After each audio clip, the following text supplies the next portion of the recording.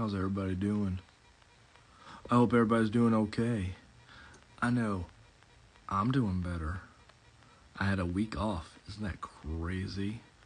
I had a week where I actually didn't do cabin doodle. Shh.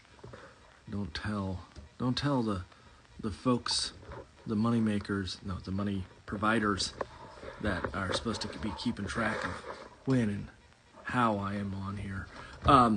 So tonight is a cabin doodle. Let me just get my stuff set up here. Welcome everybody. I will warn everybody right off the bat, and I will do the same for our guests when they come on. I'm a little hard of hearing in my right ear due to some sinus issues. So I may not hear everything, or you may hear me go, what? Quite often tonight. But we will get through it. Otherwise, let me put in the wonderful stuff like the Ask Us Anything into the comments. Anything. And I will invite in our special guest here in just a few minutes. Our special guest for tonight is Tamisha Anthony, who has worked on, this one just came out, Soul Food, here, with Erin Danielle Russell. And then we also have The Most Perfect You, that's here as well. And so we're going to be talking all about those. I see that our special guest has just joined us. Let me put that as a pinned comment there. So Tamisha will be on in just a matter of a second. I want to update folks on a couple of little odds and ends. The schedule is going to be shifting, I believe, in a next week is the last 8 o'clock session, Thursday night, and then we shift to the 2 p.m. Eastern Thursdays. So it'll be during the afternoon because I'll be done teaching. And so we can have on folks from different locations that normally won't be able to join us this late at night. And so keep an eye out. It's on the monthly ad that I put up, mentions all the dates and times appropriately. So just know that's going to shift. Again, everything is recorded. Everything goes up in YouTube after the fact, generally a few days after. And so let's get our guest in here so we can start talking for the night. So give me 1 second and I'll add our guest. So let me hit invite. Cross our fingers and our toes. Hello. Oops. Oh. Hello. Wait, I'm facing the wrong way. Awesome. Okay, can you see me? I can. You're sideways. I'm sideways? Okay. There we go. Awesome. I made a joke one time for someone as well that like you're on the equator, and so I'm facing up and you're sideways, and people in the south hemisphere are upside down. Welcome. I like that. Oh, awesome. I tried to put myself on my computer as well so I could see what I was doing, but there's such a delay. Yeah. I have an iPad here, and my assumption is I've guesstimated that it's about a 10-second delay. And so if there is some sort of like, hey, let me show you this, just expect that it'll be a bit before it shows up. Oh, okay. And so just know that happens. But thank you for joining us tonight. Yeah. Very, very happy. And if I'm correct, Soul Food just came out, right? Like, yes. When it came out in like the No Place Like Hope came out in January, and then Soul Food came out in February. So it was like a back-to-back excitement. Yeah. I was gonna say, I knew that it was. I knew it wasn't like just last week, but I knew that it was like not too long ago. This one popped up, and I was just out shopping the other day and saw it sitting on the store shelf, and I was so excited. I was like, I'm gonna have that person on. And I wanted to almost go up and tell people in the bookstore. I was like, "Oh, you put it," because they put it front facing so everybody could see it. Oh, they did. I was like, that makes me happy. Yeah, it's a local bookstore that had it. So you didn't put it front facing for me. It was actually the bookstore. Yeah, no, it was the bookstore that did it. I would have done it had they not, but they had it right up front, and I was like, that's pretty awesome. So. Well, thank you for joining, and I'll run through the regular sort of spiel that I do at the beginning of this, just so everybody knows that, again, you're welcome to take off whenever you need. Okay. I know that everybody can't devote the crazy 4 hours that I go or however long it goes. And just give me a heads up if you're so kind, and say, hey, guess what? I got to go. We appreciate any time that you can give us for the night. And again, I say we because my wife is a major part of this equation. She's upstairs documenting and typing out all the things that we say. Oh, wow. That's awesome. After the fact, so if we need them. And in fact, that leads into the first question I have for you, which is material-wise, what are we using for the night? What are we drawing with? Is it digital? Is it... It's digital. Okay. I'm using Procreate, which is what I use for the 2 books as well. Okay. So Procreate on an iPad. Yes. That's the only option as far as I know right now. Is there a brush pack or a brush that you use in particular for people that are interested in sort of paying attention, or is it a variety of brushes? It's a variety, but I like Vivi brush, her brush set. Okay. Vivian, I forgot her last name, the illustrator. I like hers, and then I also like Lucy Fleming's, which is really awesome. So those are the ones I go between most of the time. Do you have a certain set that you sort of like? Like my problem right now is I have a bunch in Procreate, but I have not organized them into my favorites. So it's constant, like, where is that brush again, etc. But do you have like a setup that's sort of your standard? I do. Yeah. I do have them separated in favorites. So like every now and then I've bought a lot of different packs, but then I'll go through and play with them a little bit and see if I'm digging them, and then I'll make a copy and add it to my favorites. How many brushes have you bought for Procreate? Is it an obnoxious amount like me? It's pretty obnoxious. I've had to tell myself to stop buying them. You know, it's like, you haven't even used all the brushes that you have, Tamisha. Just like experiment with what you have. But then you see a new pack and you get so excited, right? And then some of the packs are like 50 brushes for $10, and you're like, yeah, I'll get it. And then you use one brush out of it. Truly. It feels like a waste, but at the same time, $10 for a brush is not outrageous of any sort. True. I mean, if it is your go-to or as a staple in your work, then it works. Yeah. And do you normally draw on Procreate, or are you? I do. Did you start with Photoshop, or were you Procreate from the start? Oh, I mean, from the very with children's book, I think I did my first book in mostly Photoshop, and I think I maybe finished off some pieces in Procreate. Okay. But yeah, like the last 2 books that came out, they were all Procreate. When I was like just creating like cards, greeting cards and things like that, I did it all in Photoshop. Yeah. And then before that, I was more traditional media. Okay, so the other question is, and I know we sort of talked about a little bit in the messaging of what are we drawing tonight, and I still don't know what I'm drawing. I tried to sketch a little bit before we hopped on, and I'm not set on anything. And so if you have a theme or you have something you want to pitch, I'm all ears, and I can do the same for you if you don't have something. But do you know what you want to draw tonight? Yeah, I'm drawing dancers. I drew my brother's family. He's married. He has 2 little kids who are my inspiration for a lot of things. So yeah, I drew them in a line, just having like a little dance party, essentially. Very cool. And I'll like work on coloring them. I always have to like plan because I'm not used to people watching me work. This is like brand new for me. So like I need to be a little planned out of what I'm going to do. Yeah, it'll be a little bit weird. I will warn you. Everybody says at the beginning it's kind of hard to draw and talk at the same time, but eventually you get sort of used to it. I'll also warn you, my dog is upstairs howling a little bit, and I don't know why. Oh. So if you hear a weird noise, it sounds like a dog that's dying. That's just her dog. That's her normal. That's her normal sounds. Okay. I mean, if you hear my dog howling, it's probably because he wants to come in. But are you in a studio right now that's like in your house, or is it a studio?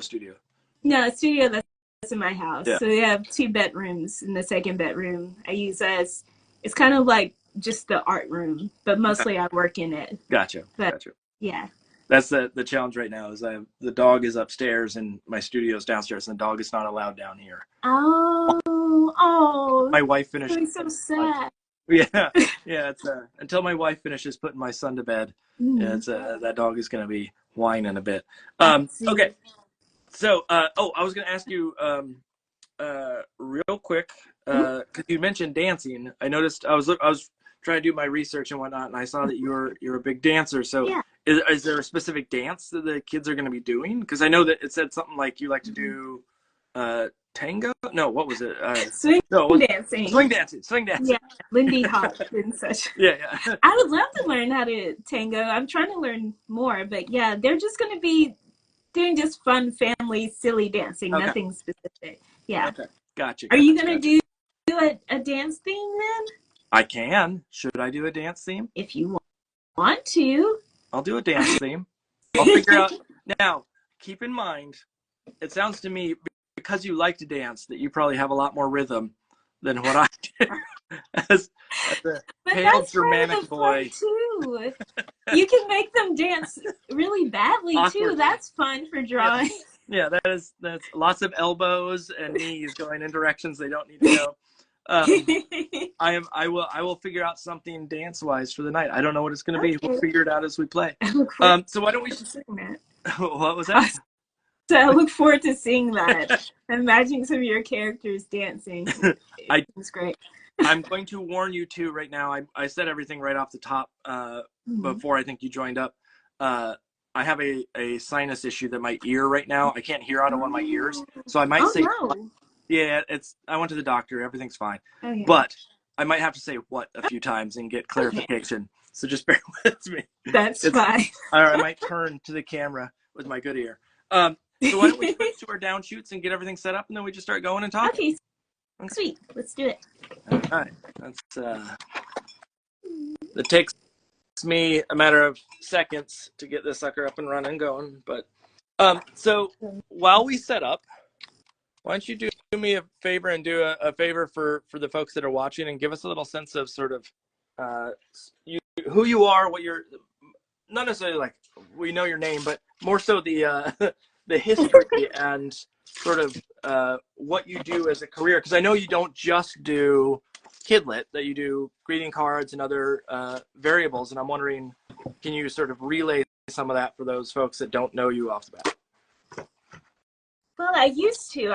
I haven't gone back to it now. Once I started doing Kidlit, I really focused on it. But I used to do greeting cards while I was living in New York City, and I did a lot of markets like Renegade Market and like different markets in Brooklyn Flea, and trying to think of the other ones. But yeah, I would hop around to different markets and have a table set up where I would sell greeting cards. I also made plush things out of felt, like different cacti and ice cream characters and different things like that. And that was also during a time I was dancing professionally. So I was kind of like doing a little bit of everything. Whoa, wait. Dancing professionally. So not just like hobby dancing. We're talking. Oh, yeah. It started out as a hobby. And then I got so into it that and I started getting gigs. So it turned into a profession. I quit my full-time job and everything. Whoa. Okay. Okay. Yeah, I forgot to. It's like I already forgot that I have to draw while talking.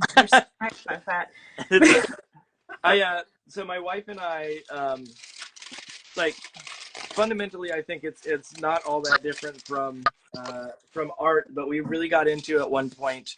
So You Think You Can Dance? Yes, I love that show. Yeah, and it was one of those ones where like I didn't know anything about dance beforehand. And now I couldn't name all the moves, but I can sort of tell you what's good and what's bad from it. But well, that's the most important part, I feel like. Yeah, and it makes me look like an idiot that I said tango before, because I should have remembered that it was swing dancing and all that.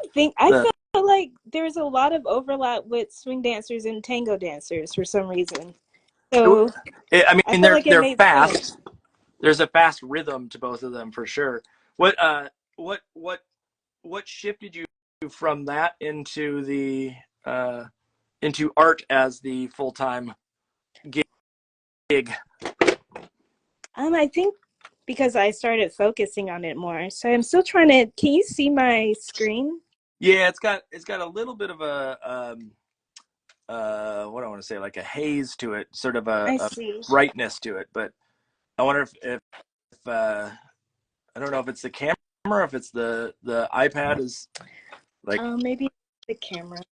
Okay. It may be just the angle or something that's doing it, but it looks like there's a halo or a glow coming from it. Got you. Let's see.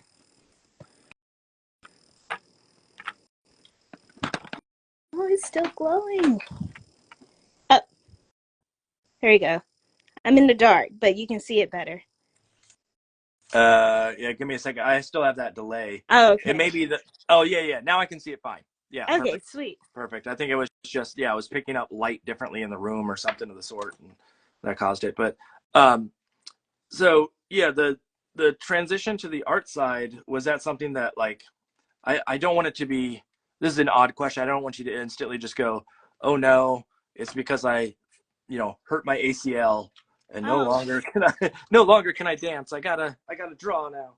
No, it wasn't that. I think the pandemic kind of helped me shift over some, because there weren't any gigs for performing during that time. We all had to stay home, and I went to school for computer art and animation, and children's books was something that I wanted to do anyway. I just had been really really about doing it and didn't really know how to approach it. So while I was stuck inside all the time, I just started really working on my portfolio and drawing all the time. And then I ended up, my agent found me on Twitter, and the children's book career took off. I'm gonna let you know real quick. Yeah, the brightness sort of hit again, and I'm trying to figure out. It did. Yeah, it shifted all of a sudden. I don't know if it's it's silhouetting your hand quite a bit, and I'm wondering if it's the. Do you have all the lights off in the room? Yeah, I just turned them all off. I wonder what happened. If you turn them on. Okay. That seems to work better. It looks like. I'm feeling it's like trying to adjust the brightness. I see. I'm trying to figure out what's going on. It's some tech issue that's doing it. I just want to make sure that people can actually see what you're drawing and then it doesn't get lost too much. Well, yeah. But I think we're probably pretty good right now. I think it's a matter of just the scale and other things, but I'm seeing it better now on screen. Okay. Let me know if it goes out again. Yeah. I'll try to watch it on my end as well. So tell me a little bit about sort of the jump. I mean, obviously you went to SVA, is that right? Yeah, for grad school. Grad school. That was remind me, that was computer art? Yeah, computer art. Okay. First of all, explain to me what that means, because computer art could be so many different things. Yeah, that's pretty much. It was so many different things. Any combination of the computer with artistry. There was programmers in my graduating class. There were people that were 3D animators. There were effects people that were more like me. I did more two-dimensional art, and I did After Effects essentially. Okay. And did animation work, and that's actually when my mentor told me that, oh, you should do children's books, basically, because what I created was kind of like a little animation children's book. But there were people that created games in that program, and there was only, I think, about 25 of us in my graduating class. So, I mean, it was any way that you could find to combine digital working, computer, and art together. Yeah, that makes sense. It's just such a broad term, computer art, that I never know whether it actually means animation or it means something else. But that sounds pretty straightforward, especially in a grad program, that it's sort of you can do what you want and combine how you see fit. Exactly. Now, did you know at the time, obviously someone said to you, hey, kids books might be the path for you, but was that something that you already had in your head at all, or was that something that just sort of that comment pushed you in the right direction? I think the comment pushed me a little bit in the right direction. I don't think I ever even thought about that being a possibility Yeah. for me to do. I wasn't sure how to get into it or anything like that. And so she told me, like, what you're doing basically is just creating a children's book, because I had written my thesis, but I also had written a story for the characters I created and animated them and drew lots of pictures of them. So to her, it was obvious, and that's what I really enjoyed Yeah. doing. Was it anything that turned into a book, or is that something that's still sort of out there floating around waiting to be published? It never, yeah, it's still floating around. Hopefully not to be easily found, because like now, like that's like 12, 13 years ago. Yeah. You know, I don't really want to create it into a book now, but at that time I really loved it. And conceptually I think I still like it, but yeah, I don't think it would be a good children's book. I have a feeling that if we all looked back at our work 10 years ago, we'd be either horrified or at least somewhat ashamed of Yeah. some of the. I mean, I know that I can look back quite a ways and be ashamed, but I definitely know that 10 years ago my style was completely different, and I was. Yeah. I mean, it was starting into kids books about 10 years ago, Oh, but I know that it was a year before that I was trying to be real edgy editorial and do really adult. really? Yeah, oh yeah. And it's not to say it was a bad thing, but it Yeah. definitely uh, the shift to kids books opened a lot of doors for me to be able to play and be silly. That I Yeah. was kind of forcing the hand towards being serious quite a bit more so See, than what I am like you're now. you're naturally silly, right? I hope so. Oh, I'm naturally kind of idiotic. Let's put it that way. okay. And then that comes out in silliness at points. But Yeah. um, tell me, I was reading through the books again here that soul food and things of the sort, and I'm wondering um, how much with especially now that you're 10 years in kind of to this kidlit world, or past that point where you made that sort of decision to shift. Um, how natural is it for you? Like, do you feel like you're still struggle? Does it feel like every book is a challenge, or do you feel like you started to hone in on sort of the method to the madness, and now it's an easier process or what have you? I wouldn't say it's an easier process, because I do feel like it's different with every publisher and every book and every author that I'm working with. Yeah. But I feel like this was the first year that I felt like I had a system a little bit more to working, like admitting that I work the way that I do, and trying to work with myself instead of trying to work like in an ideal kind of way. Yeah. What when you say a system, does that mean like literally a system, or is that sort of uh, a in your head sort of like, well, I need to work this way, or is it literally you have like, I must accomplish this goal today, this goal tomorrow, and like how rigid are you with that system? Let's put it I'm, that. I find that I'm pretty rigid with setting up everything, and then I have flexibility when the day actually comes. So I for the whole summer I have written down like what I should do for every day, basically. Whoa, That's whoa, whoa, whoa, whoa, whoa, whoa. because Yeah. that helps me a lot. Uh, are you a natural procrastinator, or like um, what makes you go to that length to plan out all the summer? it helps my anxiety, I Okay. think.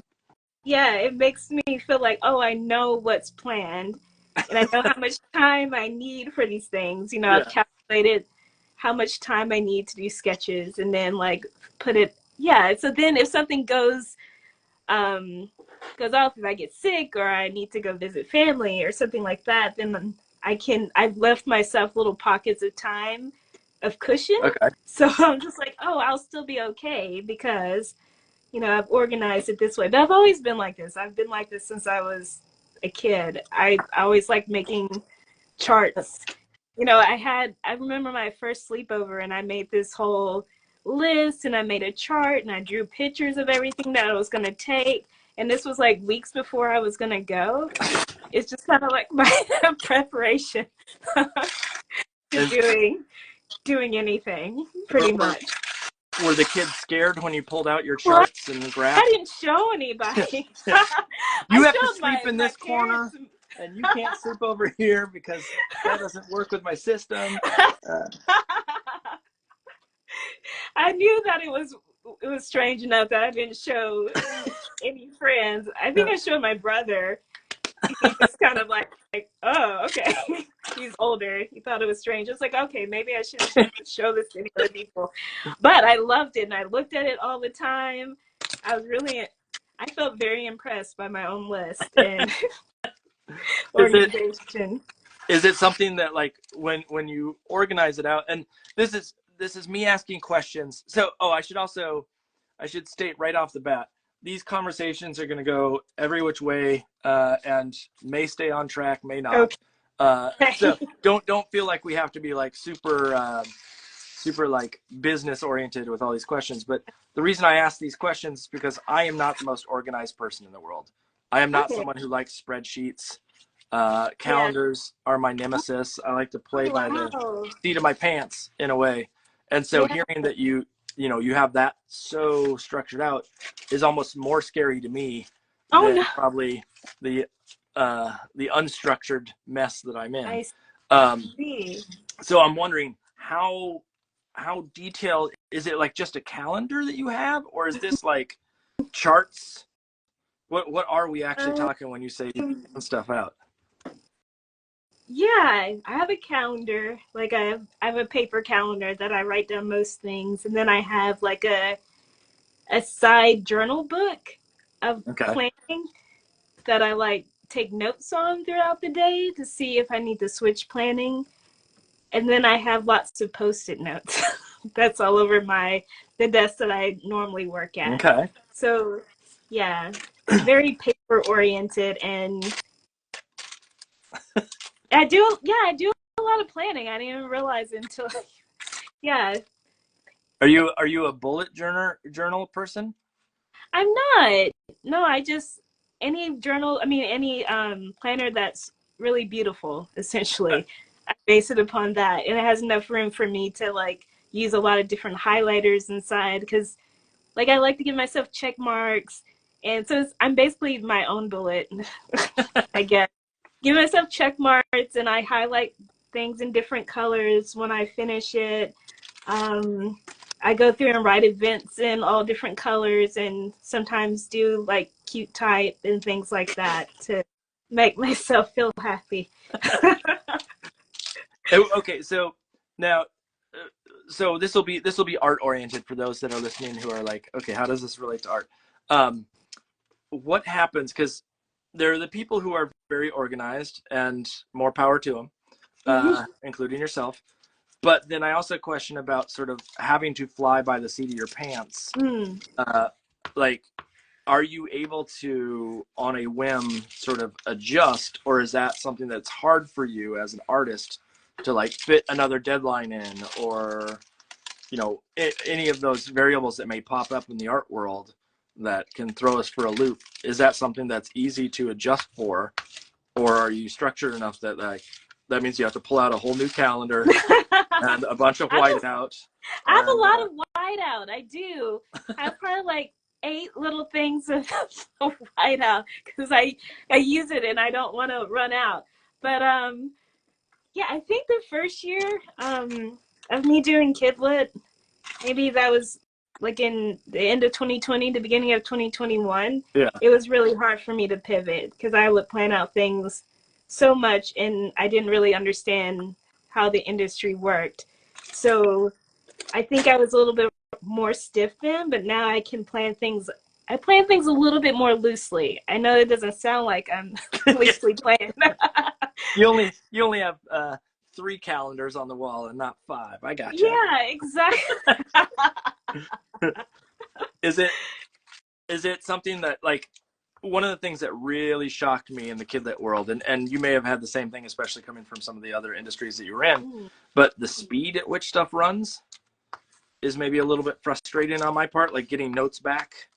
Yeah, And yes, I imagine that can be a little bit challenging, especially if you want to run a tight ship.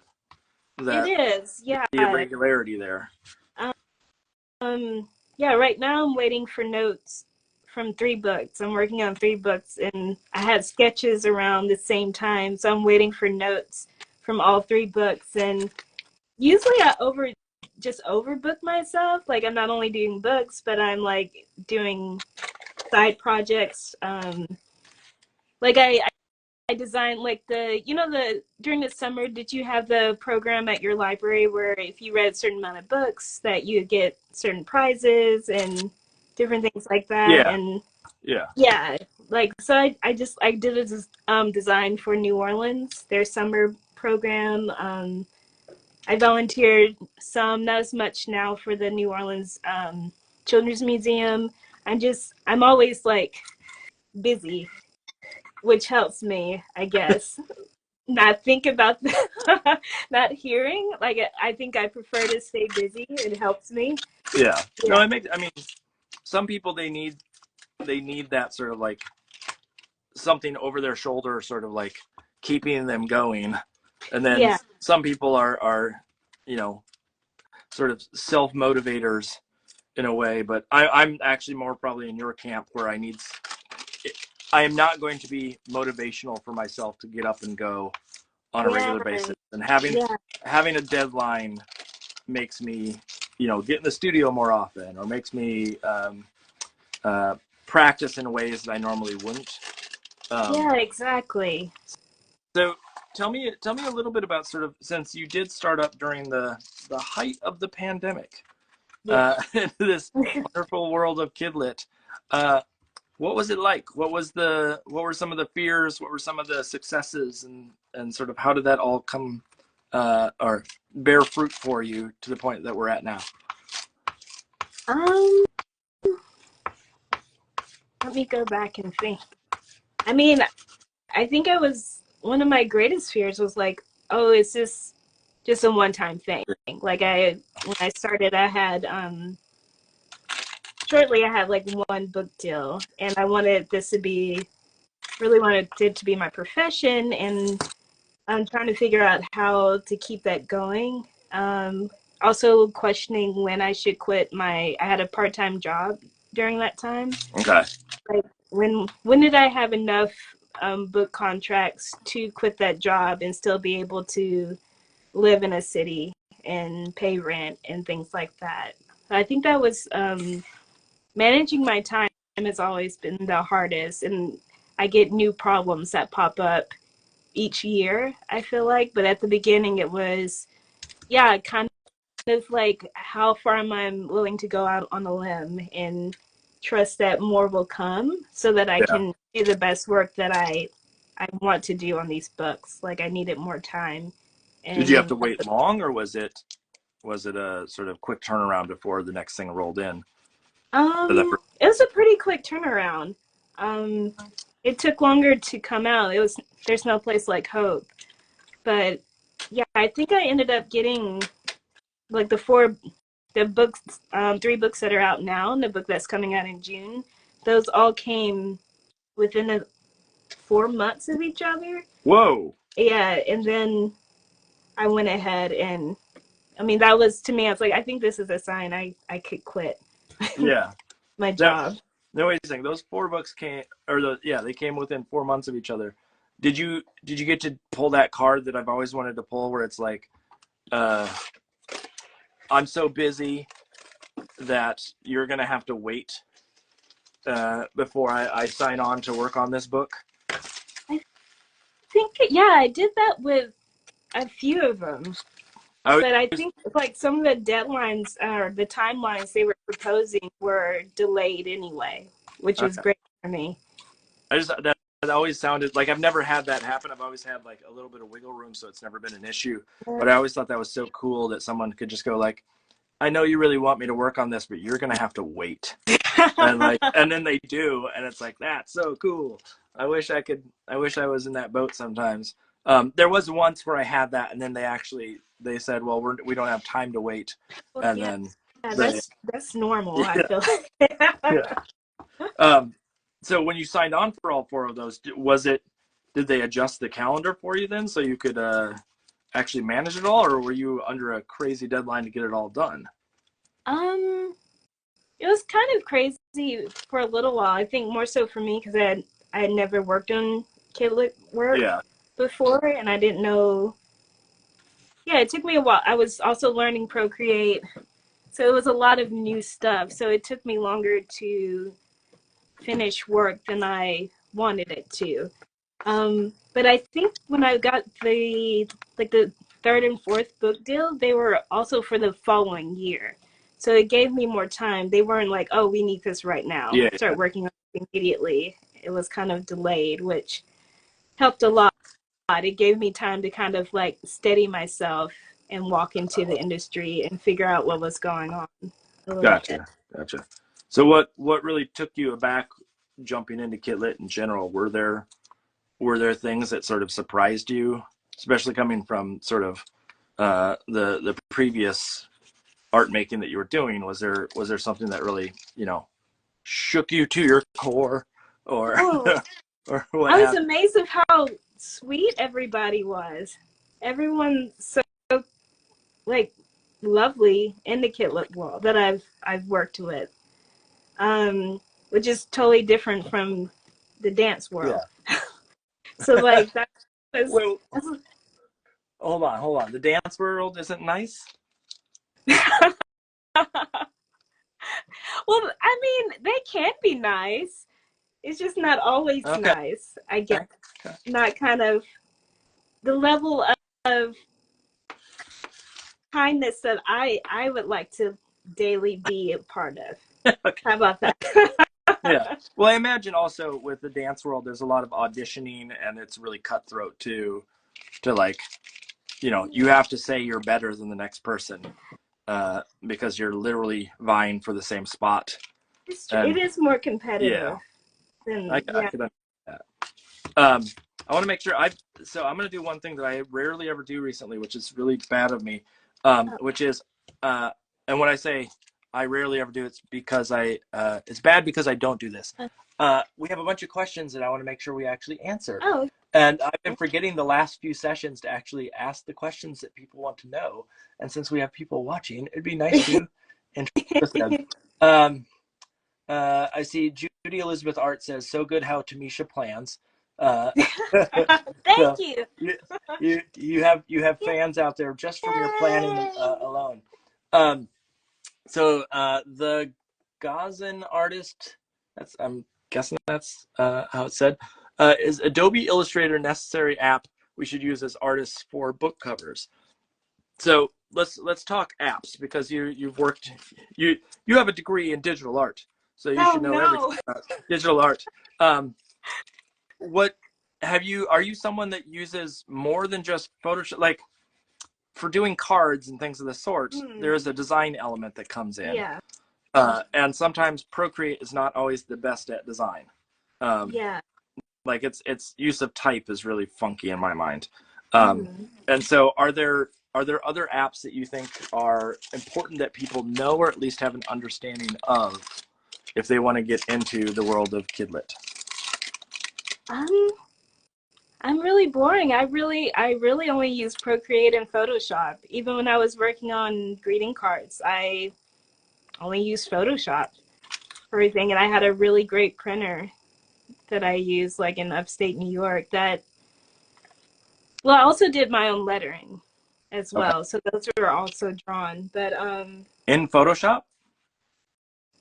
No, I would actually, I would draw it with pencil, and I would scan in my work, and then I think I would go over it in Photoshop. Interesting. Exactly. Yeah.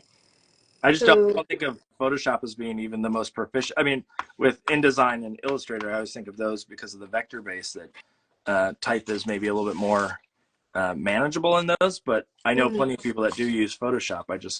It's always, I came from the world of like Illustrator was the thing if you wanted to do type, and so it's yeah. always interesting to me hearing people say that like they do all this design work in Photoshop.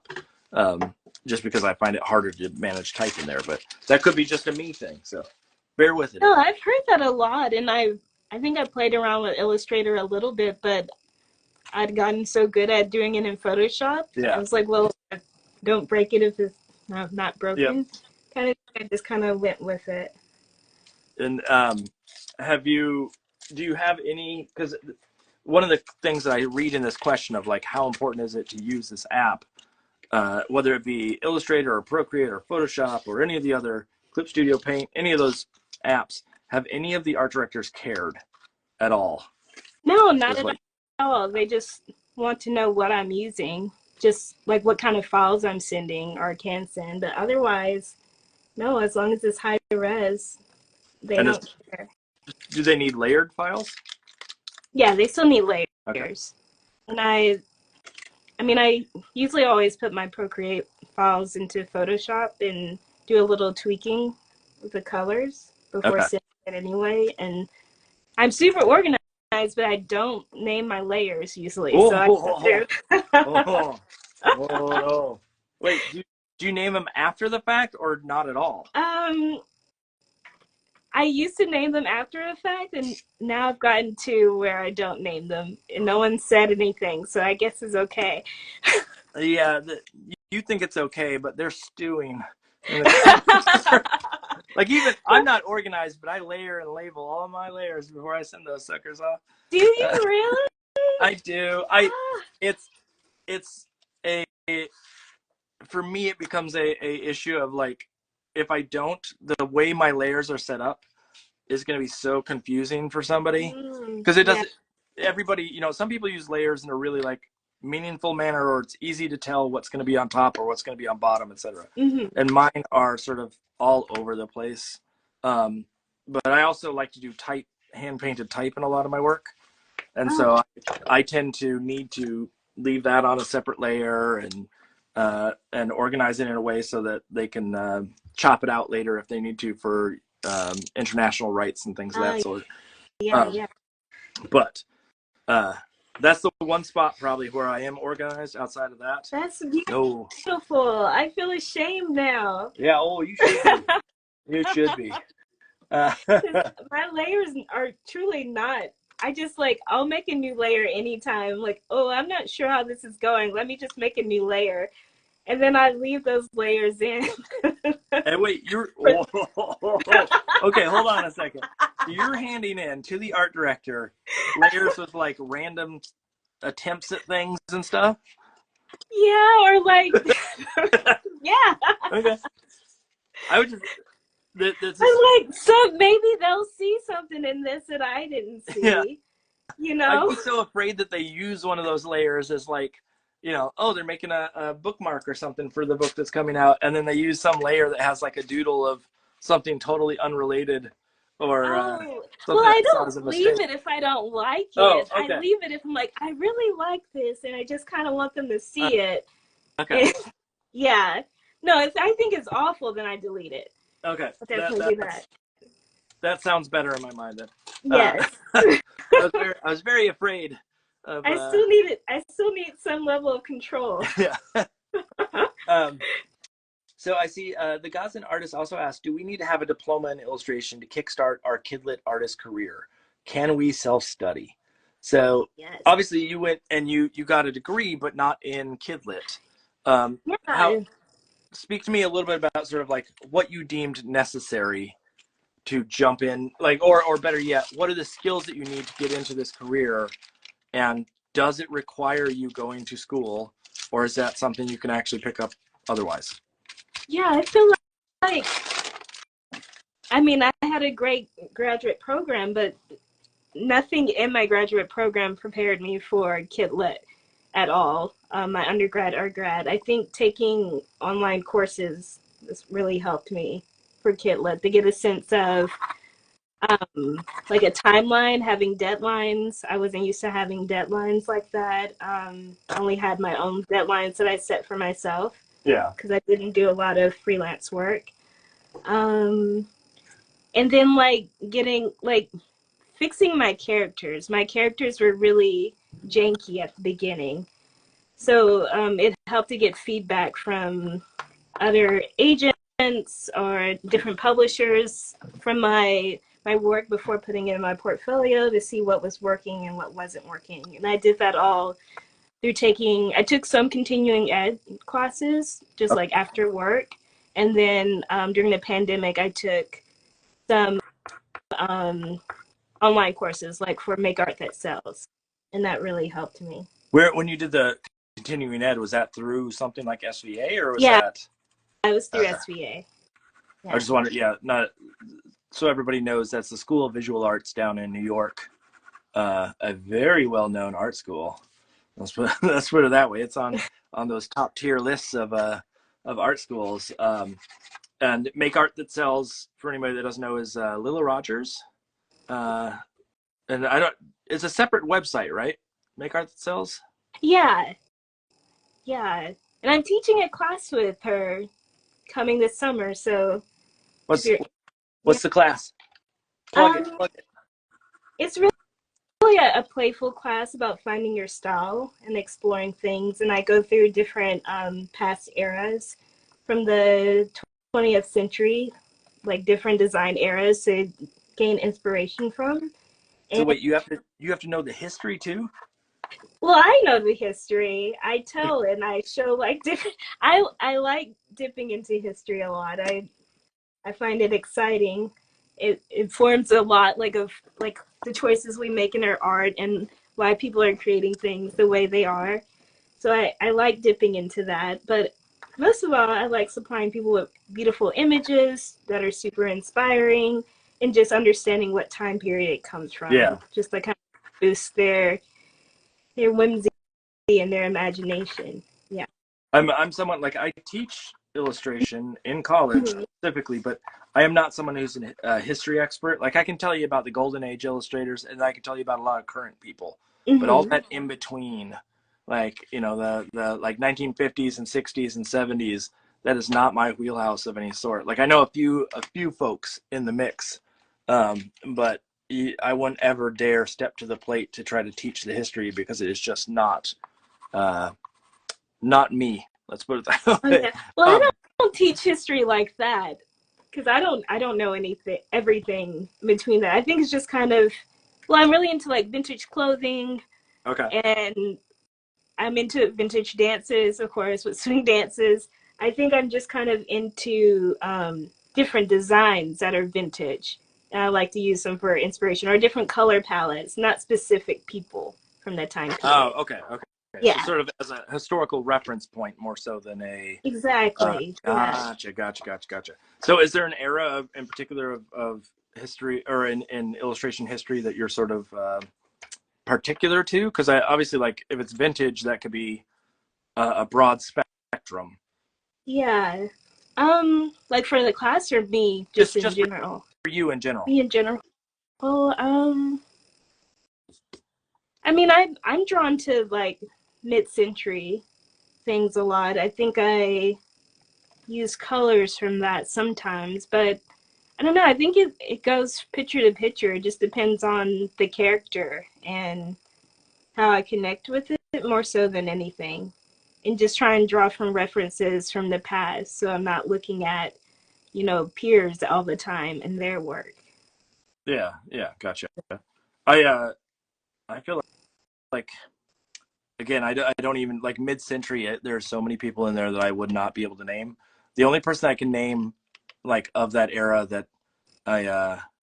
actually, I bet you, do you know the artist Coles Phillips? I don't think so. No. Oh, you need to go look up. They're called the something girls, the Vanishing Girls. Okay. I'm trying to think. That's right. Write that down. I think it's called the Vanishing Girls. If you look up, it's either It's either Phillips Coles or it's Coles Phillips, and I always forget which direction it is. If someone's watching and knows, put it in the comments here. But he did these really beautiful sort of drawings where the background color will essentially, there's no separation between the color of like the dress the lady's wearing and the background, and the only thing that defines it are like where their arms come out of sleeves or like the edges that are created by the lace on their dress. That sounds incredible. It's really, really cool. That and the guy named Bob Peak who did like a bunch of movie posters. Those are like the two names that I'm like, I can spot their work in a second. But other than like Saul Bass's like intro to movies or movie posters. Those are ones that are easy to spot. I'm trying to think if there's other folks that there's again Mary Blair. Mary Blair, Mary Blair's Yeah. great. I think if you don't know who Mary Blair is, something's horribly wrong. That's a go-to. Oh, wait a second. I just realized maybe what I should do. Oh. I'm wondering for the illustration, I was gonna draw like animals dancing in a party, sort of as well. But I was thinking, should I do I was just starting to draw a wolf of some sort, and I'm wondering if I should do a bunch of sheep and a wolf's partying with them. I think that would be great. And it's a matter of just like getting. It's a question of like, how can I get the sheep into this thing that would make sense, or something like that. That just means I got to paint a bunch of white, which I don't. All right, I'll figure it out. No worries. I'll get there. All right, let me put this to the side, and I got to just make some tracing paper. This is the challenge of working traditionally, is I have to get out all the materials, and if something sparks my interest and I don't have the color, I got to go make it right then and there. So let me go down here. Let me see. I know there's other questions. Yeah, my mother-in-law said Coles Phillips Fadeaway Girl Technique. Fadeaway Girls, that's what it is. Yes. Oh, is your mother-in-law watching? She is. It's really sweet. Hi. Oh, and Kelly Light, of course, knew it. And Kelly Light wrote the era, 1900s to the 1930s. Do you know Kelly Light at all? I don't. Kelly Light is wonderful, as in Kidlit, etc., but also is doing their should be wrapping up, and if Kelly's still watching, she needs to report in. Wrapping up their masters on, I believe it's the women in illustration through history, or I forget what the full thing is, the full thesis, but she has been studying historical illustrators that are in particular women and have not been credited or not been given their due, which is that's incredible. Quite amazing. Every day she posts like these things that I'm like, oh, I didn't know that person, and then I got to go back and research, and so of course she would know all these names as we go. I have to go and follow her. Yeah, let's see. I'm trying. Yeah, okay. I think we're caught up to all the questions there. I just want to make sure I got caught up completely.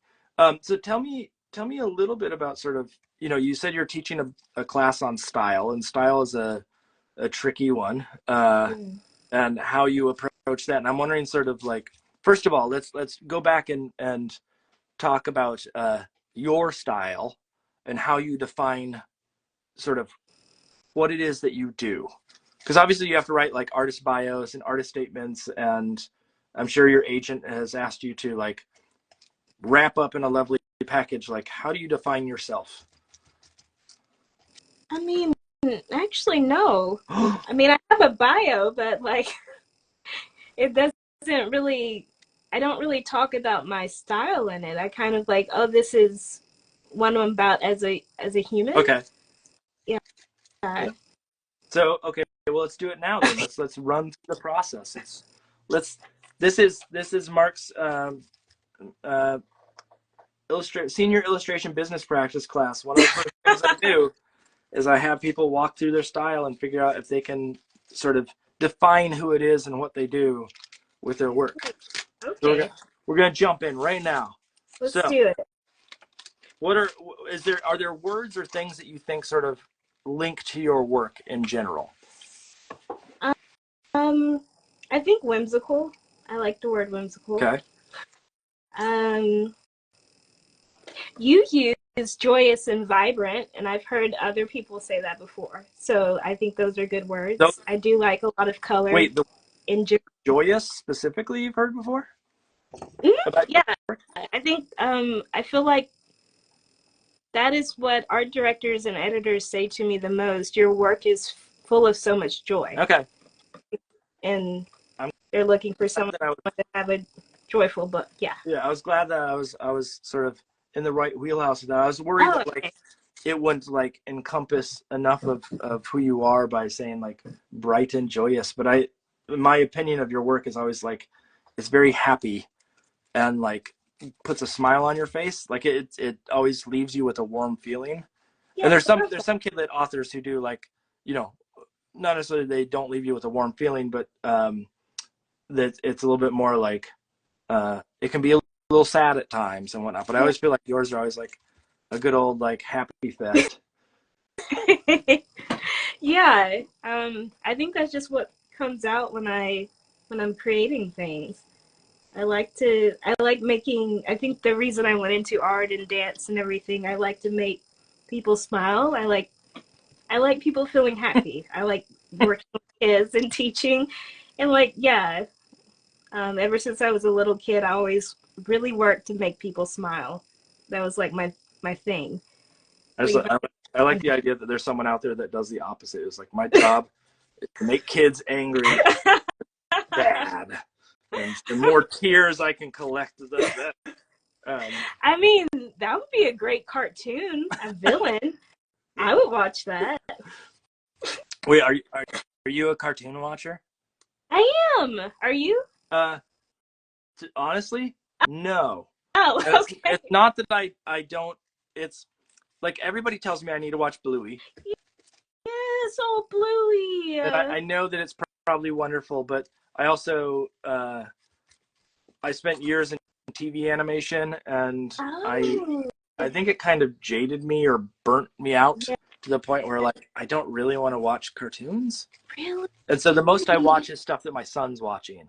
And so like, you know, for a while he was watching some pretty standard stuff, and then now he's into Naruto and those kinds of things. And so like let's put it this way. I tuned out a bit. Let's put it that way. I see.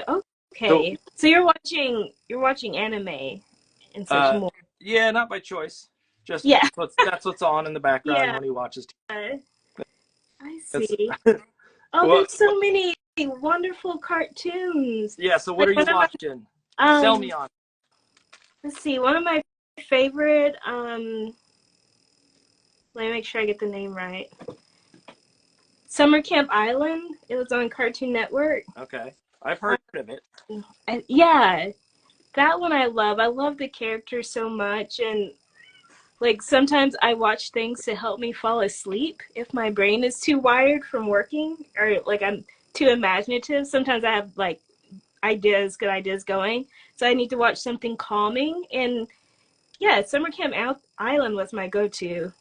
It's really beautiful, and the characters are adorable, and I love the storyline and how it introduces different problems and characters and increases in depth as it goes along. Do you have a cat in the background there? I do. Okay. I'll go let her in. I didn't know if you could hear her or not. I just wanted to make sure that it's not something else like going on and there's like someone trapped in a closet or something there. Yeah, she was asking me to come in. I let her in now. Okay. She's using my assistant. I just heard this like faint meow, and I didn't know if that's what I was hearing or not. So, are there other things like speaking of you being joyous and being a pleasure to work with? I imagine no art director has come back and said, you know who I can't stand to work with is that pain in the butt, Tamisha. I mean, I hope not. If they did, I doubt they would tell me. I just wouldn't get any more deals, right? Yeah, they would not be as forthcoming with books. Yes. But are there other things that you sort of gravitate towards because of that sort of like happy factor? Like, obviously if animation, if you need that sort of like the sweet, innocent presence of animation showing up in your life, or cartoons, are there other things that you sort of gravitate towards, like comics or movies or music or things of that sort? Don't tell me you're into death metal. If you tell me you're into death metal, I won't believe it. I'm really into murder mysteries, but like Okay. my the things that I watch on like streaming very different than the cartoons that I tune into. I guess because I really like dark humor and psychological thrillers and mysteries and different things like that I watch. Let me see. Yeah, which I watch sometimes while I'm working on children's books. What's give me a name of something that's that you're watching. What's that dark? Let's see, what is something that I've watched recently? Right now I'm listening to audiobooks. I went through the whole Poirot series, the murder mysteries of Poirot. Yeah, by Agatha Christie. Yeah, I can't think of, it's like the show I was watching on Netflix that was hard hitting. There is someone ages ago, and I don't remember what it was, posted about folks, and I've said it on here before, that the kidlit world sits there and draws cute things and then listens to murder podcasts and things on the regular. And it is very true that like it's either like really happy stuff or it is something as an escape to get out of the world of like everything has to be cute, that we need to know about who's died and got stuffed in a barrel. Well, I don't like true crime. I don't like that. Oh, okay. It still has to be highly imaginative, like to where I'm like, this won't happen to me in my life. I am safe. You don't want to be horrified by the reality of the world that's around us. No, I don't. Yeah, I think I go for things that seem incredibly imaginative. So, it's kind of the same as the cartoons. Like, this isn't real. I'm escaping. I don't even know. Like, I'm trying to think of like what's the last like mystery thing. I got to watch Clue again because I'm going to be part of a Clue show, an art show. Really? And I need to make sure I remember exactly what happens in the movie. Yeah. Or I know what happens. I need to look and see what kind of like other things are in the movie that I never paid attention to, like the the set design or little props that are outside of their standard fare. But what are you doing? It's do you know Gallery 1988? Yeah. They have like there's a show I have to do that's a cult show that I signed up for. It's all cults movies. And then the other one I signed up for was a Clue show, and so anything that's Clue related. But I'm the type of person, I don't want to go and just do fan art. And so I'm trying to figure out how to make something that is Clue adjacent. I see.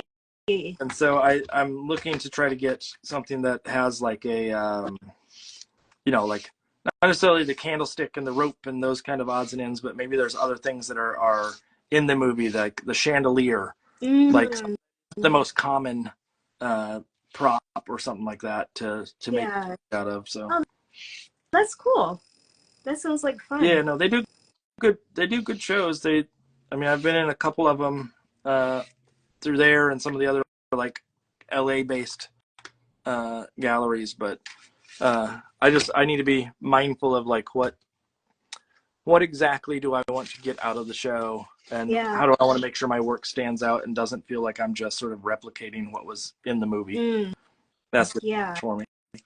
Do you do gallery shows at all, or are you? No, I would love to, but no, not yet.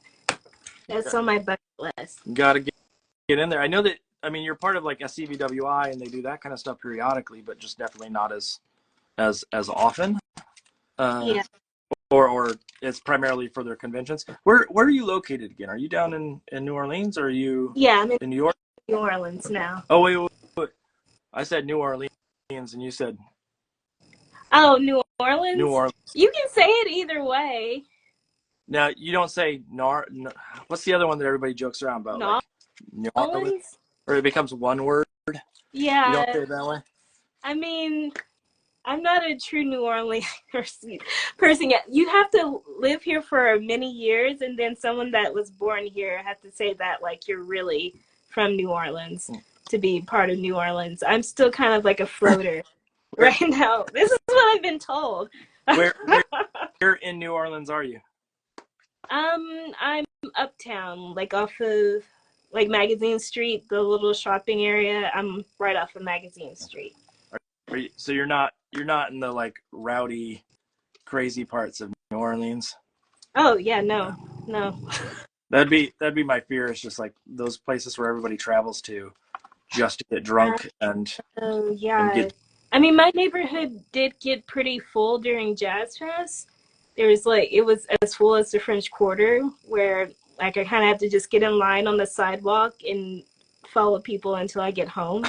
And then I stopped going out because there's just too many people. My coffee shop was totally full. And then when I did manage to get a seat, there would be like 20 people standing behind me.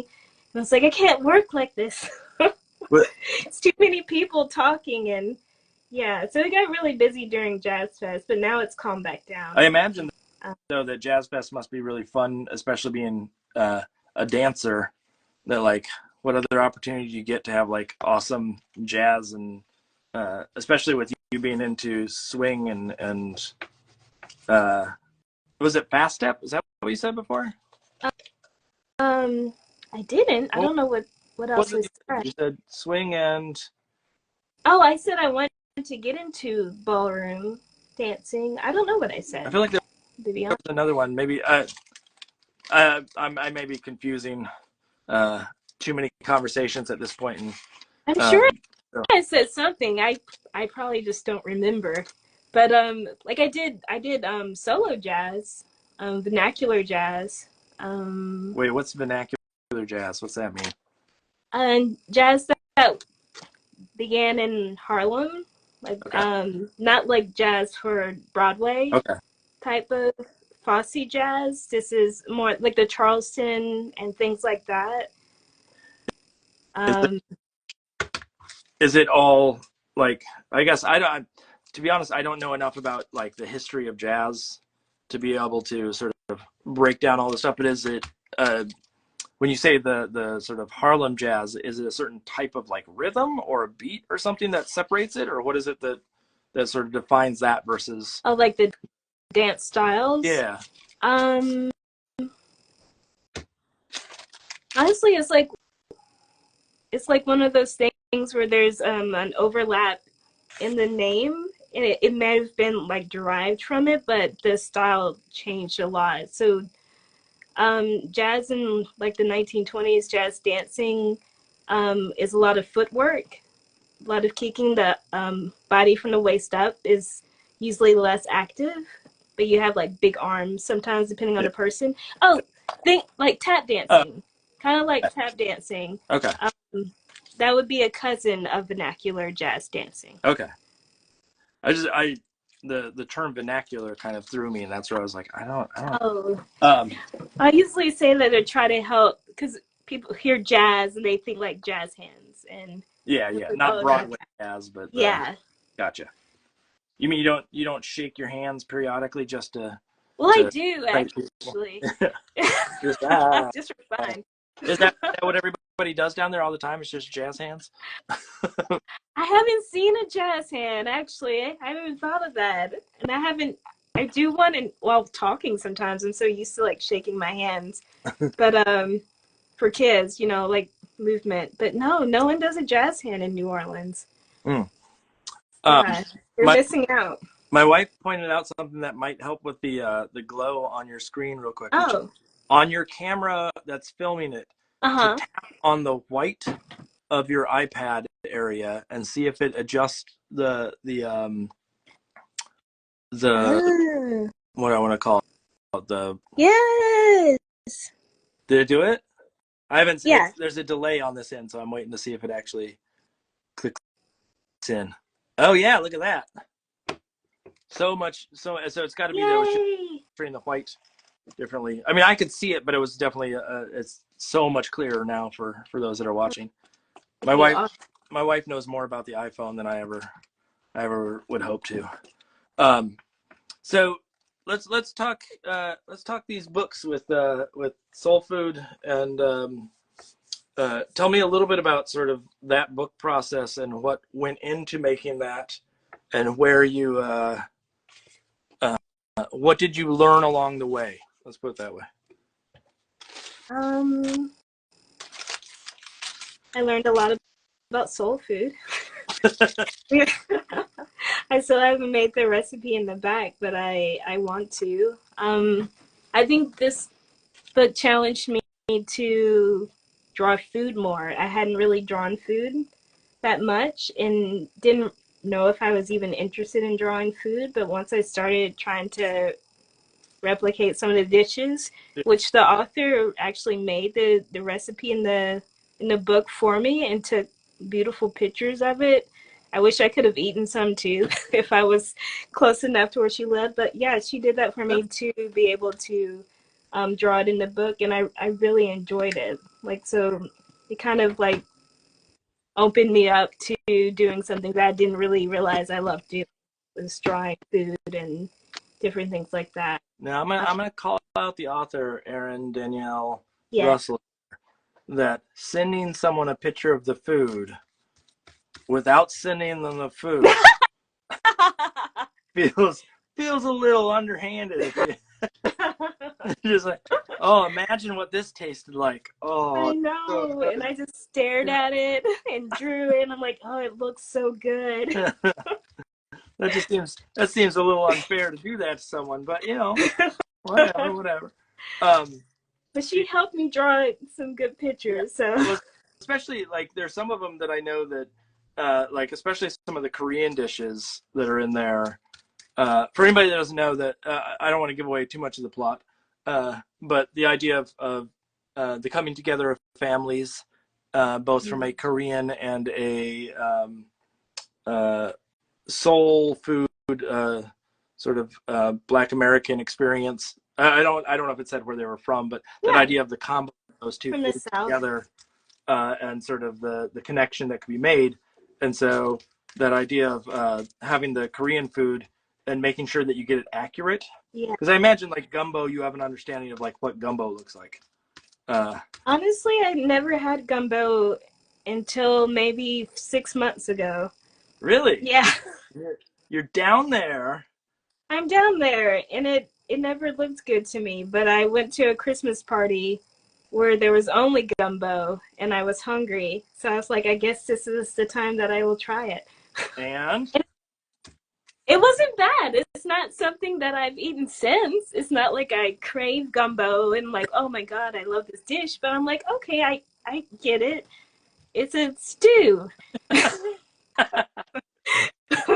Summed up the idea of gumbo in a very short. I don't like just a thick soup. It's a chunky soup. It is, and I don't like soups and stews and things like that very much. So okay, wait. I want to find out this because I had a student the other day say this, and I was surprised to hear someone else say this. Let's put it this way. Okay.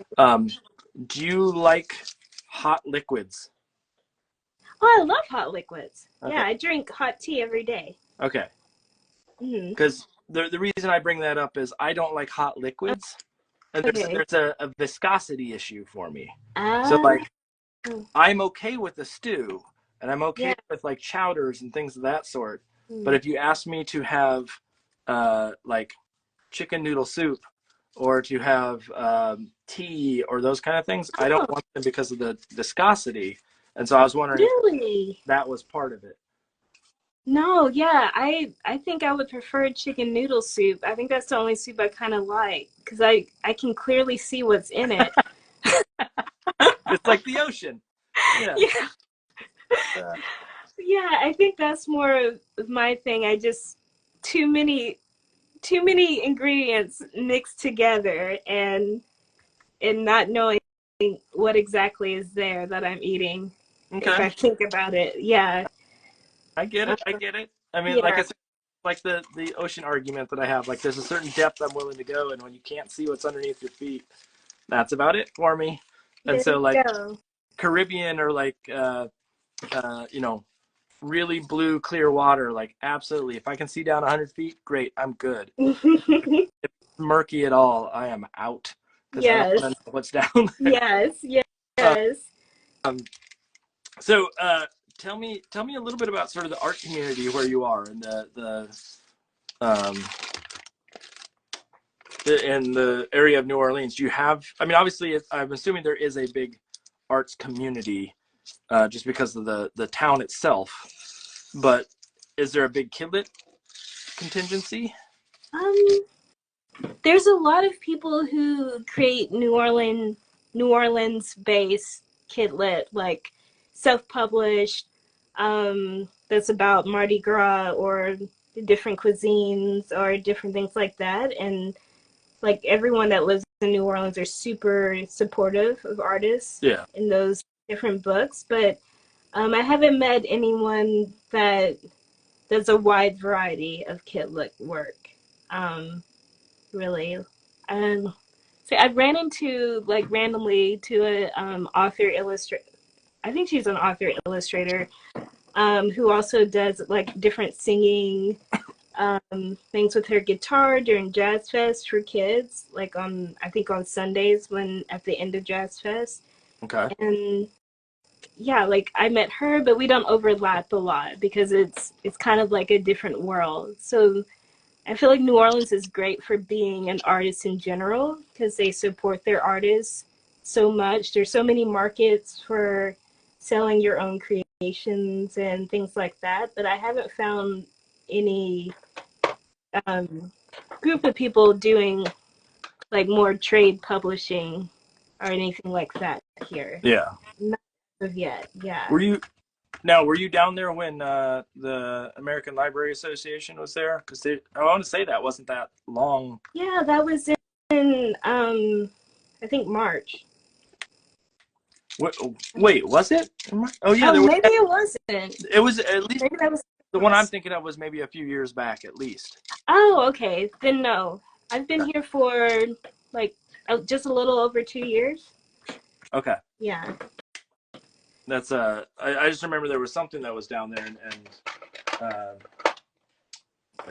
yeah, I was gonna if you were there for only 2 years, then yeah, definitely went to overlap because I want to say it was as a rough estimate probably about 3 or 4 back.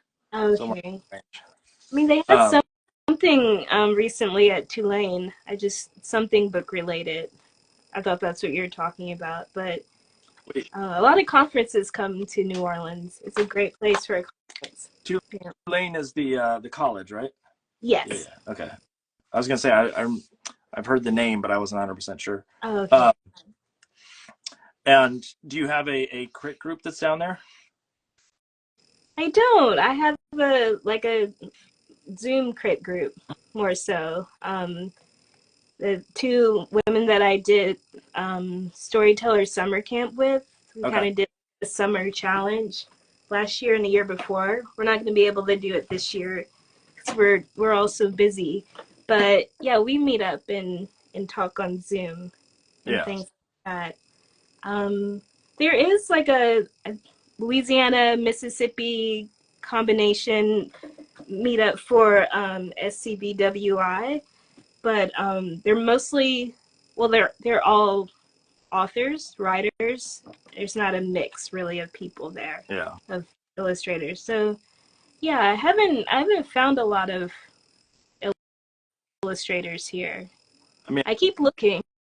I imagine like in the area that I'm in too, like there's a lot of artists up in New England, and specifically in the sort of North Shore area of Boston. There's lots and lots of like paintings in sort of everyday galleries of boats, like fishing boats, things of the sort. That I imagine like majority of the art that sells down there is primarily that like Mardi Gras or Yeah. you know, what's it, Zydeco? Zydeco? Let it go. Yeah. Yeah, Or pictures of the architecture here. So, yeah. That yeah, like that's just it automatically is going to sell in a way to the crowd that's rolling through. exactly. Yeah. Is there with the space that you're in, is there a gallery scene or is it? There are there is a gallery scene. I don't know much about it. Like I'm in the middle of a lot of galleries. My neighborhood has a lot of galleries, but um not that like I don't ever see them wanting to display anything I create. It's very different than the artwork that I Yeah, create. yeah, Some of them are still very New Orleans based, and then some things are a little bit more classic, like um, photography or portraiture and things yeah. like that. Yeah, I mean that's out here too. It's the rare gallery that will show illustrative work. yeah, And then all of a sudden you'll have like a show at some fancy gallery that's illustrative, but it's a hit or miss on yeah, whether it's a sort of a consistent. Let's put it that way. yeah. Um, Um, so going back to sort of the bookmaking side of things and the part or the reason why uh, I found your work with the idea of like the kidlit world. And it's still I'm gonna say you've only been doing it for 4 years. I'm sure it probably still feels relatively fresh and new it does. and exciting and whatnot. Not that it's Mhm. gonna get old and gross, or at least I hope not. Um, but are there things that you feel like you've already accomplished? Are there things that you still have yet to accomplish that you have sort of on a bucket list or a checklist? I do, And if anybody checklist, but I don't want to. you, Oh, go ahead. yeah. Oh, What? oh, I said go ahead. I was gonna say if anybody had a checklist, it was gonna be you. So with all your keeping of records, um, I is there like a list of things that you're still trying to like get done in the world of Kidlit? I mean there are, yes. I don't want to share them all because then if they didn't happen, this is Oh, recorded. okay, But I okay, yeah. You don't live up to it, then you're in real trouble. yeah, with myself. But no, I do want to write and illustrate my own book, and I think very soon I'll have the opportunity to do that. So I can say that. Okay. Does that mean there's something in the works, or does that mean Yeah, that? there is. Okay, I was gonna say if you haven't at least started writing, then yeah, hop to it. Uh, and don't tell us what the story is, but do you find the writing side easy, hard? What's the um, it's hard in a different kind of way. Like the focus, I guess I can only write in certain times a day, and maybe I'm being too lenient with myself. I'm like, oh, I cannot write during this time or this time. But I find that writing late at night or early in the morning is better for me. And if I do have to write in the afternoon, then I should definitely leave the house, leave my apartment, go somewhere that like I just have like paper and pen or just my computer where I don't have apps and things on so that I can really focus on writing and tweaking things and building a good did you story. take writing classes while you were in school or anything, or is that sort of you're having to wing it and figure it out as you go along? I didn't take writing classes. I always liked writing. I started writing for Uppercase magazine like on a regular Okay, basis, and yeah. that's kind of like I think helped build up my confidence in writing.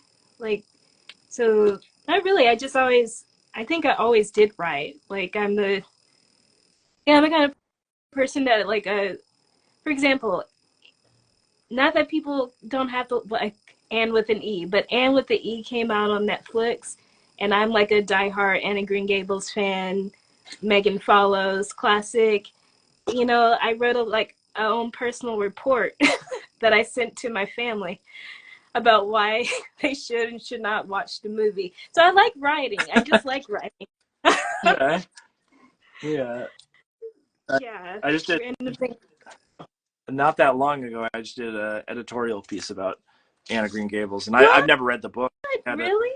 Yeah, it was a piece about, it was for a Canadian airline, and I think it's come out since. But it was about two famous authors from certain areas in Canada, and one of them was Vancouver, which I don't remember. I think Anne of Green Gables was a specific island. What is it? Prince Yeah, Edward yeah, yeah. Island. Yeah. It was about like traveling there, and hey, here's this book that came from that, and Oh, that's great. do a lot of research on sort of what the book was about, and because I didn't have time to read everything before it was due, and so I learned a lot about it, but not enough to be able to tell you. I can't cliff notes the thing at this point. I can tell you the basic plot. Is that, are you an avid reader in general, in the sense of, or is it primarily kidlit stuff that you're reading, or where are we getting all of our books? Yeah, I used to read all the time. I think especially since I've started working as a freelancer, I find less space and time to right now. That's something I want to bring back, but I do listen to a lot of books. Okay. But yeah, like as a child and early 20s, probably into my late 20s, I like always had a book on me. I still go to the library all the time, and I'll check out like 5 or 6 books. I won't read them all though, so it's kind of the thing that I'm trying to get back to doing and finding space and time to do. Wait, so you check Yeah, books and you just look at them? yeah.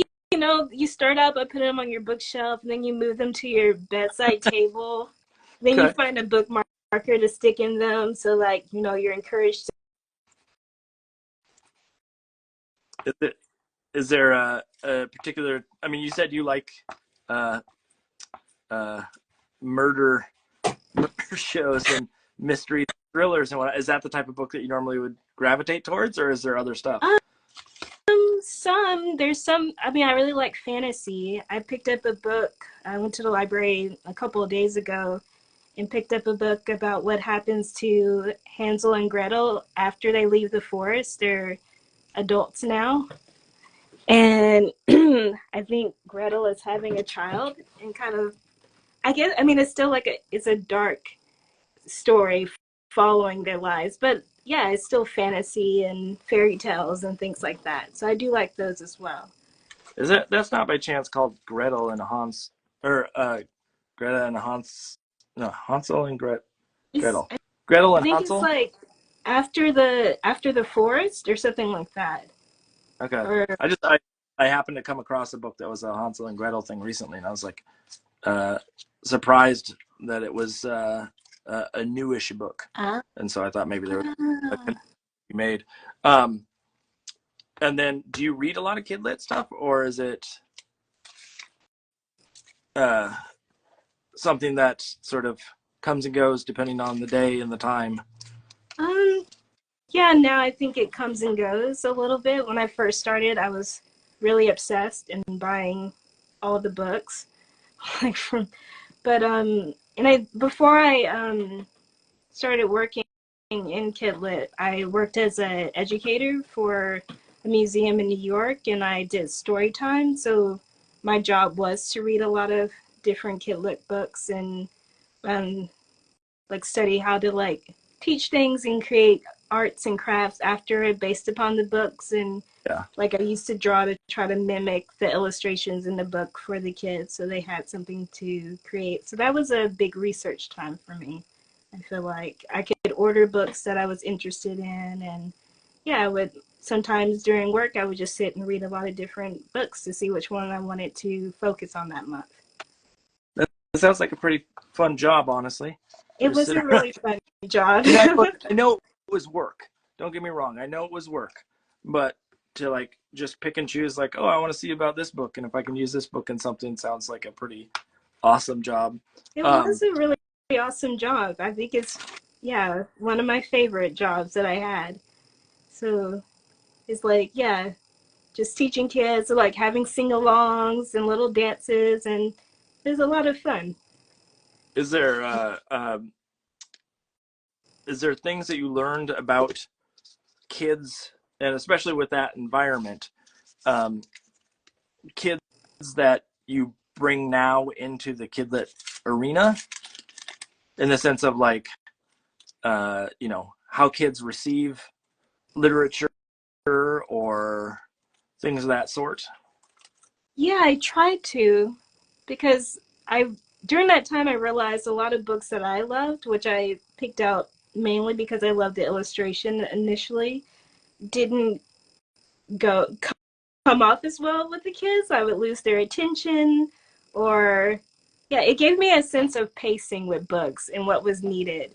And I'm hoping I can bring that to my own books that I write and illustrate. But yeah, a lot of times I would have to, you know, like edit the book myself, use paper clips, and cut out different things from the book just to be able to keep the kids' attention.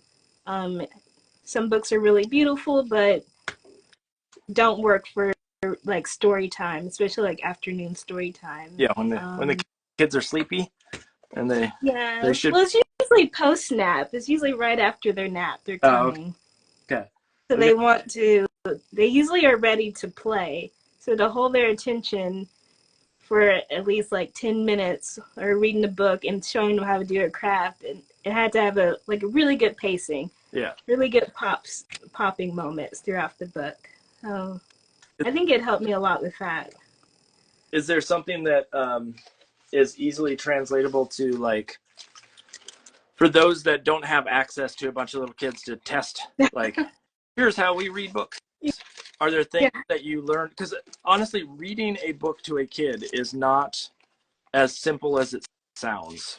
And it's not. know how to, like, especially a book that you've never read before, or a book that has some like you said, like pacing, or there's a timing in which to read it. Yeah. Are there methods that you used, like for anybody that's listening, as any kidlit person, you are going to be called upon to go out there and sell your wares and get out and, read your book to a bunch of kids in schools and whatnot. Was there something that was like garnered from that you could translate to people and say, like, okay, here's the first thing you should do?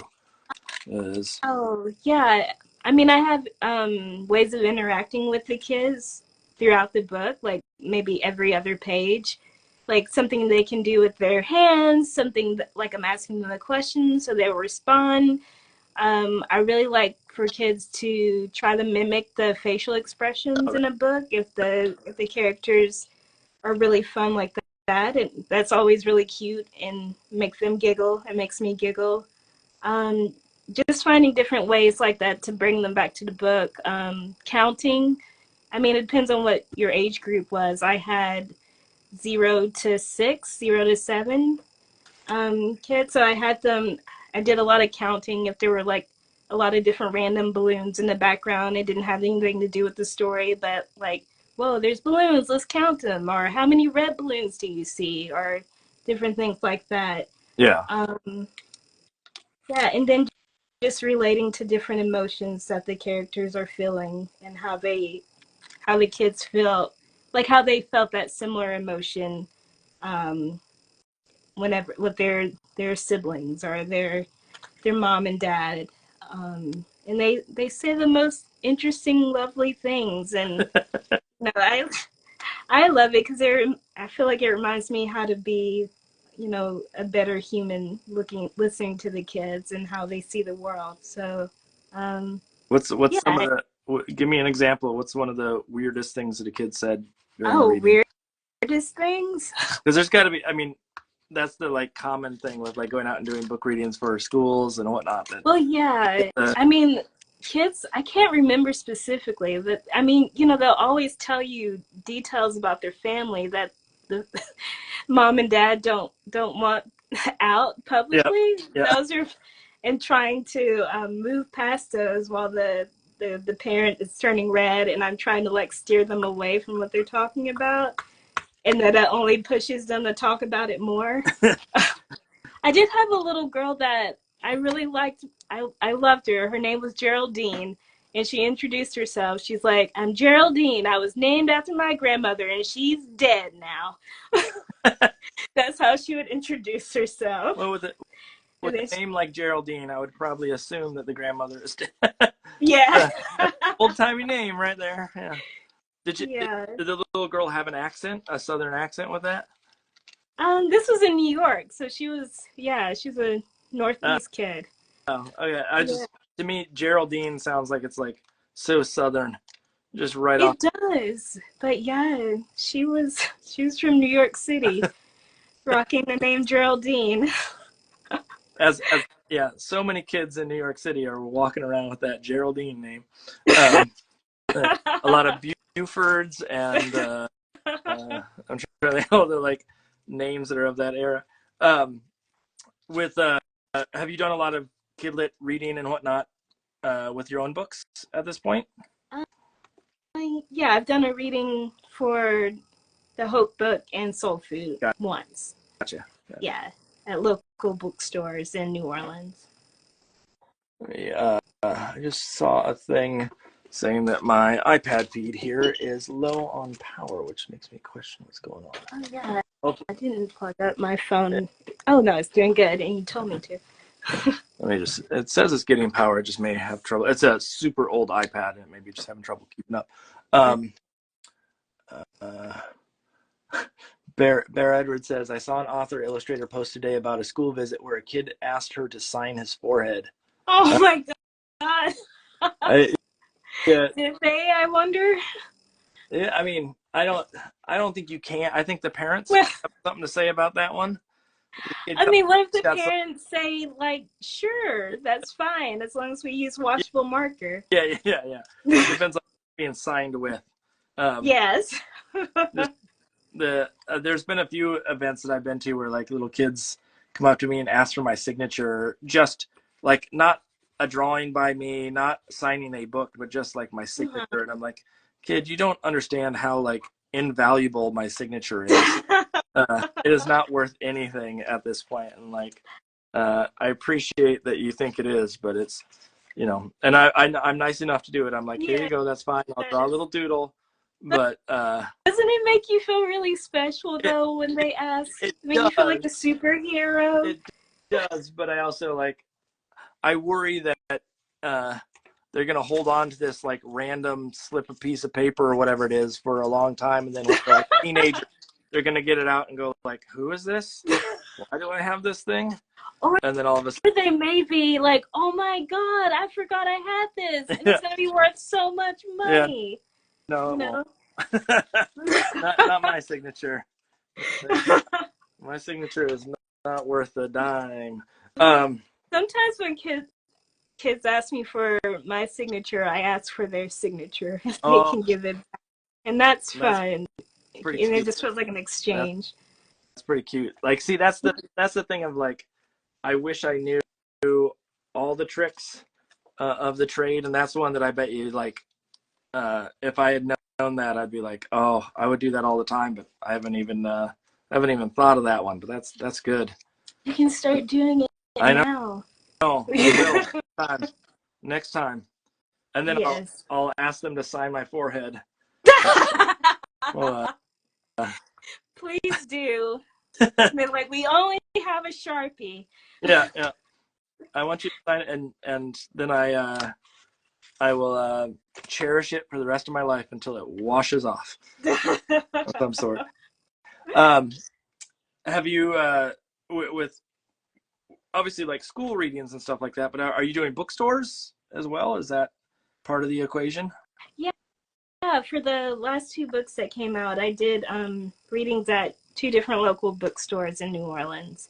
It was one at the Garden District bookstore and the other one at Octavia Books, which both had good turnouts, like different age group, different crowds. The one at Octavia Books, they organized it around a, a book fair for one of the schools that are, I think, across the street from the bookstore. Okay. So, like, I had a lot of different kids, I think, from first to fifth grade that came. So that was a lot of fun. See that, and they had like a question and answer at the end, because they themselves are artists too, and they had a lot of questions about creating the work and how I work. So that was a lot of fun. Yeah. To do. Yeah. The is that are one of those your local bookstore that's like the one you go to, or is those? Yeah, the Garden District bookstore is not that far from me, just around the corner, really. And that's the one I did. I wanted to go there first because I knew it. I knew their setup for story time and everything, so I felt like I could prepare for it, which I, did stickers, and I made a banner and brought stuffed animals, and because I want to really make it warm and fuzzy and inviting for the kids. Yeah. And if they're comfortable, then I'm comfortable, and we can play and have fun. And So, were they comfortable? they were really cute, and they were kids that come to the bookstore quite often. So they were great. They stayed for art afterwards, and yeah, there was I an enjoyed event it. that I went to once at a that was up in Maine this last summer, and it was for a library, and the it was like a book signing and whatnot, and it was so cute that all these kids. It was a small town in Maine, so it's not like it's a huge environment to begin with, but all these little kids came up and would hug the librarian and my name. And I was like, that's amazing. Like, I understand the idea of like some librarians will know a couple of kids here and there, but she knew every single one of those kids. Parents all knew her, and it was so cute to see their reaction to seeing her, because it was like pure joy out of the librarian. And you like, it's one of those moments where you realize like how important a library is to that age group. Yes, so much so. The Did you have a librarian like that when you were a kid? I can't remember most of my childhood to begin with. Like, I can't remember what my teachers' names were or anything like that. Wow. And so knowing a librarian is not going to happen. Okay. Like, the only teacher that I can remember, I remember two teachers' names from high school. I guess three. I'll give you the art teacher too. Okay. And one of them was the wrestling coach, and I was on the wrestling team. Other than that, single person from that. Middle school, I couldn't tell you the name of any of my teachers. And then I can remember one elementary school teacher because her last name was Hoff. So it was half of my last name, and that's the only That's great. I don't think it was I was like trying to block out anything. I don't think repressed childhood memory or anything like that. But it definitely is like, I just don't have a memory for that kind of stuff. Do you know all your teachers' names and all the, like, can you go that far back? Not that it's that far back. I'm not calling you old. I'm not calling you old. No. But no, I remember my kindergarten teachers. I mean, she's my Facebook friend now.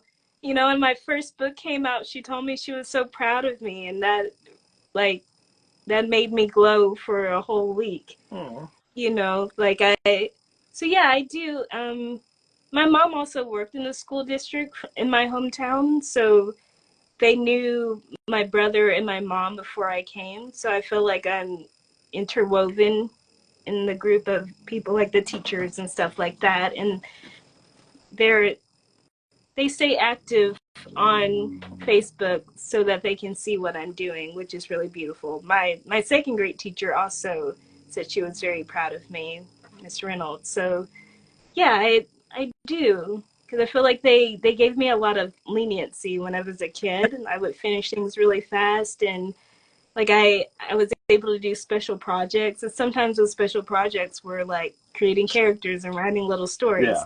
So it was the beginning. They saw the spark in you. Yeah. Yeah. it's funny how like those little moments, like I can remember moments from teachers and whatnot Yeah. when I was in school, but I just couldn't tell you the names. Um, what I find very cute though is that the idea that they're on Facebook, and I mean I imagine they're not spring chickens at this Well, point. no. Based on, Yeah. which is even funnier. Like it's going to be Facebook. They're not going to be on like Snapchat or Yes, or yeah. I mean not that I am, but Well, I'm not either, yeah, they're but TikTok doing dances on the radio. But that it's very cute that they're like still actively participating in that with you as a former student. I don't even know if the teachers that I have had back in the day are still alive. Uh, oh, I have a yeah. feeling. I mean, I'm not saying I'm ancient or anything of the sort, but I also, when I think back to that era, I was just saying to my wife the other day, we went to our son's. He's going to go up to middle school next year, and so What? they had a little orientation of like, here's what to expect. And Yeah. my wife like, I feel like when I was in middle school, every teacher was like gray haired and ancient and Really? whatnot. But all the teachers at the school now are like younger than I am. And I'm like, it feels very strange. And I'm guessing that it's just a perception issue Yeah. that I'm like, I see them as older because I was a little kid.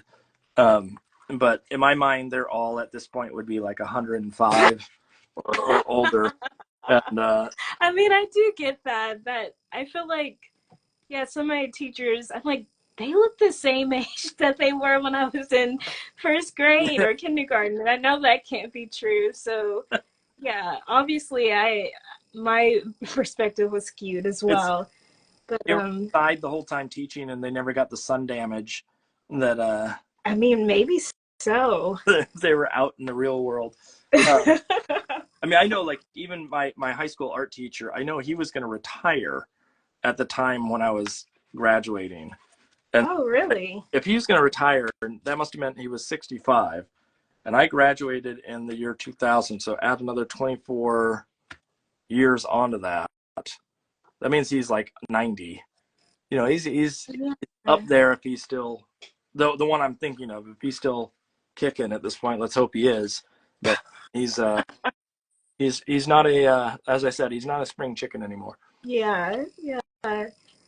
Unless, can't teachers retire early? I don't know. Maybe they can. I don't know. Maybe he was really young when he retired, and now he's just traveling the Yeah, world. yeah. Well, And he popped onto Instagram and he heard you say yeah, this, and then yeah.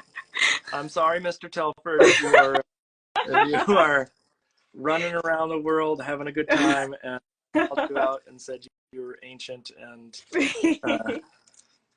that'd be amazing if he was on here.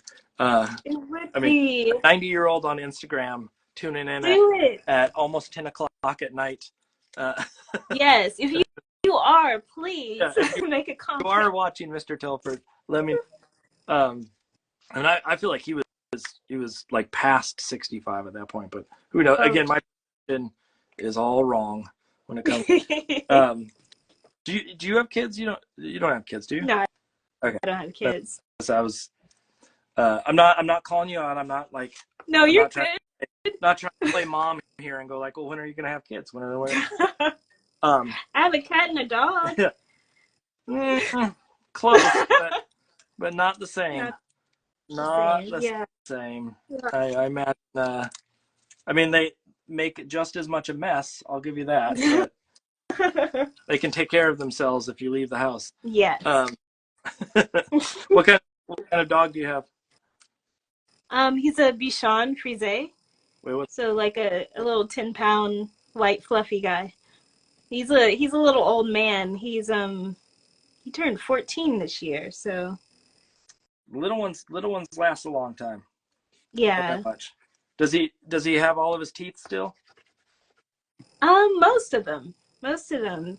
He had a checkup at random because he got really excited and choked on a treat, and we took him to the vet. And the vet was like, wow, he's really spry. He's looking really good. Yeah. You know, like he felt like he probably had, I feel like he's like, he could live another 10 years. So yeah, I think I think he's in really good shape, and he's always jumping off of everything, jumping off the bed, the couch, flying. Like, you know, when not kids, sorry, when dogs jump way further than they have to, like to fly across the Yeah. room, he does that stuff. He's like a young guy at heart. I like the idea that that your dog is like, here's the doctor saying nice things about how he's aged well, and he's like, yeah, I still got it. I think he did. When you told him how handsome he was several times, and all the nurses did too, I think that was just kind of, I think he was like, well, this is great. I love going to the vet. Everyone thinks I'm beautiful. You know, think I look young. What's the name of the dog? His name is Caesar, but I call him Cece. Okay. Yeah. Okay, wait. Not only do you call him Cece, I know there's at least like 3 other names. Oh, God. There have to be. I call him Pooh Bear because I like Winnie the Pooh.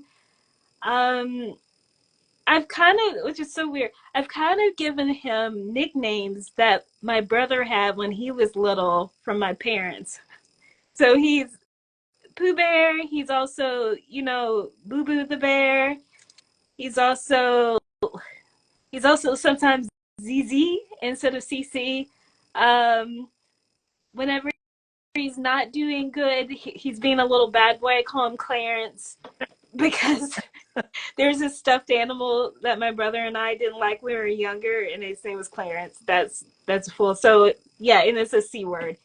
So yeah, he has lots of names. I don't think there's any pet that doesn't have like multiple names, just because of our inherent like need to call them silly names when we see them. Some little action that does it, and that's enough.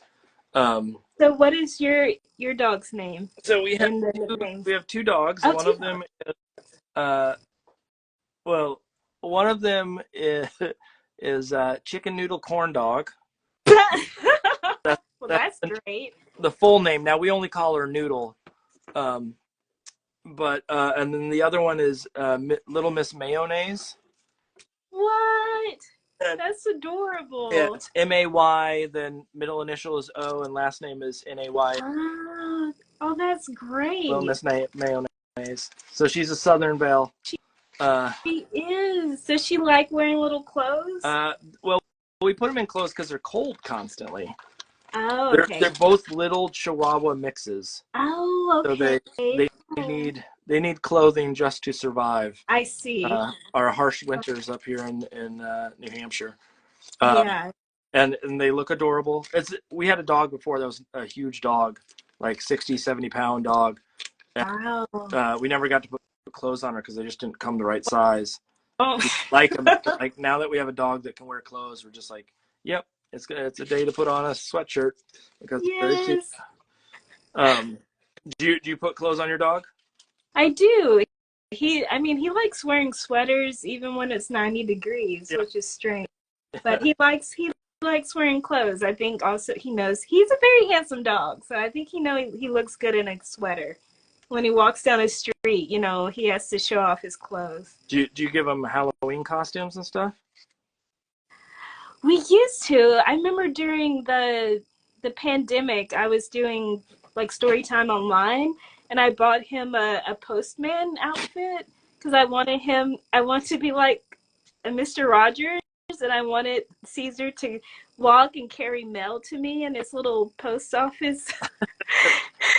It didn't work. That's where he drew the line, and then we didn't do any outlandish costumes for him. He's like, this is where I draw the line.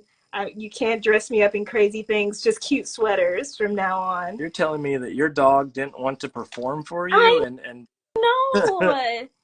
be your little puppet? He did so good with all, like I had to do blog posts, and he would do blog posts and things and little videos, but yeah, once I started trying to dress him up in all these outfits, he was like, no more. I feel like little dogs. If any dog's gonna look okay in a little outfit, it's little dogs. Big dogs, Yeah. they don't even like cover half their body. Yeah. It covers up a little bit of their butt, and that's about it. Yeah. Um, Like little crop yeah, tops. yeah, yeah. um, I'm trying to figure out all these little arms I got to put in these sheep. I don't even know where the wolf is gonna go. Um, with so talking about the way that you sketch, I'm going to bring us back towards art making and whatnot. Is there a process? Like I've been watching tonight and seeing how you sort of come about making your images, and I'm wondering, is there is this standard for you, the sort of sketch and then building up the colors in sort of layers and blocking stuff in before getting into the details, or is there a different method that you use when you're actually doing books? I usually focus on one detail. I was trying to do more color for this to show that like what the piece looks like since it's been so hard to see. But yeah, I would usually work on one character and complete them all the way and then hop to the next character and the next character. And then do the background at the end. Interesting. Okay. Yeah. That's because everybody has their like I'm someone who likes to work on background and then character, Mm, but I know it's the same principle. I mean, the idea that you have to start somewhere, and for me, it's the yeah. background. For you, it's the character. Do you ever find that like one of the challenges I've had so many times, and I don't know how to get around it without going in and making color sketches, Mm. but the idea of when you make a character's shirt a certain color, Mm. and then all of a sudden they're next to another character that has that same shirt color. Oh, You run yes. into that often, especially if you're working on character to character. Yes, all the So does time. that make you Um, change colors, or do you just try to figure out how to make it work? for Sparrow Loves Birds that's coming out in June, I ended up changing her shirt completely because I wanted her to be like really connected to nature, and I wasn't thinking when I was designing the character. I was like, of course she loves green because she's connected to nature, but then she's outside all the time, and even if it's a different type of green than I'm using on the grass and the trees, she just started to Yeah. blend in. So yeah, um, different things like that. Otherwise, I usually do all the characters, and it's usually my background that ends up blending in with the character or something. So that's why I switched. I used to do background then characters, but now I do characters and background so I can control how the colors interact a little bit more. Since And how do you pick colors? Because I know that's a question that sort of pops up quite frequently from folks that ask in the comments. Color is always sort of a challenging, like uh, sometimes it's super subjective. Sometimes it's a very pragmatic approach to a problem that's in front of you. Do you have a method in which you sort of go about picking colors? Because obviously you have 256 million colors to choose from because you're working digitally, and the world's your oyster of sorts. So how do you rule out? How do you rule in what colors you work with? um, I try to. I don't think consciously, but I've been asked this before. So I think I just use the colors that I currently live in, basically. So the way my home is decorated, the colors that I'm drawn to with my clothing more are the colors I end up using in my artwork a Hmm. lot. Yeah, so it's just the colors that I'm drawn to at that time. Kind of. I always have like a working palette in my head of colors I like and the order that they go in of me liking them, if that makes any sense. So then whenever I'm looking for stuff, yeah, I live in a certain color palette, I feel like in general in life. Like if I see that color out in the world, I'll gravitate toward it or I want to buy it and I just use those same colors in my art. I mean, I definitely like with the idea that I said that your work is sort of bright and joyous. There is a distinct sort of color palette that I think of you like. Definitely, I don't see you doing a ton of desaturated colors across the board. Yeah. And not to say that it's all primaries or things of the sort, but like it is, you have a vibrancy to the palette that you choose. That some people, like if I go look at certain folks, they have like a pastel palette, or they have a earthy palette and whatnot. And I see yours as being sort of on the verge of being sort of candy in a way. I like candy. That's great. If that makes any sense, like Yeah. not quite bubblegum, but like definitely like like what's that, runts, or I'm trying to think of like a candy that has like multiple like flavors to it, where it's Okay. it's a fruit concoction. Okay, like Starburst. Yeah, like Starburst, Okay. or Skittles, or that, like there's a purity to the color that you work with. I mean, I like my art being thought of as candy. That's good. You don't like Skittles though? Is that what you're saying? No, I mean, I used to love Skittles, but I don't like them as much anymore. I'm more of a chocolate person now. Ah, Yeah. I got you. That's Yeah. it's not the easiest palette to work in. It's just different shades of brown. It's not the like kid friendly. Like here's a book that's solely brown, or like tan and brown. Someone could pull it off. I try to change my color palette, but it never feels right. Actually, that's something that I've been trying to play with, but it doesn't sit right with me. I've Jolly Rancher. Thanks, Kim. what? Kim Fleming said I'm like Oh yeah. a Jolly Rancher. I like that. It's definitely that like multi-flavored, vibrant candy, and that's right there with it. What was I gonna say? I try to change out my color palette quite frequently. The problem is I've also noticed that I gravitate towards certain colors Yeah. more than others. And even though I'm going to change it up tonight, and then all of a sudden I find that I'm using the same colors that I did, Yeah. the week before, and Yes. spray to it every single time. I love a certain pink now, and pink used to not be my color of choice of any sort. And now all of a sudden it's like it shows up all the time in my work. But I also don't want to be known as like the pink guy. No, I don't mean that way, but just like I don't want to be known as like that's the only color that. No, I know. It's just funny the way you say it. The pink guy. Was it okay? I've been more into pink lately too. Do you think it's because of the Barbie movie? Was it Ryan Gosling that made this change in you about pink? No. No. I mean, I understand the sentiment of Okay. I'm not afraid of pink as a color, as like a man or anything of the sort like that. Oh yeah, no. Pink is wonderful. I think there are certain colors that I just never really like. To this day, I don't like orange all that much. I like browns and things of the sort, but not orange. Yeah. And I'm not a big purple person. I'm Like, not a big purple person. I made myself use this purple today because I don't like purple usually. And so I need to force myself into that, and every time I do, like even the pink that I use ventures into this. This is called coral pink, and so it's never bright. I actually have like some really like bright pinks, like light pink, and here's a fluorescent pink, and like fluorescent. Well, pink. It's rose pink. Oh, okay. Like these kind of colors, I'll gravitate towards this more like warm terracotta side of it, if anything. Yeah. And it's not to say I don't like the others, but I just like there's something about that, like the warmth aspect. If it gets too cold, it feels problematic. Yeah. Are there colors that you despise that you would never ever put in your piece?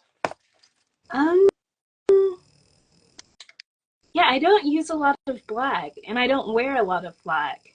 Like I don't have any black shoes, kind of thing, and I feel like I don't know how to work with the color black if it's not just an outline or something like that. Yeah. So that's something that I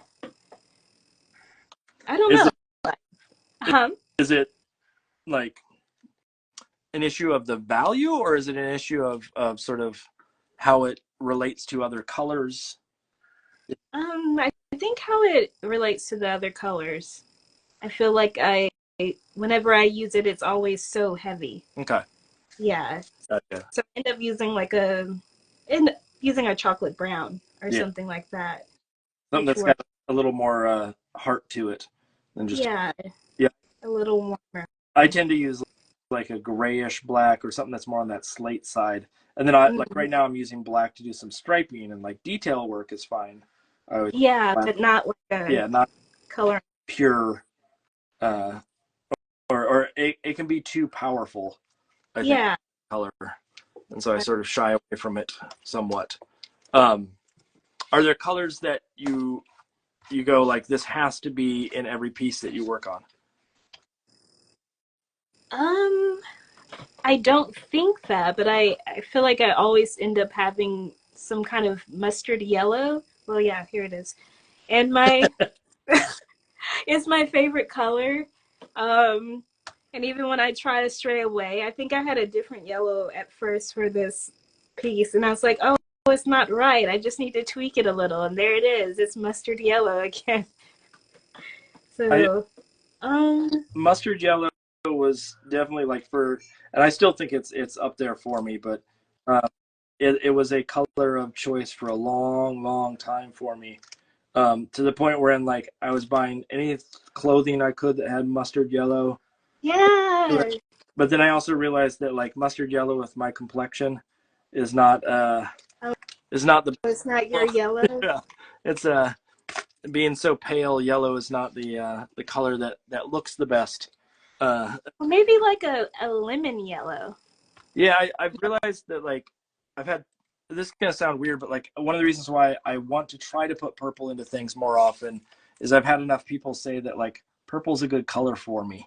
Oh, And I'm like I don't I've never really liked purple as a color in my artwork, but if it's a good yeah. color for me as a person, then maybe it's worth trying to like push it and put it into the artwork so I like it more as a color. Yeah. So what kind of purple? Like plum, like deep. Oh, I love a plum. Yeah, not like lavenders or lilacs or Yeah. anything, but Yeah. deep purples. Nice. Well, I There's look a lot. forward to looking for more purples in your work. Yeah. Let's we'll see. We will see. It's a matter of also like again, you have so many colors to choose from. I have like 3 purples, I think. No, 4 purples I can choose from as a base. Then I can mix them, of course, but Yeah. there's a limit on what I can get away with. Now, are you working in CMYK or are you working in RGB as you work? I'm working RGB, I think, for this. So Do you normally work RGB, or like when you have book projects, is that something that you adjust accordingly? not for book projects, but since I'm making this probably just to go in my portfolio or send to my brother and his family in an email, I was just like, oh, I'll just work in Gotcha. RGB. But usually, yeah, I don't. And are you someone that like do you do a lot of printing of your work? Because one of the challenges I've had with students recently is there's so many students that are digital at this. They're all doing digital illustration of some sort, separate the random student. And then the problem is they almost all live on their iPads or on their computers. And then you look at their image and realize like it's going to be way too dark when they print it, or it's going to be, like there's going to be value issues. Are you to the trouble of actually printing your work before you send it in, or do you sort of hope and pray for the best? I hope and pray for the best, to be honest. Yeah, I mean, thank goodness, like we get proofs and things like that to help. And I think after the first book, where I think some of the skin tones are a little bit off, a little too orangey on my side, and I had to go back and redo all of them. After that, I feel like I have a sense of what colors print well. I've You gotten learned better quickly when you had to go back and adjust it all. Yes, I remember opening it up for the first time, and I was showing my mom because I was so excited, and she's like, "They're orange." Everyone in the book is orange. I was like, oh no. Did you not notice it until that was said? Well, I opened it up with my mom. So my Oh, mom okay. was an art teacher. So like she's my first art teacher, and she taught children for a really long time art. So I wanted her to be with me when I opened it. So, but yeah, I didn't see it printed before then. No, wait, that was the proofs though, right? Yeah, that's the proof. Okay. Yeah. There are a couple of companies I worked with that don't send hard copies of the proofs. They just do it, Oh, and I'm like, it's you know, it is what it is. That's the way that their company works. yeah. But I also feel like that it's very, very hard to tell what you're going to get out of it if they're not sending you the Oh, final. yeah. I mean, if I didn't get proofs, I probably would print it then. Yeah. Because like for some, I think for the last book I worked on, I think it got maybe 3 or 4 different separate print outs of proofs of tweaking the color and everything. Yeah. So I feel like I have a lot of time to kind of like make sure the colors are right and it's printed on the paper that looks good for like my type of art and all that kind of stuff. When I was doing greeting cards, I would print myself and like test out colors before I sent it to the printer, so I knew exactly what I wanted to look like. I there are a few publishers I've worked with that have sent proofs, and then once it's corrected, or once I send the notes, that's it. It's Mm, rare that I've had where they come back and say like, okay, let's do another run. There's been a few of them that have been that instance, but yeah. some of the challenges I work with smaller publishers sometimes that don't have the capability to send out you know, run after run after run without some sort of cost issue. Yeah. I think like that was the only one that I had so many prints of it before. That wasn't the normal. It was usually like, I mean, some people will say like, okay, you can't change the art after we do the Yeah. proofing. But it was just like, I think for my first book, they were okay with it because, I mean, because the characters were orange and they didn't want the characters to be orange Yeah. either. So you're like, well, we probably need to do this, you know? They noticed your pumpkin people as well. Yeah. Yeah. They didn't like the pumpkin concept for the Yeah. book, so It I had to wasn't a switch Halloween it up. book. It was something else. Have you had any other major like concerns with the process as far as like printing or things of that sort? Mm, I mean, other than me trying to tweak, always trying to tweak things, like, do you find yourself, like, when you get the proofs or, like, you turn it in and you look at it again, you're like, oh, I just need to fix this one little thing. And if, like, do you have time for me to send this in and I want to edit this or, like, I want to totally redo the colors on these things and stuff like that.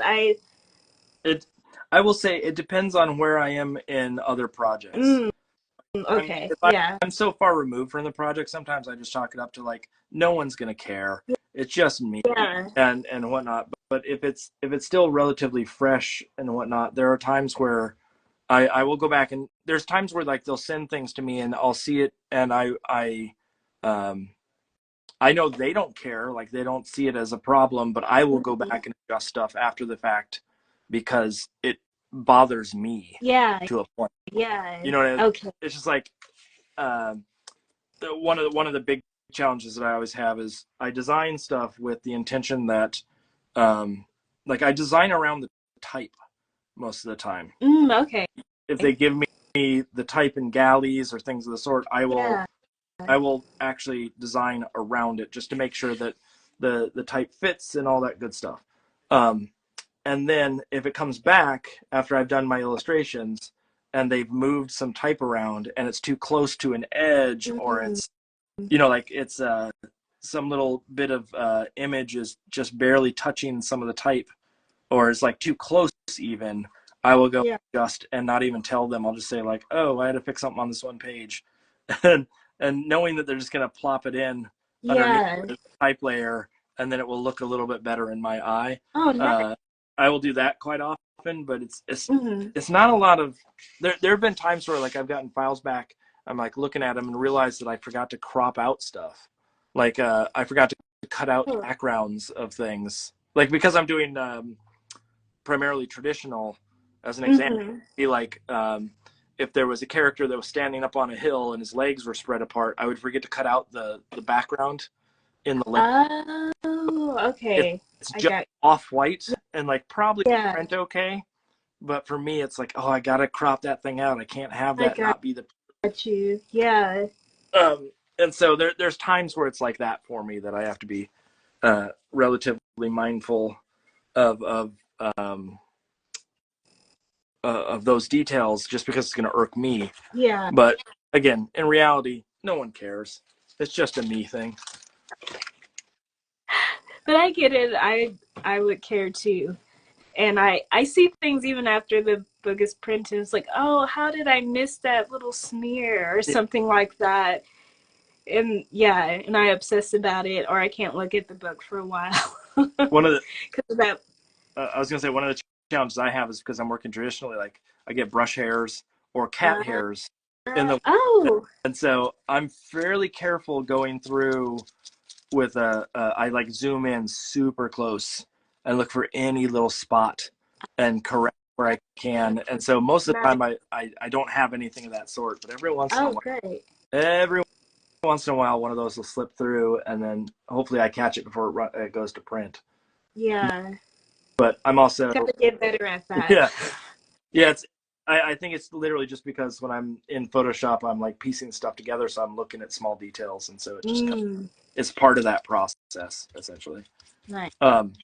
Are you someone that would you consider yourself a perfectionist? Yes, although I miss some details sometimes, but yeah, I would consider myself a perfectionist.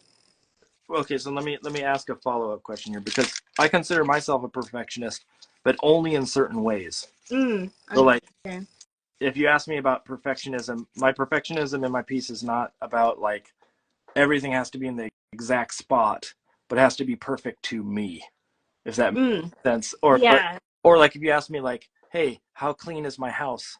It's not clean at all. And so perfectionism doesn't show up in those situations. And so it's like it's situational at best. I see you. Yeah. I mean, mine is situational as well too. But I feel like for my art or anything I do, I want to feel like I've given everything I possibly can to it. And if I know that I have more, that I will feel bad or feel guilty for not pushing it, because then it gives me growth and I want to put out my best work and things like that. But like, because there's sometimes I've created work that other people have really liked and felt good about it, but it didn't feel good to me. Like it felt like it was half baked, or it just doesn't sit well with me. The way when I look at it, it doesn't feel complete. Yeah. So one of the questions I ask on here to almost everybody is, how do you know when you're done?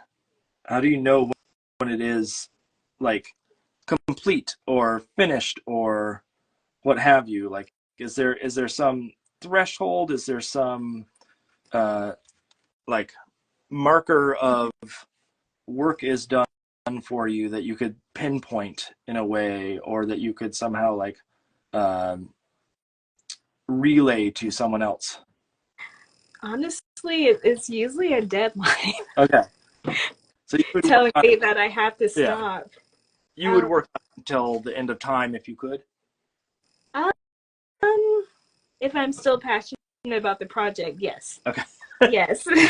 Because like I always think of new ideas. I'm like, oh, I could do this, and oh, they could be like this. I don't like I feel like I could constantly make the book evolve for a lifetime. So are you pushing up against deadlines often? I feel like I was, especially in the first 2 years. I've gotten better in this last year. I feel like if I'm outside the house, like I'm trying to work in a coffee shop more, then I have more of a gut reaction where like this is good enough, is what I tell myself. This is good enough. I push the boundaries, my own boundaries a little bit by doing something different with the character or finding a different perspective or something like that. Yeah. I find something in it that I'm proud of, that I did different, that I could grow from, and then I'm like, this is good enough. That's kind of how I stop myself from obsessing about it and tweaking it all the time. I mean, I know for my case, because I'm a texture freak. I like to. That sounds weirder than what I meant it. It's yeah. Boy, does my wife have stories. There is a certain level of texture that needs to be in my work, and then what's really frustrating though is when I go to actually get it printed, or it comes back from the printer. Oftentimes, the texture gets washed out. And so then it becomes this like, well, why'd I put all this time and effort into all this texture if I'm not going to see it in the end?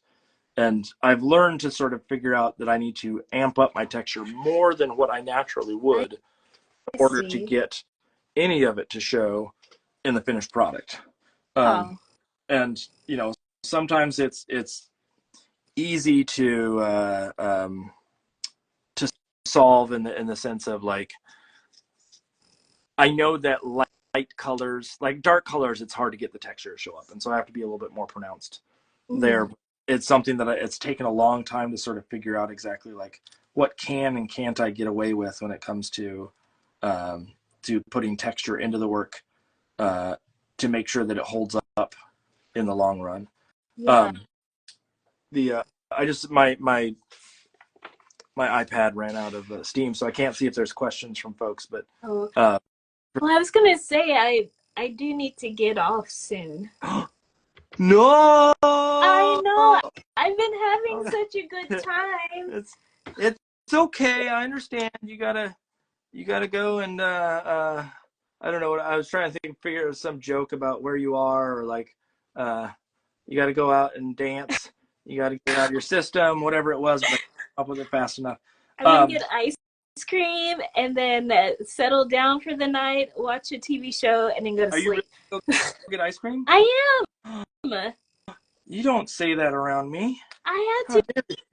Yeah, I was so nervous about this. My husband was like, let's get ice cream afterwards. And I'm like, I did do a good job on this. I deserve ice cream. Okay. I need to go before the show. So let me ask you. I like that. That's the like. I gotta do this. That's the like. Some people are like, I gotta go and put my kids to bed. Or think yours is and more power to you. Honestly, I think yours is probably more powerful. But you're gotta get ice cream before it closes. Okay, so I need this answer before you depart. Okay. What is your go-to ice cream flavor? Okay, so it used to be cookies and cream. That's always there. But in New Orleans, there's these amazing ice cream shops, and they have red velvet ice cream like most of the time. And I love red velvet cake, and yeah, I usually get that.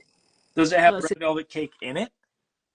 Yeah, it has little chunks in it. Yeah, okay, there you go. Okay, I can go. It's so good. I can go.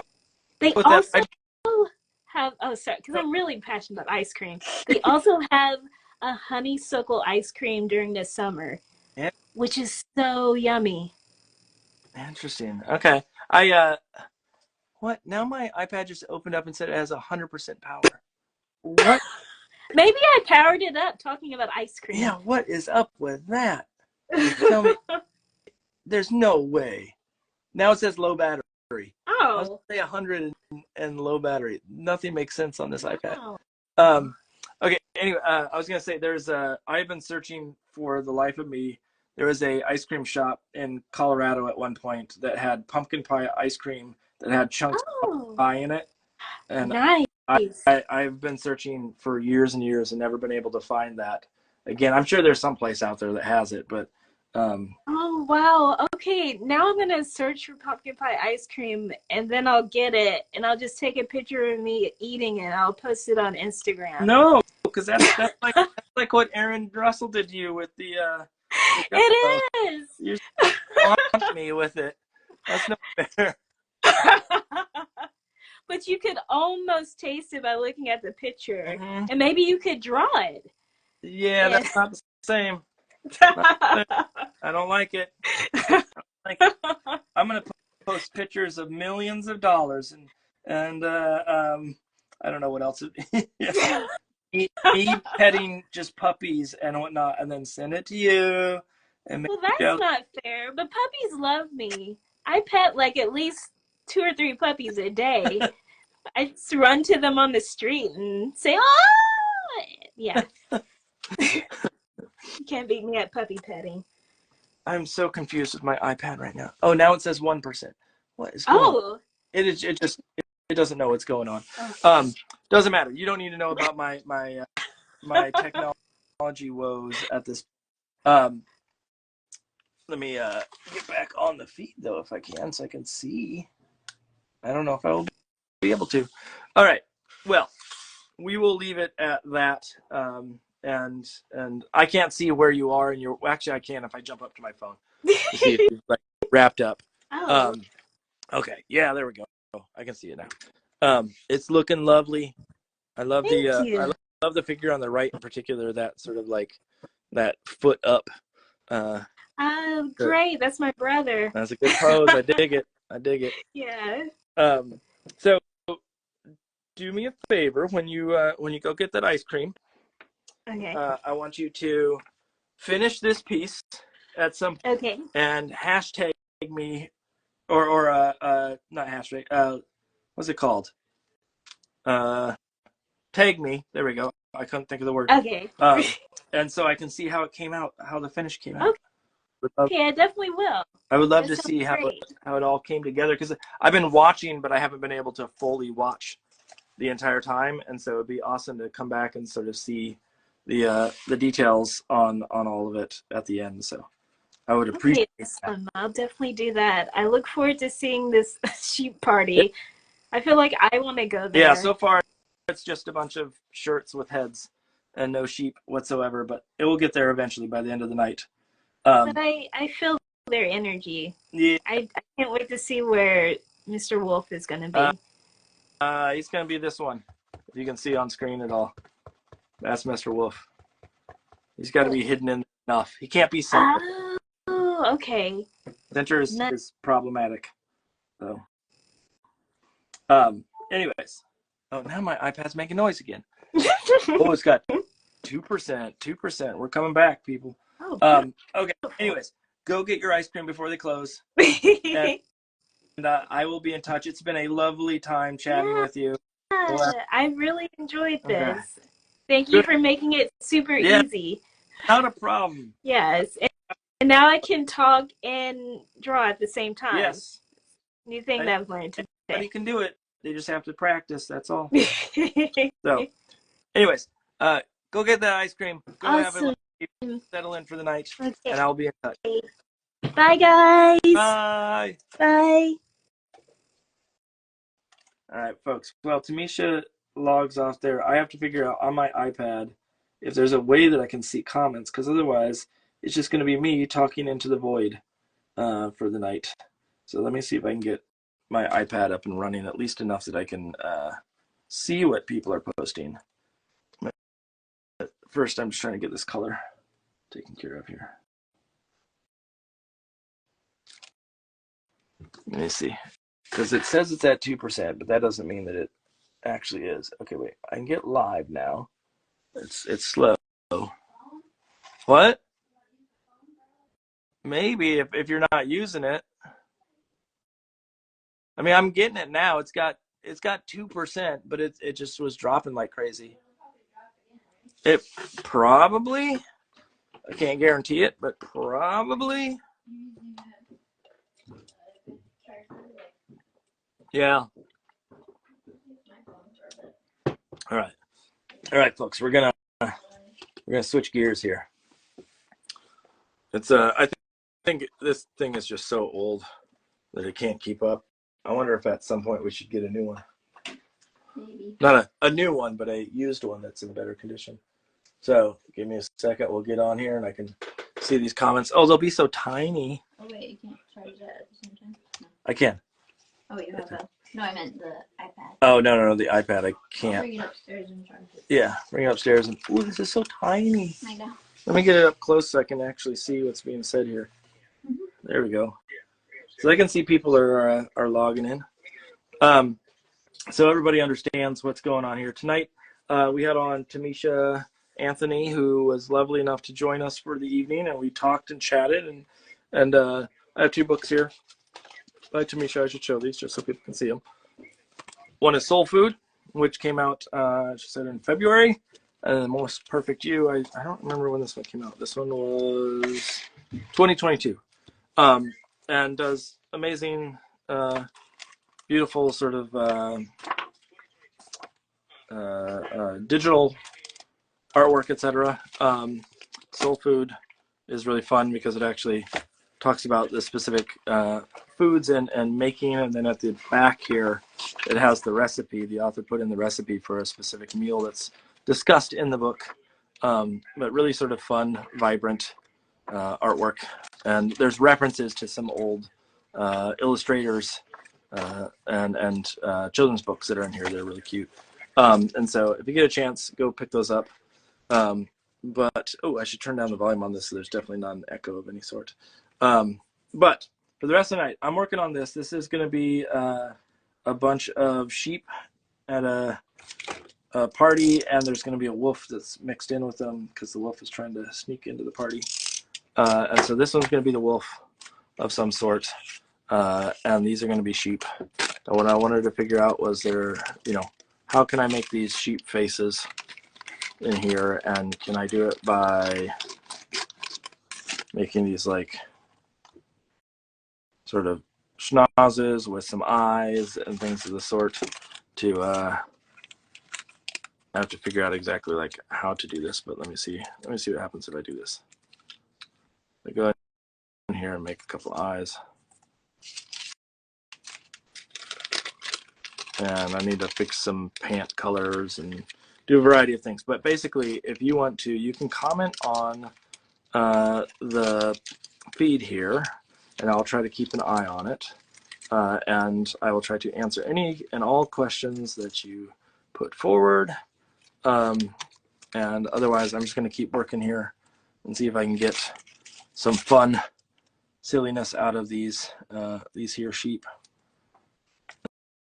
And so they're having a little dance party. What I need to figure out is right now I can't do all the pants the same color. Originally I was going to do all of them. Where's the brush I want? That's the brush I want. This sort of brown color, but then I have 2 legs here that show up, and then all of a sudden that becomes a problem because they conflict with some of the others. And so what I'm going to do is probably make some of them darker and then some of them lighter, depending on, like some of them red. They're all kind of like dance. But I'm going to play around with sort of value to see if I can get these to work out and separate a little bit better for us. This is one time where I'm actually like painting in parts of it. Normally I'm doing it all collage. In this case, I'm actually painting back on top of the piece and filling in sections that way. Partially just because it's a pain to get all of the color down in between all of these little nooks and crannies that are left in between all these arms and things. The question I have is, should these sheep have hooves for their hands, or should they have hands? How humanoid should I make them is the question. And so if you have ideas, throw them out at me. I would love to know what your opinion is on hooves versus hands. I can make both of them work. I mean, they do have hooves, right? Sheep have hooves? They must.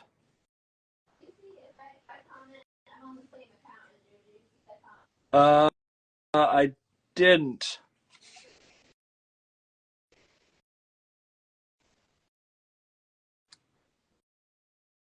What did you say?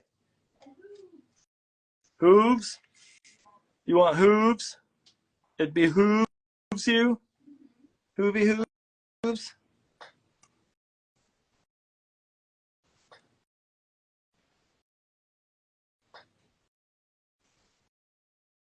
Hooves. What I'm gonna try to do is get this like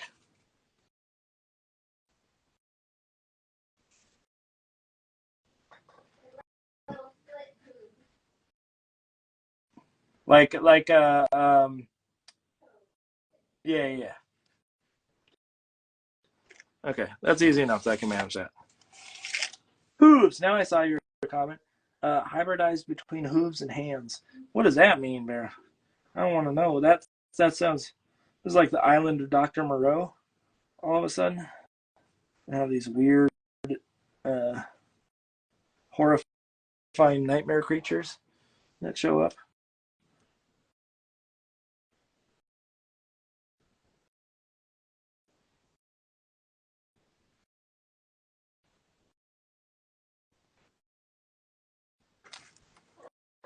Hooves. Let me talk about hooves. Hooves. Do. Hooves. Okay, that's fine.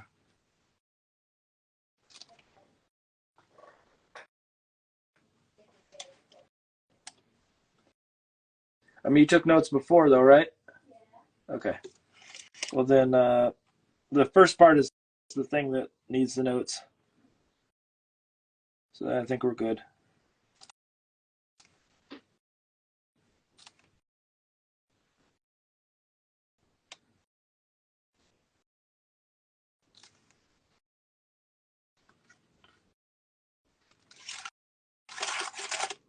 I think we're good. All right, folks, what are we talking about tonight? What are we talking about? Y'all want to know where I was last week? Oh, do you ever?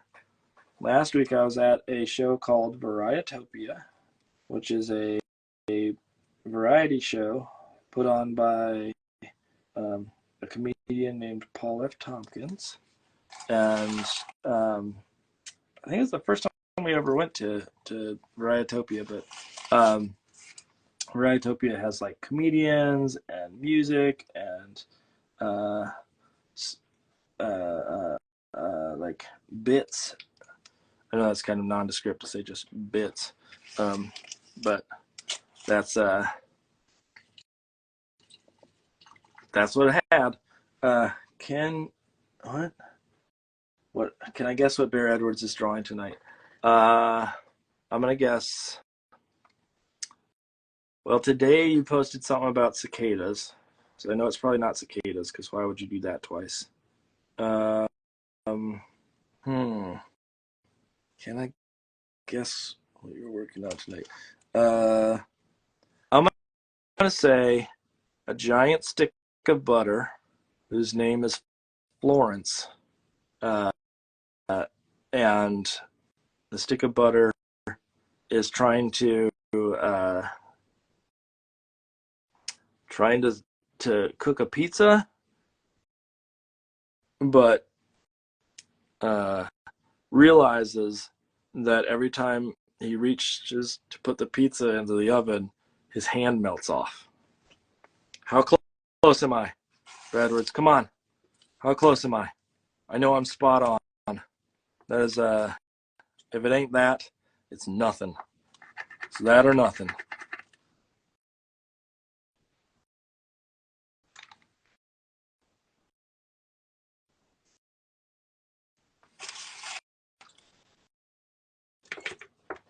Do a little test here and see. This. I'm going to take these guys. I'm going to.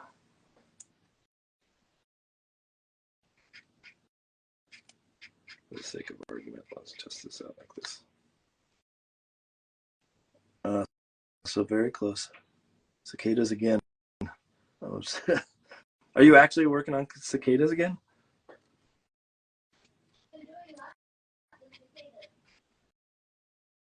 I just figured because you'd done it so much that you'd be like, cicadas, I'm burnt out from them.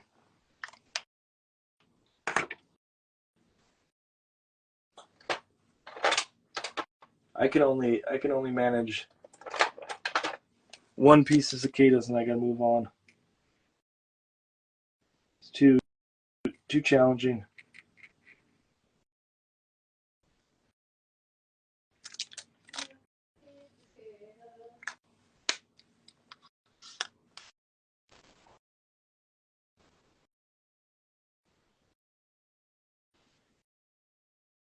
Let's see if I make this like this.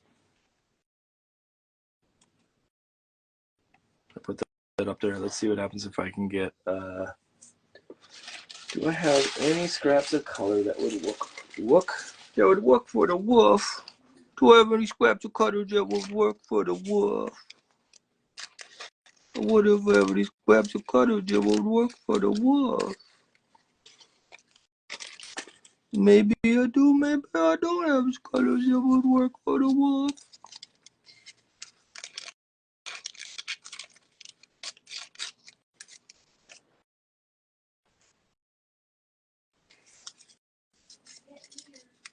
I'll put the ears on there. I'll put the ears on the wolf. Woof, woof, woof.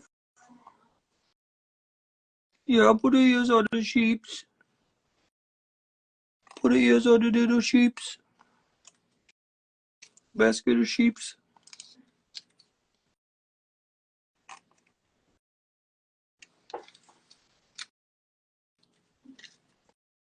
With a basket of sheeps.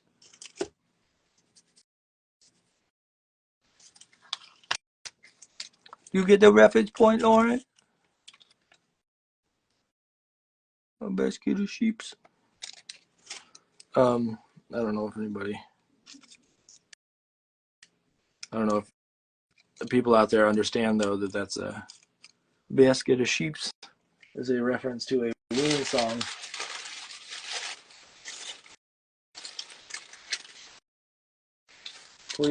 Subtle.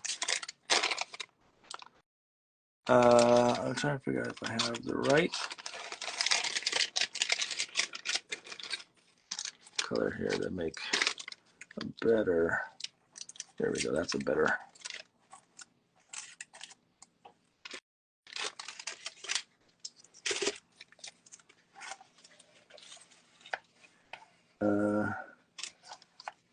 Is that Bear Edwards? Are the ones near you doing the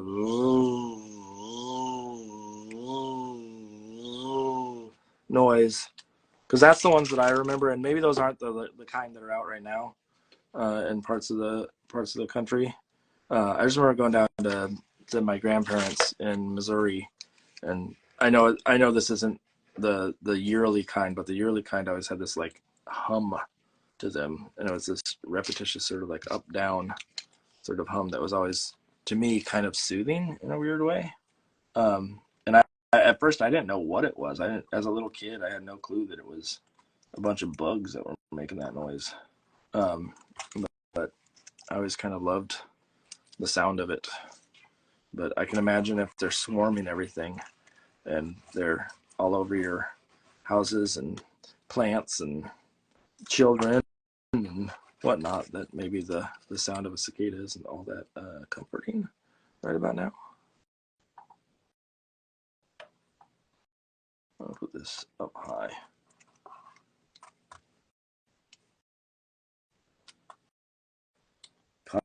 Constant really loud. I should record it. Yeah. I will say, you know what I found funny is today I posted the cicada piece that was part of or one of the things I did on Gavin Doodle a couple of weeks ago. And what I found really fascinating was there are so many songs that have cicada in the title or are about cicadas that are not just like little kid, like I'm a little bug and I'm a cicada. Not that kind of like cheesy thing. There were lots of them that were like punk songs and death metal songs and R&B songs that had cicada in the title, and then a bunch of people's whose like band names or recording names had cicada in it. And I was just like, I just never would have expected that that amount of cicada. But now obviously like the algorithm right now is probably like pulling every single thing that says cicada because of how many people are using that term, or that word in their searches. But it's just fascinating to me. Okay. Enough of Mark's fascination corner. The fascination foray. Welcome to Mark's fascination foray.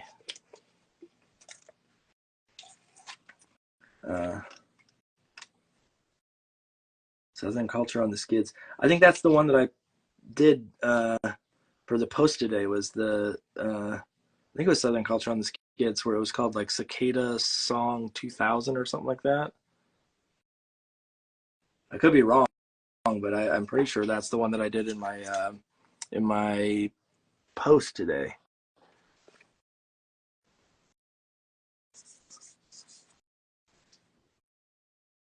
Chris M. Callister, thank you. I assume you're talking, well, I don't know what you're talking about with That's So Cool, but I'm just going to straight up assume that you're talking about this and not some other like other thing, but maybe you're talking about what we were talking about, the cicada songs, but hopefully it was about this.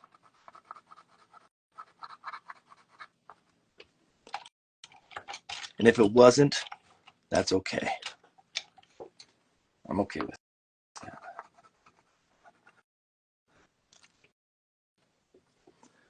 that. Let me see. I need some earthy tones in this baby. I'm trying to figure out if that's the type of face that I want to put on this sheep.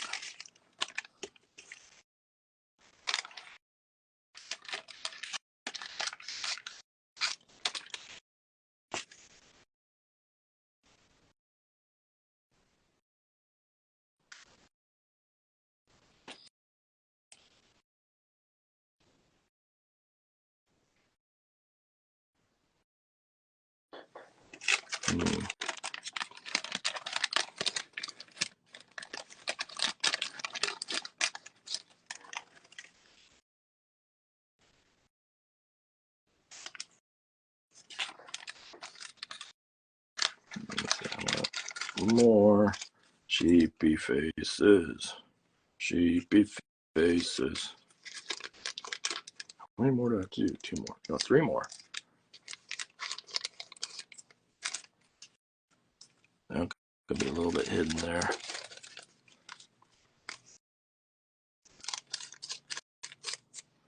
Gotta get 3 out of this here. Let's see, that one can be up like that. So some of these will have mouths. Am I about to wind up the semester? Yes, I am. That's a great question. Coming in hot. I am done teaching for the semester as of this last Tuesday. And I am doing the end of semester evals starting tomorrow. And then I am on to some more evals this next week on Monday and Tuesday. And then I don't know why I'm telling you my whole schedule. And then I'm on to a faculty meeting and then the commencement. And then I'm done. And then I can sort of, I have other stuff I got to do over the summer, but I'm done with the majority of what needs to happen this school year. Let's put it that way. I will say that this last Tuesday was our last day of classes, and again, as a celebration, what we did is we had one of the students who is normally a DM with his friend group. I offered to play D&D for the first time. I made a character on here, I think that week, or not that week, a few weeks back. That was my D&D character called Nub the Great. And so I was able to play D&D on Tuesday for the first time ever. And it was awkward at the beginning, as I can best state, because I didn't know what to expect. And then the people that I was playing with came in hot with voices and really getting into their characters, and I didn't realize that was part of it. And so like I didn't know how to do it. But then eventually I got into it and I understood sort of what was happening, at least somewhat.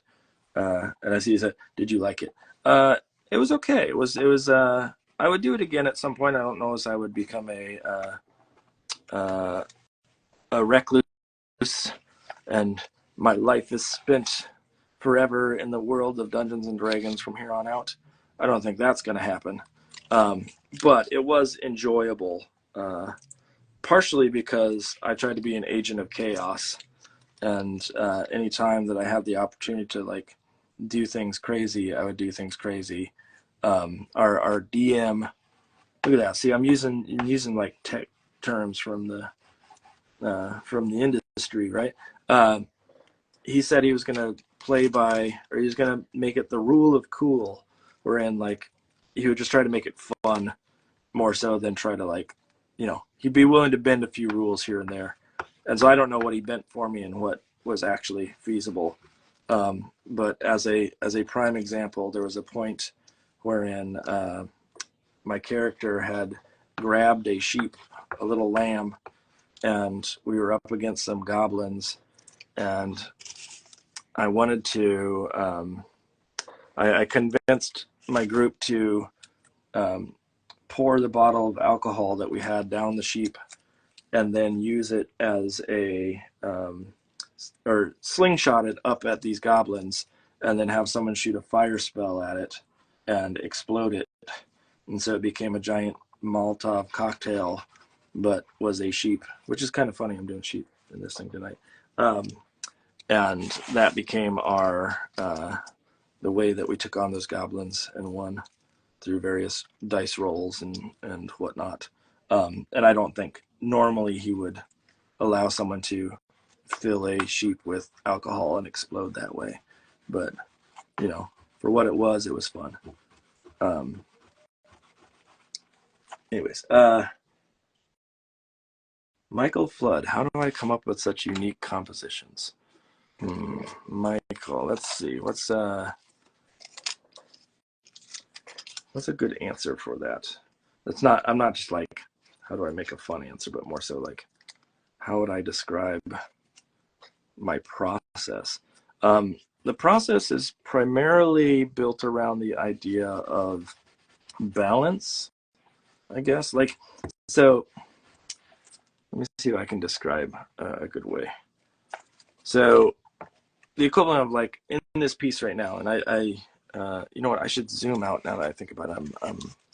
This piece is pretty wide, and I am working on something that is, let me see if I can zoom out a little bit so I get a little bit better shot here. So the equivalent of like, I'm doing a dance party. There's a bunch of sheep and a wolf dancing with them in sheep's clothing, right? Part of this is balance. And so like, I want to make sure that something with white stripes is here. There's another one down here and there's another one here. So I don't want to put white stripes all on one side. I don't want to put black stuff or black stripes all together. I try to move that around. I try to make sure that some of it is up high enough. I know that I want to leave a little bit of space up top just for breathing room. But a majority of the space concern or the composition concern from me comes from like trying to figure out, I wanted to put the wolf here on sort of a rule of thirds. So if I break this down, sort of the face is hitting that one. And so it sort of gravitates us up to that corner. I might actually come back in and put one more really long arm here because I don't like the fact that only one goes off the edge. And it's a question of just, do I have enough scrap left over to do that? And can I get something that goes up that far? I bet you I can. It may have to be a couple of pieces that get us there, that go all the way up, because I think it'd be fun to have something so it's like comes off the top here. A lot of it is just sort of getting used to the eye and where the eye goes. I don't think there's like a strict formula though. I don't think there's like this is the formula I must follow for this to work. And if I don't do this, it won't. Or if I do this, it will. Doo-doo. I said doo-doo. And so a lot of it is me just sort of like pushing, pulling shapes around, trying to figure out exactly like what would make the most interesting movement or flow through a piece. This one's a little clunky because they're all supposed to be dancing. And so it is going to look a little bit odd just because of that in general. Most of the time I use a top left, bottom right sort of structure, i.e. the way that the page is read. So if I'm, if we're looking at something like a book, you enter that top left corner of the spread and then make your way down to the bottom right. And then off to the next spread, obviously. And so I tend to gravitate towards that as the sort of the way the page works. That doesn't mean you always have to do something that like pushes that direction at all times, but it definitely does help. Let's put it that way. And then I tend to, it's funny how this one arm is going to be like so much longer than the other, but I'm okay with it. I tend to also consider sort of foreground, middle ground, and background. Now this piece doesn't really do it all that much, but if you consider it like a stage for a play, you don't want to have everything in the middle ground, you don't want to have everything in the background, you don't want to have everything in the foreground, but you also want to like, I refer to it as stage directions because I also think of it as like curtains that you want to be able to see through pieces. So if I had a piece that was, and again, I don't have one in front of me, but you want to have some stuff in front and some stuff in the middle and then some stuff off in the back, and you sort of treat them differently. So the stuff in the foreground is generally sort of not as important because you want to look at that middle ground range. And so the foreground, you sometimes that's just a silhouette or it's just a little simple, what do I want to say, like textural element. Same thing with the background so that you really live in the middle ground. Now this piece, again, keep in mind this piece is not accurate to that. This piece is sort of just a mash of things. But if you go back and look through some of the other stuff in my feed, you will see that sort of setup in a lot of the work. Not everything has to follow formulas, let's put it that way.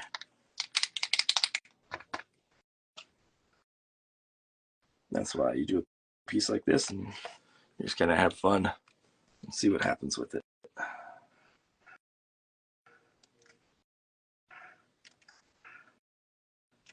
Just drawing some stripes on these arms here. Okay, so what other questions do we have, folks? How else can I help? Where is that eraser that I had up here? It's around here somewhere. There it is.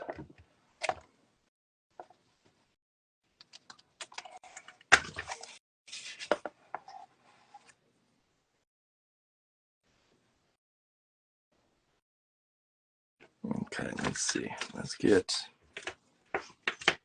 Black marker that I wanted, right? That's not it. I thought I had that. Oh, there it is right there.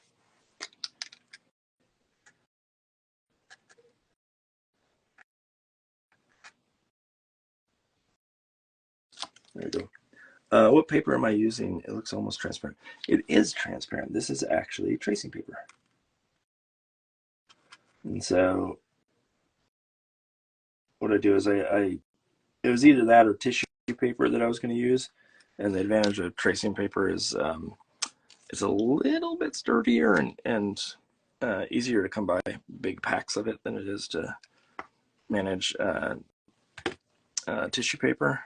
It's not to say tissue paper can't work, but the idea of the transparency and being able to see through little sections and sort of letting some of that happen, I think is important. In fact, tonight I kind of missed the mark for myself because part of my goal tonight was to actually to use the transparency element more than I have in some of the more recent pieces, and I just haven't.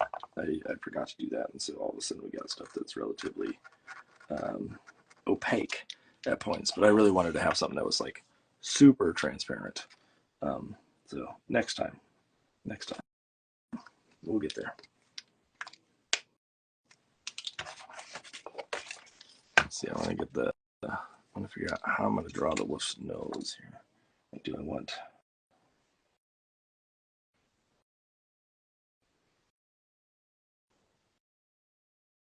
I want it up top. I feel like it probably should be up top, like up here.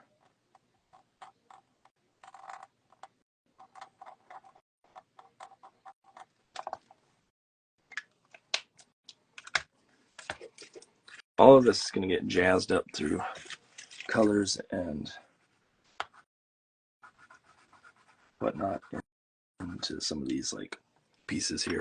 And then I got to do little hooves and stuff on them too. The other question is, how do I want to do the mouse on these? Do I want to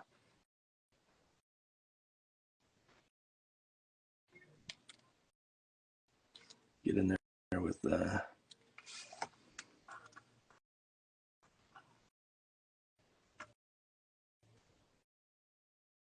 some black with some teeth?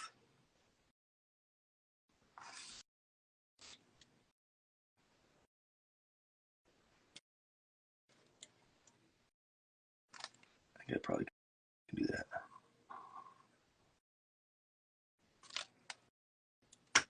Here, we'll do this.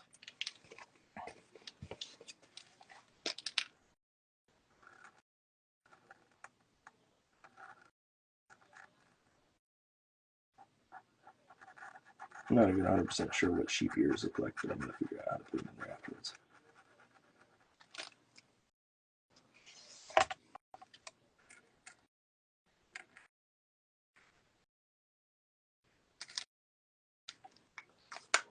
Being that I don't need to use this tiny thing here.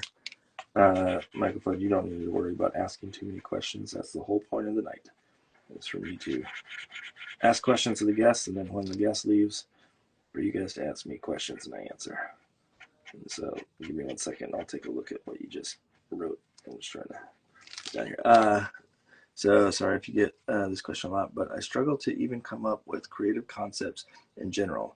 Are there any tips or tricks to get you in the mindset? Sure, I will walk you through sort of the way that I tend to operate in some instances, not always, but some instances, which is a thing called lateral thinking, which I think is probably the easiest way to approach new and interesting sort of ideas. And I'll give me a second. I'll pull out a sketchbook and I'll walk you right through the process.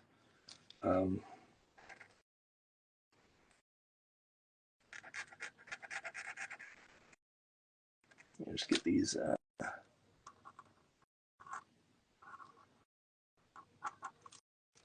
mouths in there the way that I want them.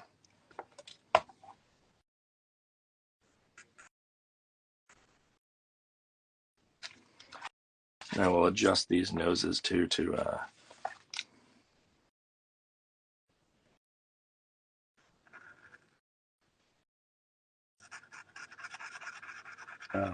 do I want to say? Not be so pure black. They can have a little color around them and things of the sort, but let me just at least get these in so they can dry 100% while I'm doing this. So walk through for you. Okay, let me see. Is that everything? That's everything there. Okay, good. Let me set that up to dry.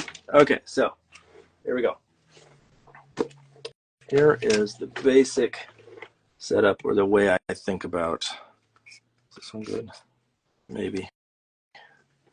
Do I have a better one? I can use this one. This one will work. So this is the thing, Michael Flood, this is for you. Ready? So this is what's called lateral thinking. So LA. Lateral, and that marker is already kaput.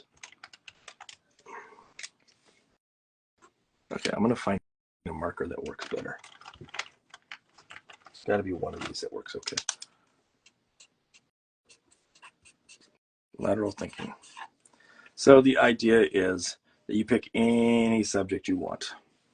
And so give me a subject, Michael. Like, just throw out any word, anything at all. Or better yet, how about a feeling? Give me a feeling, an emotion. something that maybe like what a little kid would feel, or, okay, you said underwater, so we can use underwater.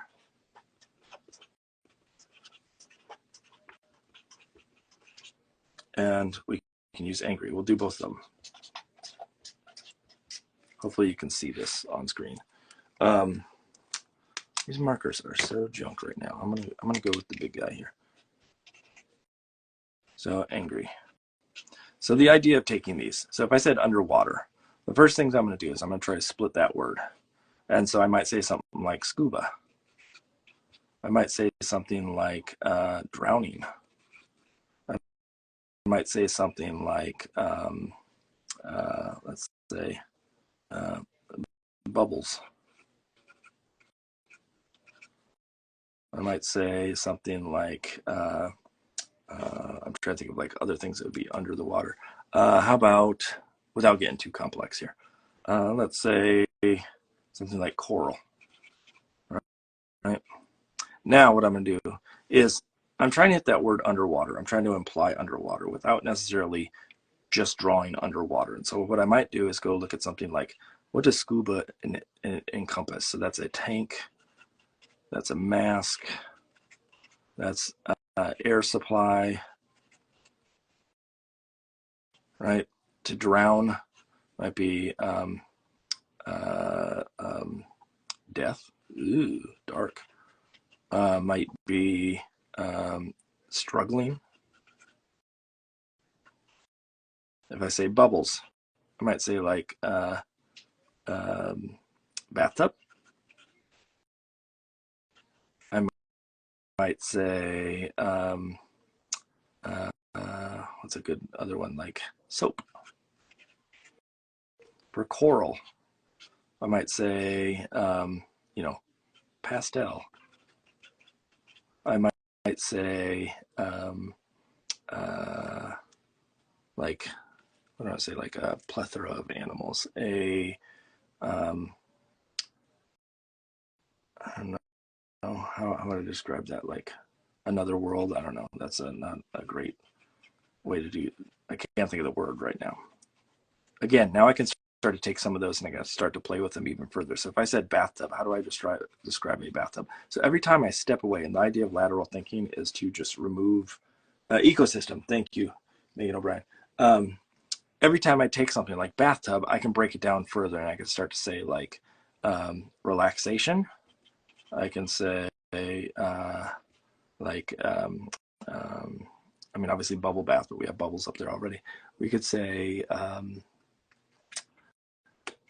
bathtub. I'm trying to think, like, I don't actually take baths, so this is harder for me to think of like bathtubs. Cleaning, meaning the person. And I know you have to clean bathtubs too, but cleaning, we could say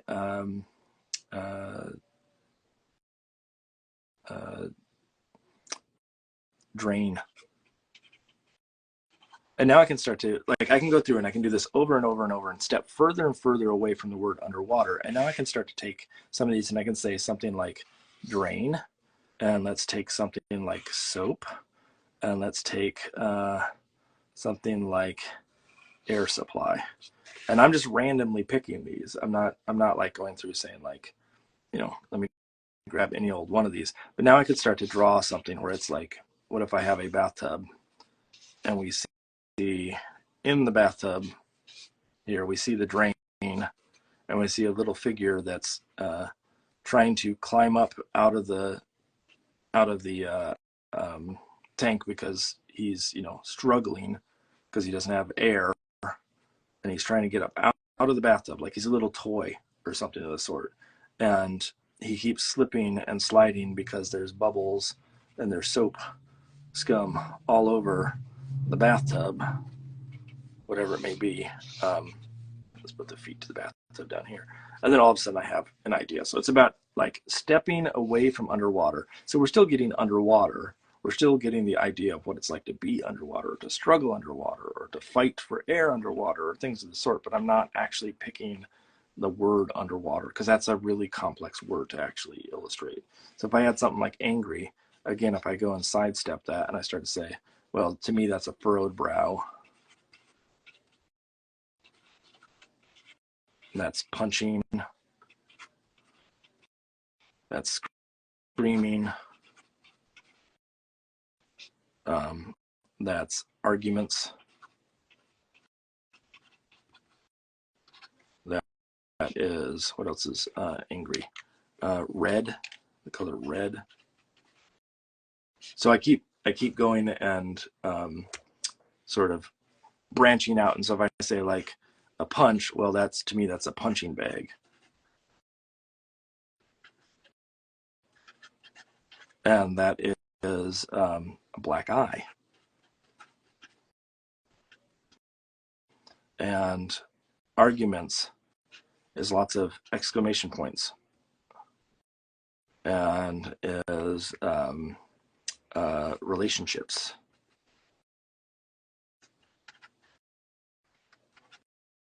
Right?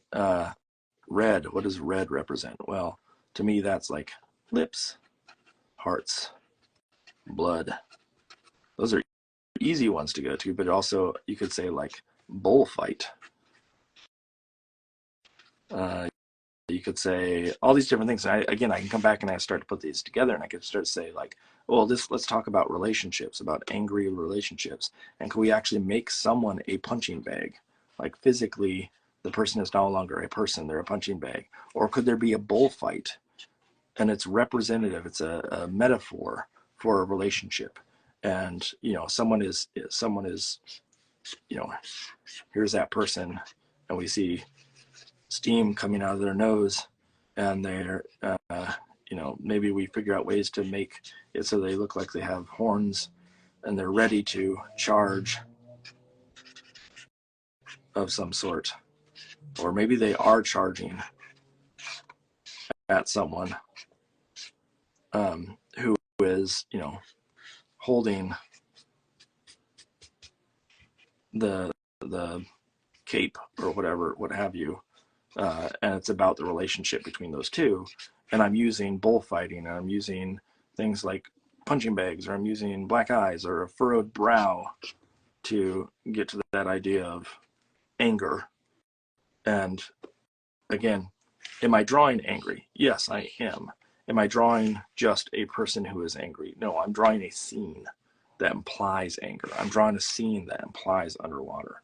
So I hope that helps. But lateral thinking is, or it's also called parallel thinking, is not a new concept. It's been around for ages. Or if you go look them up on Wikipedia, you can read about the history of sort of the process. But it's used in a bunch of different fields. It's about problem solving. It's about sidestepping the problem that is in front of you. And so to me, especially if I'm working on like editorial work or things of the sort, something that already has text provided to it, one of the best things that I can do is actually go take that text and highlight words within the text. So let's say it's an article that's about like, or better yet, I did an article one time that was about cryptocurrency. Now, do I know how cryptocurrency works? I still don't completely understand. But what I did is I took that article and I took specific words from that article I thought were interesting that I would highlight. So it talked about like a mountain of information. And to me, it's like, oh, well, that's all of a sudden I can draw a mountain and it can imply information. If there was things about like locking away investments and whatnot, it's like, well, a big what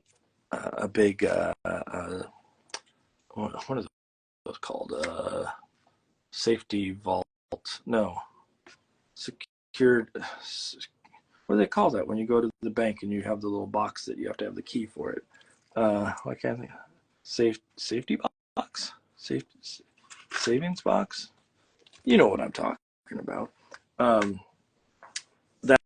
That kind of idea of like, if you figure out what the core is that you're trying to get across to your audience, then it's a matter of just going through and doing that sort of search for the right words, or for the sort of metaphors, or the approaches that may not be the most literal translation, but get you to the same end result.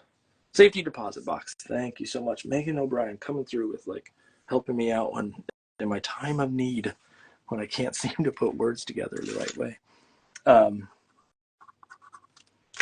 So again, I hope that helps explain a little bit. And it's, everybody has their own process. Everybody has their own way of working. But to me, that's the way that sort of has always worked best, is to sort of hunt down those words or those ideas and sort of expand on them over and over and over and again until I get far enough away from the original source that it doesn't feel like I'm just replicating what's already been done.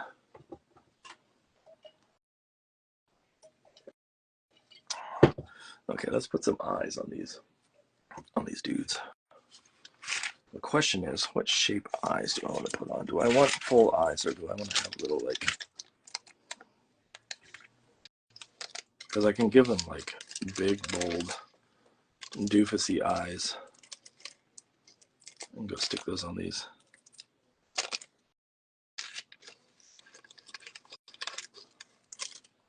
These guys, or I can come in and I'm doing little tests here to see if I can get them to play in the right way. So I come in and put big doofusy eyes on there. Or what happens if I come in and I put little tiny, or like,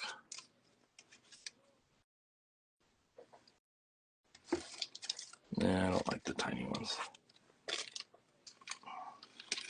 How big can I get away with it? Can I put really huge eyes on them? Is that too big? That's too big. I can tell that was too big, but let me see if I scale it down just a touch. I want them to look like they're partying. I don't want their eyes to be hidden underneath a bunch of wool.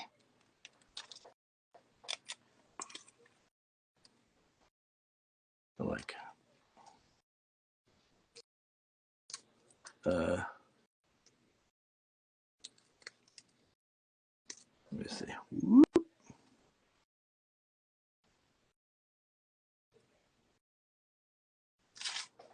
Let's try that. Oh yeah, Megan, you want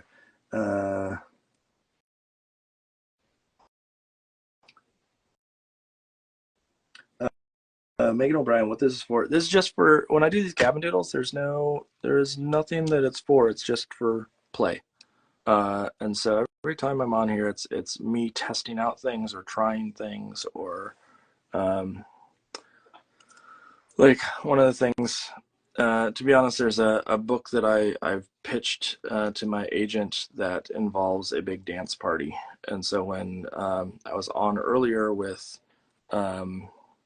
my guest, Tamisha Anthony, she said she was going to work on something that was about dance or having some characters dance. And so I saw it as my opportunity to put dance, or to test out that sort of dance thing. And I'm seeing, like, in working on this, I see some issues or some challenges that I would have for the finished image for that book. And now I can go back and I can adjust and make changes to potentially the drawing or the method in which I make it, that I can't just sort of, like, one of the things I'm having a problem with right now is there's just so much going on that trying to get all the details in and keep them in locations where I want them, like trying to get the legs in and make it not look like it's complete chaos is challenging. And so I would approach it differently should that book get picked up.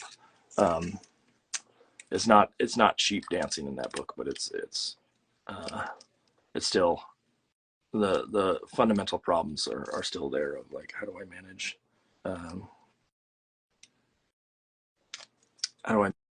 the arrangement and the layering and stacking of collage in something that is that congested. In fact, I don't think it's as congested as what this is, but it's still, there's challenges, let's put it that way. One of the things I am going to do in here, though, is I'm going to draw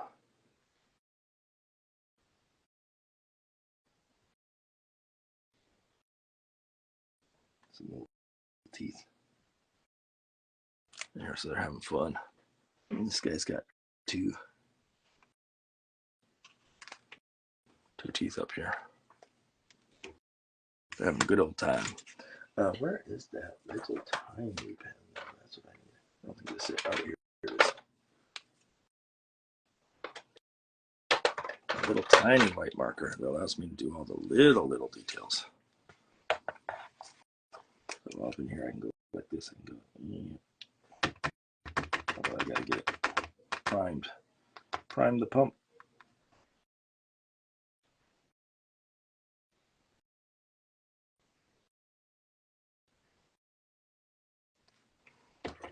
Needs more priming there. Let's see. There we go. Now it's doing the trick. So I can get those in there, and let me go paste these down.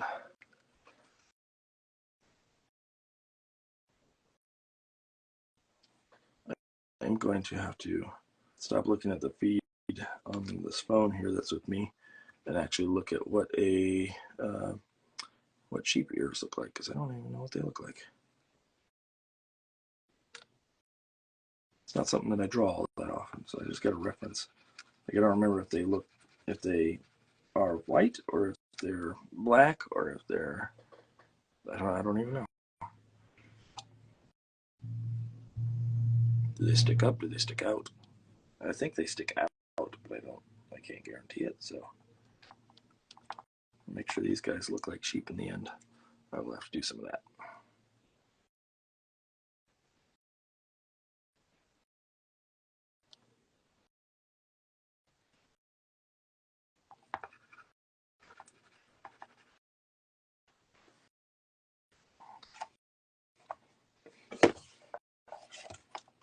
These eyes stuck down. Have I seen Wallace and Gromit? Yes, I have. There is sheep in that, aren't there? I'd have to. Are you saying for the reference for the ears? Because I'd have to go and sort of see what they. I still don't even remember what they look like in that.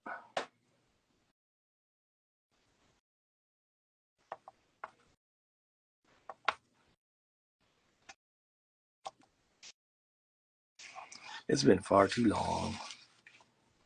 Let's see. Let's cut out some more eyes. In fact, Lauren, how's that iPad coming along? Has it charged anything at all yet? What?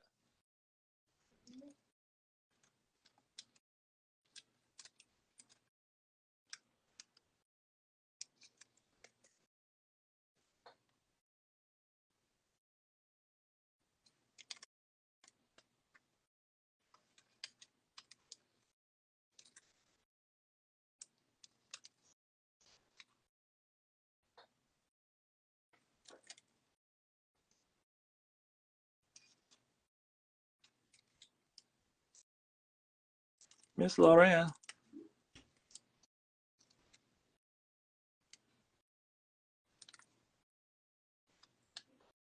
What?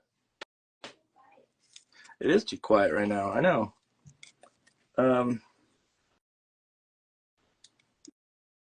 Megan O'Brien, good night to you as well. Thank you for tuning in. I am trying to.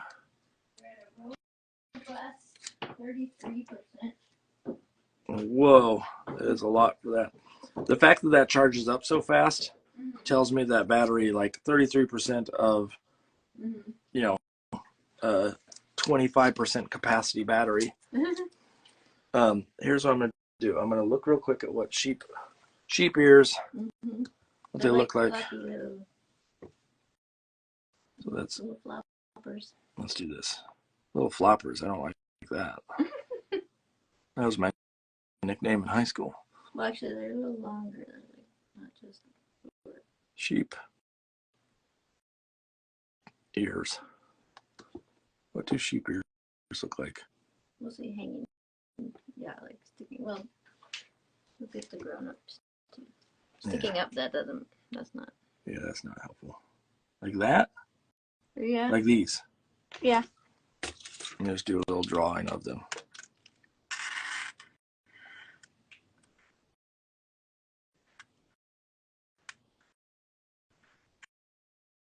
Yeah, just that. Even a little bit more like diamond shaped. Okay, that's enough thing get away with it.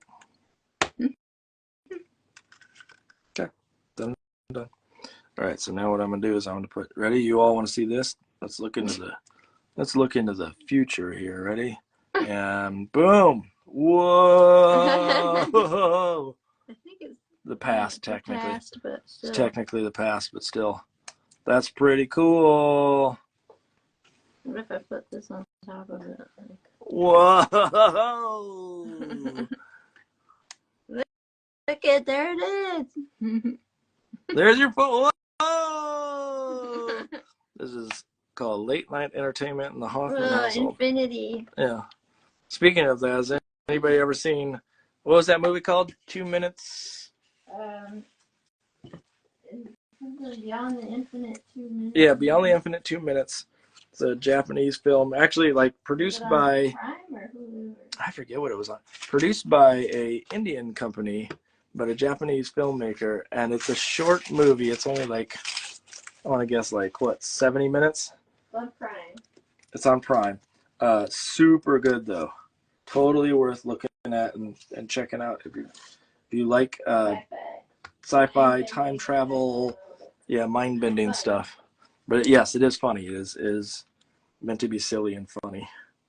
I mean, there's points in it where it's also on Tubi. Oh, it's on Tubi?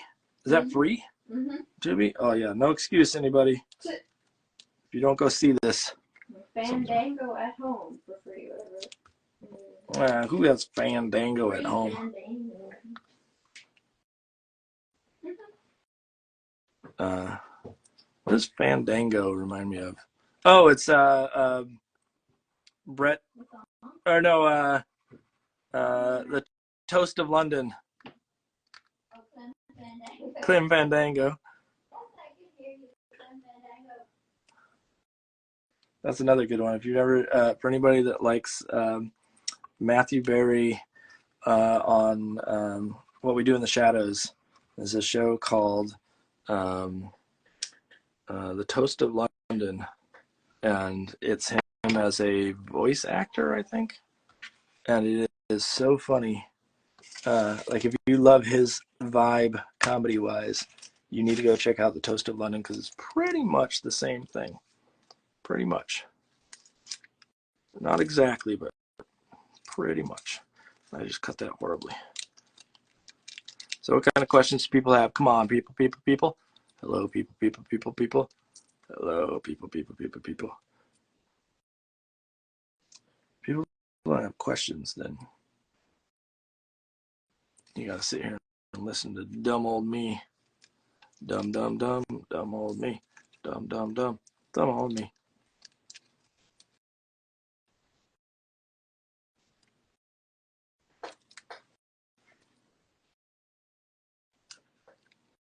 You know what? I got to get up early in the morning tomorrow. That's not cool. No one's going to say anything. You don't even care.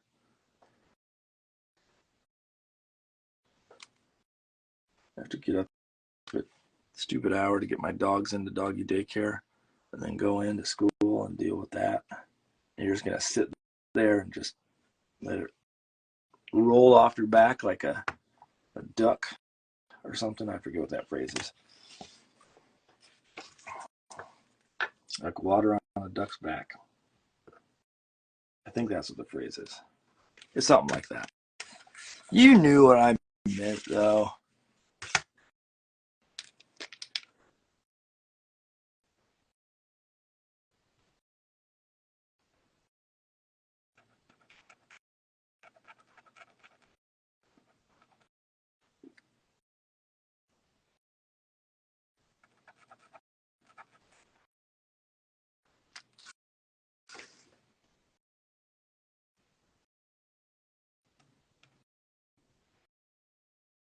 So let's see. I'm going to look up and there's going to be a question there in the comments. No! No questions in the comments. Okay. I'm going to give everybody a second chance. You get one more chance to put a question in the comments for me. And if I look up in just a second and there's nothing there, I am going to be so upset. So upset. To the point that I might actually just quit. Just art making in general. Because no one cares anymore. So I'm going to look up in 3, 2, 1. Lauren's trying. Misapi's trying. I'll give you A for effort. What if? Who, what now?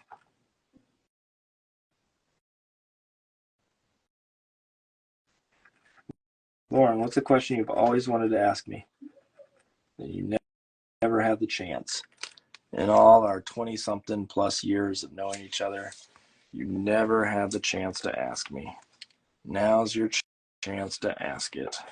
What's it gonna be?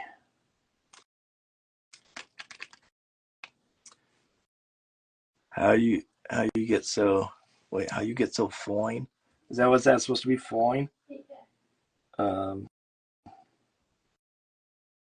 Genetics, baby.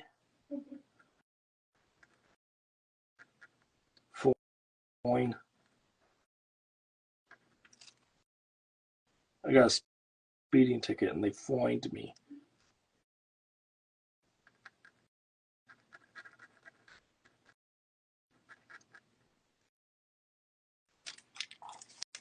They came through and fined me.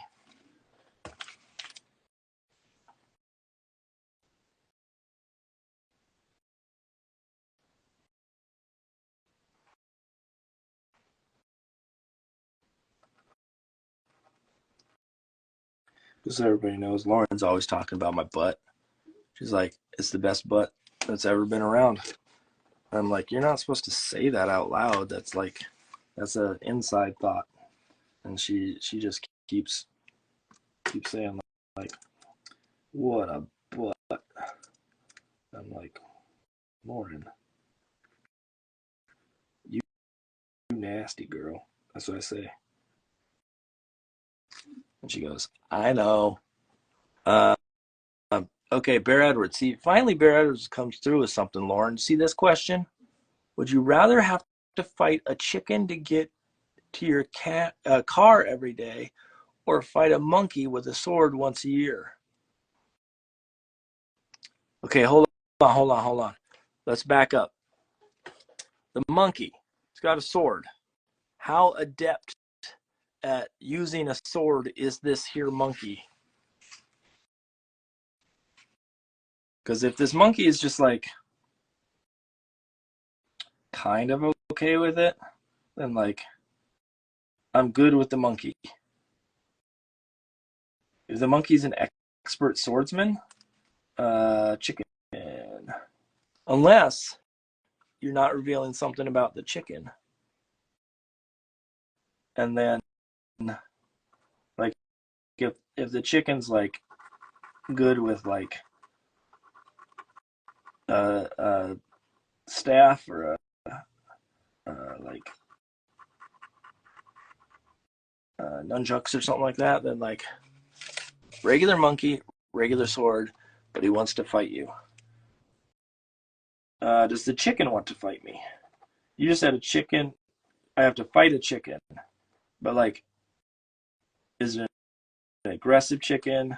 I need specifics here because I'm afraid I'm going to answer and then you're going to go, well, that chicken's really good with an Uzi, and they just shoot you. And then I'd be like, well, you didn't tell me they had an Uzi.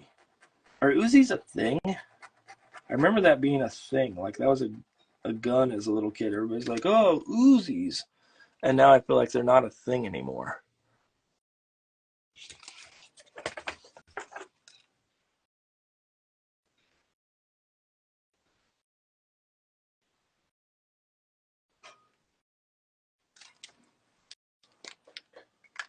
Okay, chicken is super aggro but unarmed. I'm going to go chicken. I think like a chicken, an angry chicken, I feel like once you're inside the door, it can't do anything. And then but a monkey, like, it's got opposable thumbs. It could open the door up and continue the fight. And so I feel like the chicken's an easier fight, but also, I also think that, like, as far as um, a monkey, like, monkeys are stronger than probably what a lot of people give them credit for. I mean, I don't know as a lot of people are like giving monkeys credit for things. It's not like people are going around like, yeah, that monkey deserves a lot. But I feel like I'd be afraid that I would underestimate the monkey too easily, and then in a fight, that monkey would just wallop me. Um, I mean, I know that, like, gorillas and chimpanzees and like chimpanzees can like tear your face off, and so I'm not cool with that, and I don't particularly want to have my face torn off, and so I'm gonna probably just aim towards the chicken at this point, and just say that's enough of a fun fight for me right there, that I can just get away with that. How's that answer?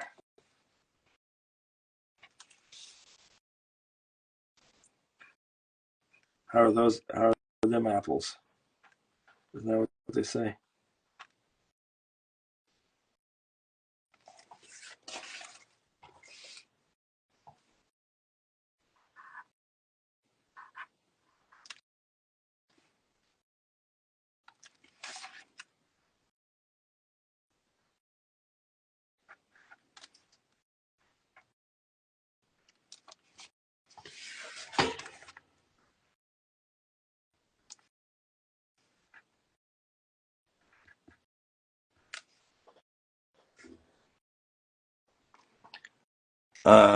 Monkeys. So wait, anyone see the movie? Nope.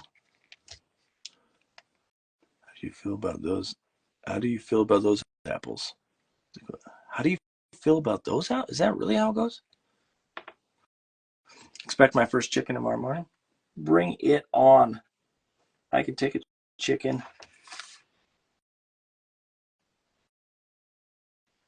This is where it cuts to like next week. For Gavin Doodle, I have stitches. Like, chickens are tougher than I thought. I'll never say a bad thing about a chicken ever again.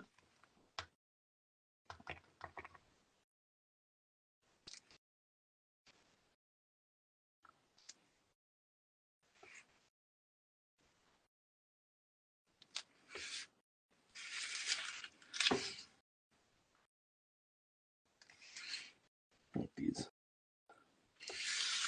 points on these ears a little sharper here. Sharp ear points. Sharp ear points. Sharp ear points. Oh, and sharp ear points. Sharp ear points. Sharp ear points. Little white socks and some sharp ear points.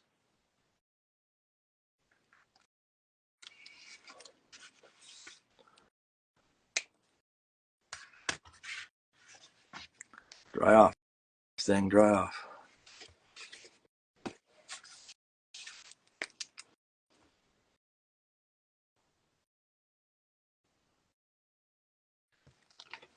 Two little teeth. Teeth, teeth, teeth.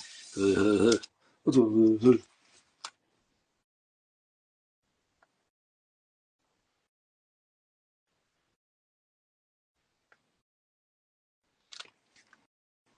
teeth, teeth.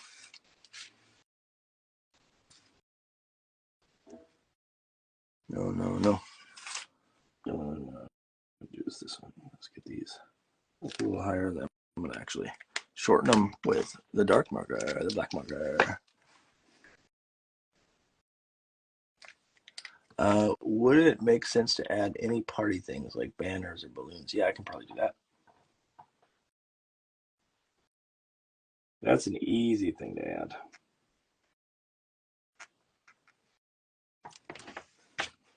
First, I got to figure out how I'm going to do a couple other little details on this.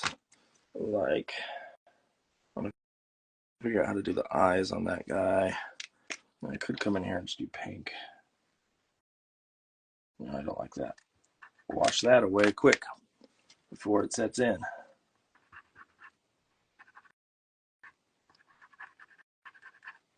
Close enough. Okay. And I got to get the, I like this for the mouth on here. Good mouth. I like that mouth. I'll put a couple little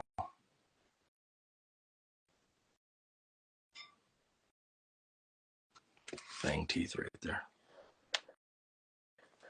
Like that.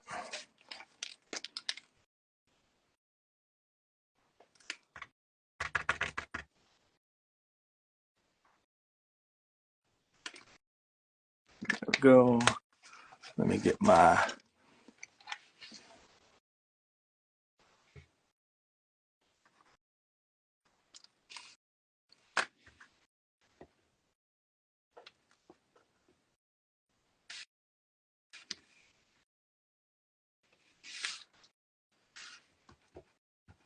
pencil out here and get rid of anything that's extra that I don't need pencil wise, because there's some little graphite lines. Okay, now let's get in here. Let's do some of these little colors. Colors. Colors. Oh, yeah.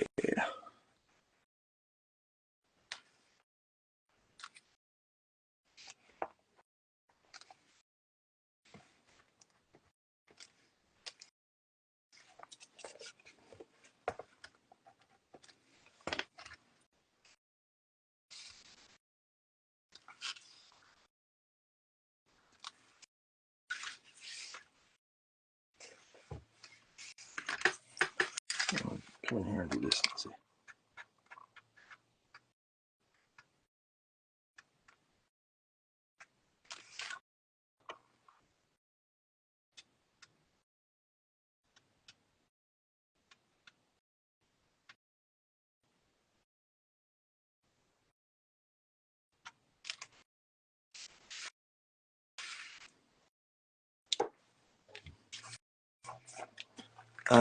Okay.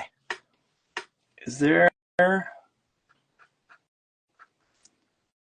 it comes to sheep's hooves, I guess I can just do this and then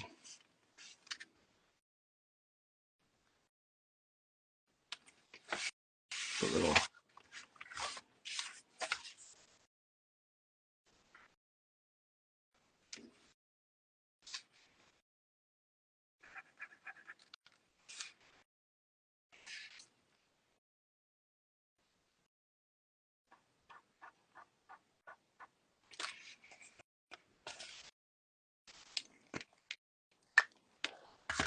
party lines.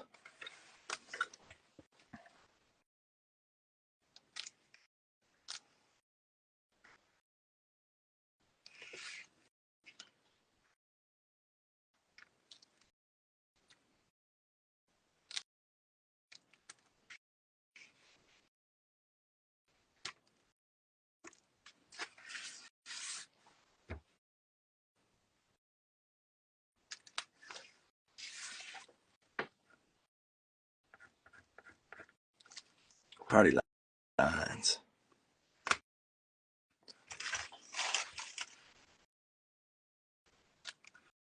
Oh, don't like that color. Don't like that color. No, I don't. Try that one.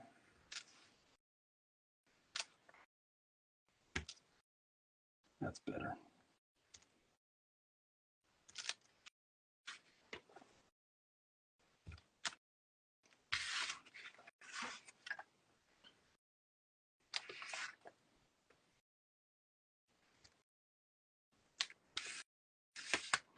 And I want black pencil or something really dark.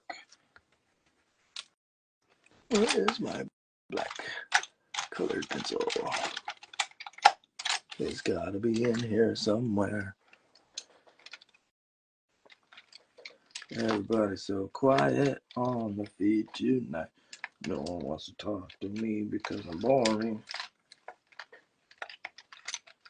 Other people just talk to me. They realize that I am really cool.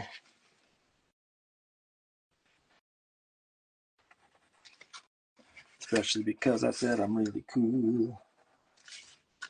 Definitely means I'm cool. Only cool people talk about being cool.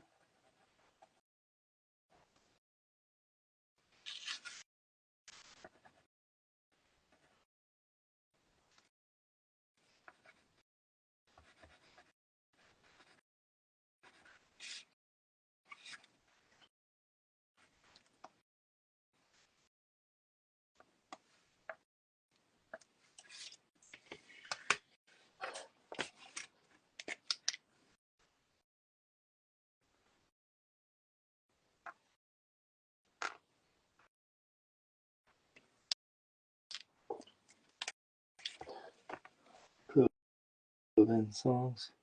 Clothing songs.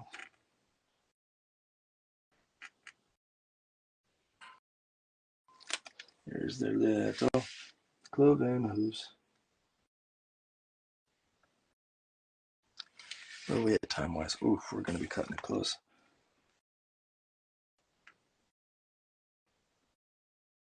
I don't want to make it 2 sessions because then I have to edit 2 sessions together.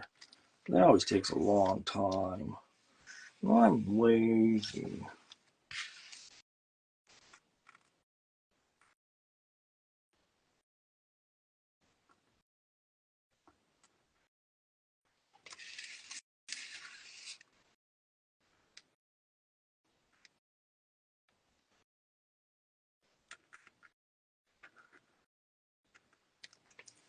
I wanna.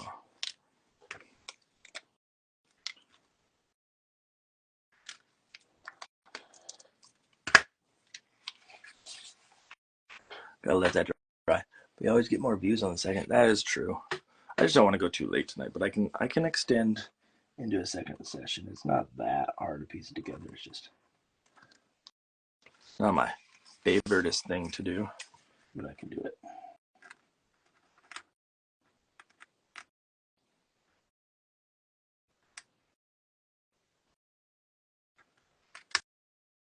Also, because I don't have to go anywhere this weekend, makes it a little bit easier. A little bit easier to manage. We were going everywhere these last week. 3 different events in 1 week as 40-something parents. That's unheard of. Why would you go participate in life outside your house?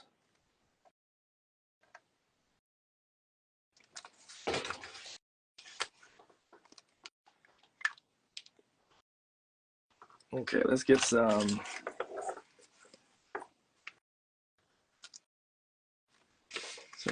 pink on the cheeks of Mr. Wolf.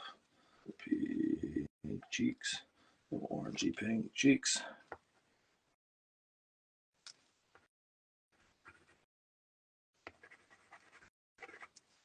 Let's get some pink up in his ears right here.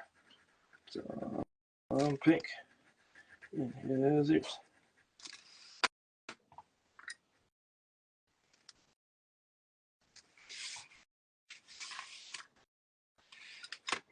And then we'll get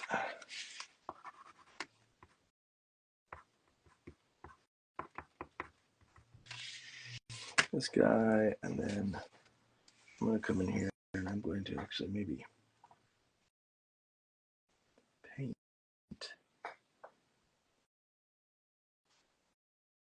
this little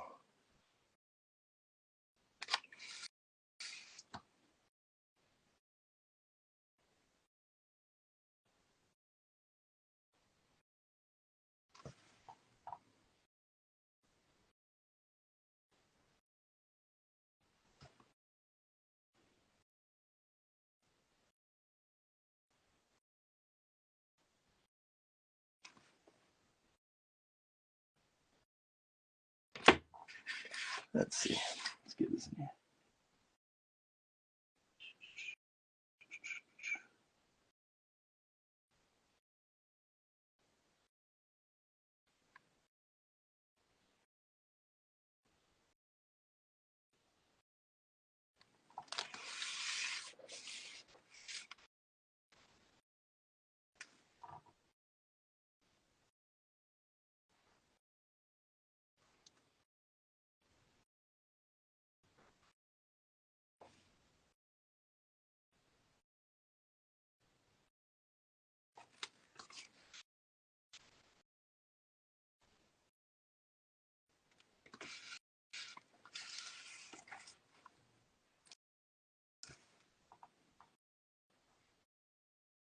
Let's see if I get this.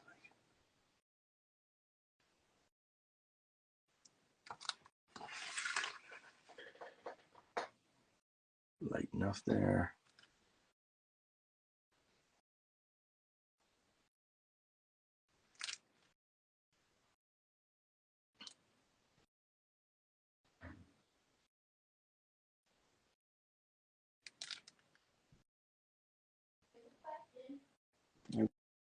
Okay, I'll look in 1 second. The question is, I had a question about selling originals. I missed it. Let me go back.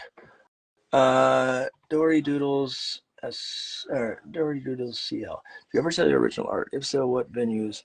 Have you had any gallery shows? Love to hear about it, or if you plan to. Yes, that's a very good question. So I do sell artwork, and I sell that artwork primarily through a couple of galleries. The like fine art stuff that I do through galleries, and so that's primarily Nakata, which is it's the Nakata Gallery. It's in Portsmouth, New Hampshire, and they do a variety of different shows,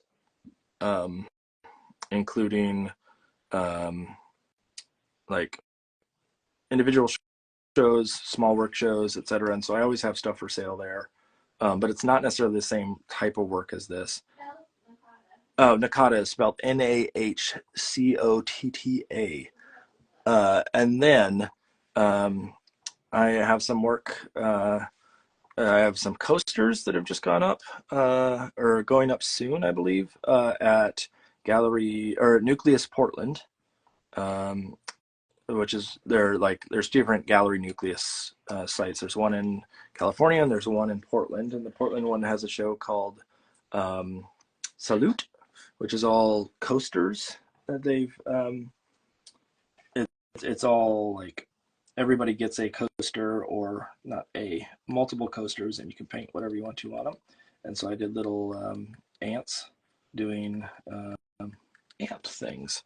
It's the best I can describe it. And then I have work that's going to be going into Gallery 1988 that I need to actually make the work for soonish, because that show is coming up soon. I mentioned some of it tonight during this part of the Gab Doodle, but early on. There's a show about cult movies, and then another one that I'm going to be in that's about the movie Clue. So it's all artwork themed around those. And then I also sell artwork on my site, on my website.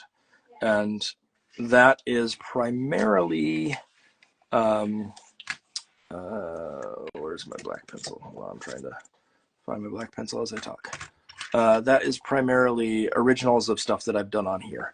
And so if there's things that you see that like I've done on Gamma Doodle, some of them I've sold already or traded or done other things, but most of the work that's recent has not been sold because I do it in batches. And so if you see something you're like, ooh, I really want that piece, you let me know and I can sort of quote you a price on it.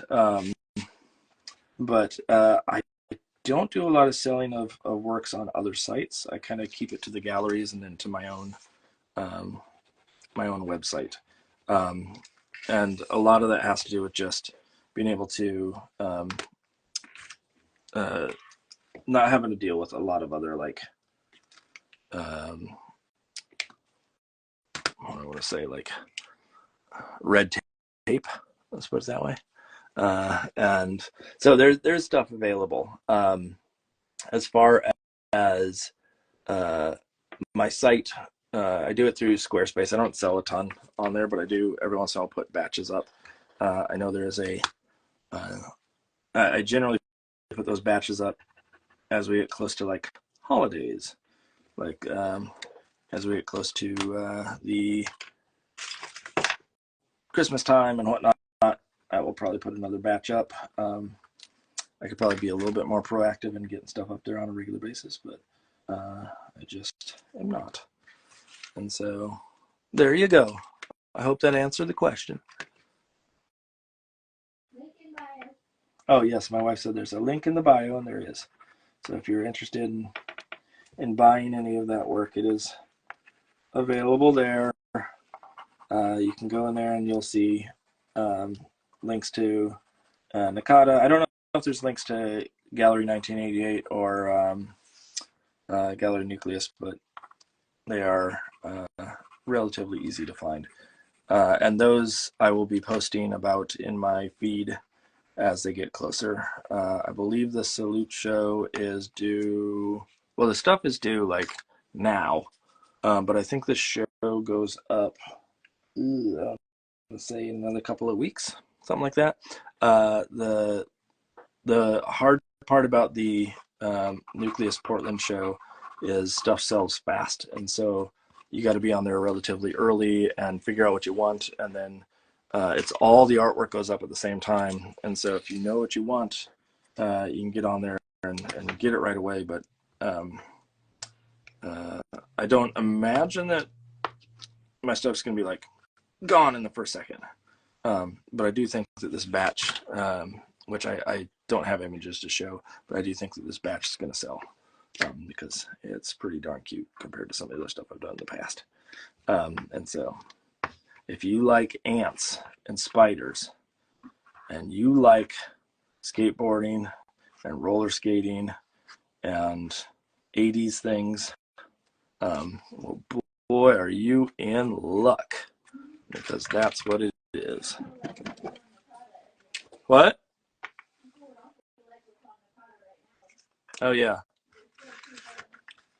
Oh, yeah, I do have bugs on Nakata right now. I have some bears. I have what? Oh yeah, little stool people. I know stool people does not sound that great in that the way that's said there, but I also realize it's not stool people, it's spool people, which makes a huge difference in how that sounds. But you can go hop on those and find that again at Nakata. And there's some other, I do a lot of like, for the stuff from Nakata tends to be sort of folky art. It's the best way I can put it. Sort of found object wood chunks that I draw on and paint on, and that becomes the finished piece. Whereas the stuff I do for other galleries can be a little bit more collage-y and whatnot. Although the Gallery Nucleus, you're not allowed to do collage, so that stuff is not collage. Just so anybody that's going there looking for collage work, they don't allow collage on the coaster, so it's just paint. But it still looks like the rest of my work, so I don't think it's really much of an issue. But just know that it's paint instead of collage. Although this is paint and collage, so it's not like it's that different.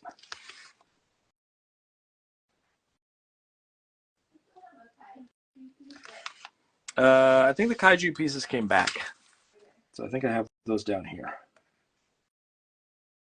I did a show that was at Gallery 1988, or Giant Robot. I'm sorry, it was at Giant Robot.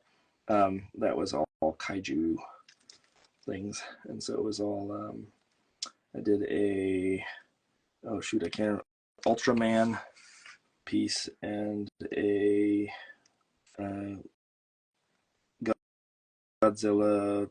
It wasn't Godzilla. It was a monster from one of a kaiju from one of the Godzilla movies, and I can't remember what it was called.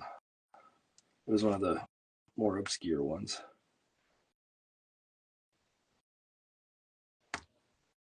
I just remember he sort of was themed on a hippo or something like that. It was some weird variable along that lines.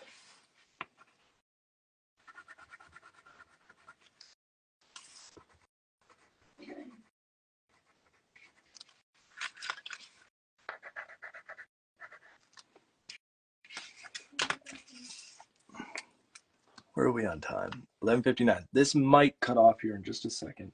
Let me see if I can answer the last little question I saw that popped up before it cuts off. Would you ever do a Gab and Doodle with your students or artists that are new to the industry? Yeah, I've actually talked about doing that with, especially with students, of having a night where we sort of have students on, and the challenge is like, who do I have on? How long are they on for? Sheep party, sheep party, sheep party, sheep party. Sheep party. Hello, everybody. Welcome to part 2 of Gab and Doodle with me, your host, Mark Hoffman. Am I a sheep? No. Am I a wolf in sheep's clothing? No. Am I a person? Yes. Secretly, yes. I am. Hi, Corn. I am a person. A person of the finest, sharpest mentality known around. I just wrote any, me, anything. Instead of ask me, just as I said I was very sharp. I was trying to type in something. I typed in something wrong. Boom. And then I'm going to pin that. Pin that. There we go. I said pin correctly. I'm going to pin that to the top of the feed.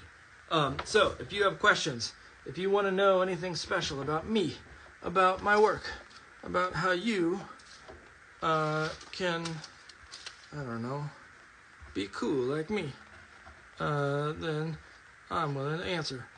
If you think that I'm not cool, well then, go away, because I don't want you here then.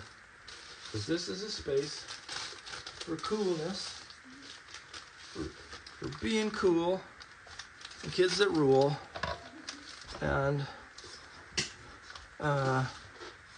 whoa, wait.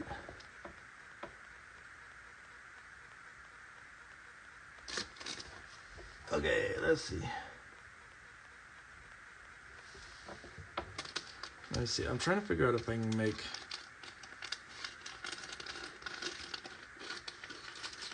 balloons. If so, what color?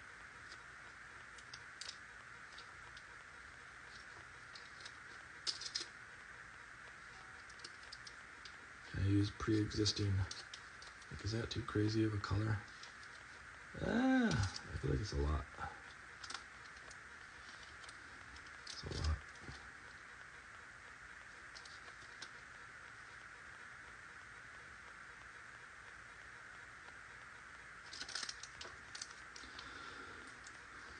Yeah, I think that's too much. Okay, let's try a different route. Let's try somebody once told me, oh, just go in the room. I ain't the sharpest tool in the shed. Lauren, wasn't that your favorite song growing up? Didn't you say that the other day? You said something about like your favorite song ever growing up was, yeah, you're like, you said something about you love Smash Mouth, and then you said, no, wait, not just Smash Mouth, Sugar Ray, and then you also love the band Len, and then you said something about how you used to be really big into Crash Test Dummies, and you had all their albums, and then there was something, could have sworn there was something about you loving O-Town. Is that right? Does that ring a bell?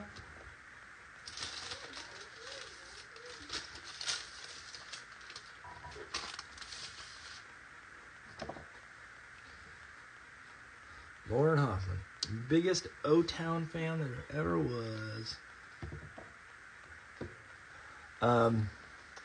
Dory Doodle, CL, I really love stop motion animation. Are you a fan of it? And if so, what might be your favorite? I like animation. I don't watch a lot of animation. So one of the things I talked about with our guest tonight, Tamisha, was I worked in animation for a while. I think it kind of burnt me out. So I'm just not like, I don't know, the charm is not there as much as it once was. So most of the stuff, if I'm going to watch it, it's going to be either like really weird, quirky stuff that is maybe not super like commercial, or is going to be sort of fine art things. Not that I watch a lot of fine art animation all the time, but one of the animators that I love was oh shoot, what was his name? Atsushi Wada, who did these really, they're not stop motion, but they're cell animation. Or no, I think they're actually digital, but they were done with a pencil and then digitally composed and whatnot. But Atsushi Wada, I think it's ATSUSHIWATA or WADA. Yeah, if you type in, you'll find it. But he did some really just wacky stuff that I really enjoyed. We saw his work up at the the Ottawa International Animation Festival, OIAF. There we go. As far as stop motion, I mean, like, obviously, like Leica and stuff like that is cool and whatnot, but it's not something that I instantly go out and try to find. I'm more probably vibing on like stuff by Pez, P-E-S, or I'm trying to think of other folks that do some interesting sort of stop motion. And Pez stuff is like almost pixelation, because I think the hands are involved. I don't know where that crossover is, but does some awesome stuff. Yeah, I don't watch enough of it, but I'm not like going out of my. I don't even know when the last time I turned on Cartoon Network is. I mean, one, we don't have cable, so that's part of it. But even before then, I can't think of a time where I was like, yeah, I gotta tune in Cartoon Network.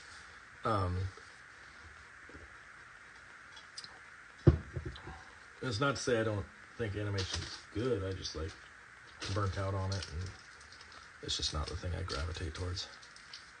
I mean, obviously, there are people like Jan Svankmajer and the was it the brothers Quay or the Quay brothers? I'm drawing a blank. They do cool stuff, but it's like, I don't know.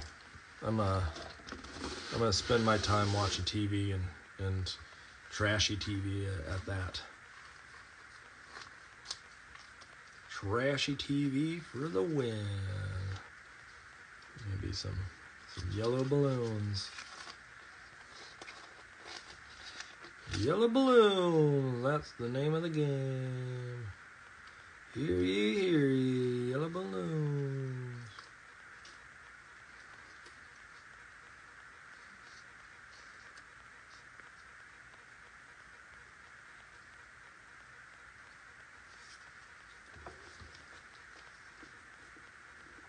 Yellow balloons, yellow balloons. Hear ye, yellow balloons.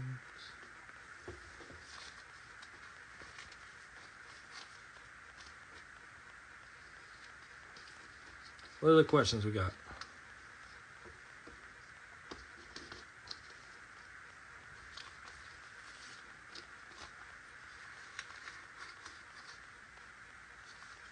There's got to be some other questions here. I know it. How about Arvin? Yeah. Actually, what was the one that was it Creature Comforts that was his first one, or the leopard speaking in the zoo? That was one that I always thought was really awesome. I could see, yeah, Shaun of the Sheep, Shaun of the Sheep, yes. I think I've seen that one ages ago. Yeah, anything that's got a lot of sheep, I could understand. Kelsey W., what things you going to make today? So I'm working on this guy, this sheep at a party, and a wolf is the party crasher, which I didn't even plan for that, but that makes sense, right, Lauren? It's called. I could call this piece Party Crasher. See? I know what I'm doing. It's like I had that plan from the beginning. Right now I'm just cutting out balloons.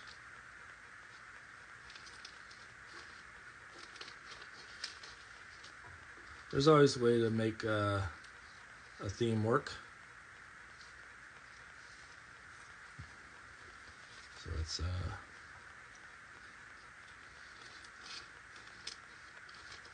crashing parties.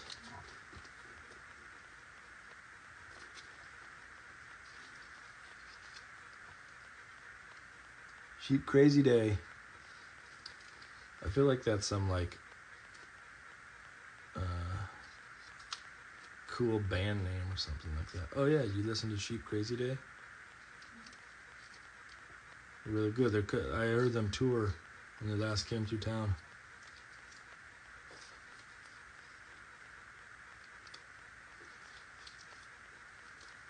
Oh yeah, I know the drummer in Sheep Crazy Day.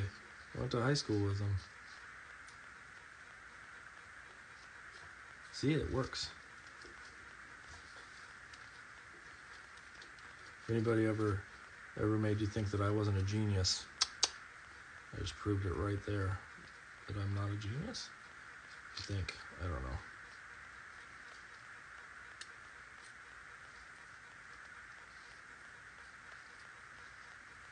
Let's see. Cutting out balloons. Big old stinky balloons. Why are they stinky? I don't know. But they're stinky balloons. Stinky balloons.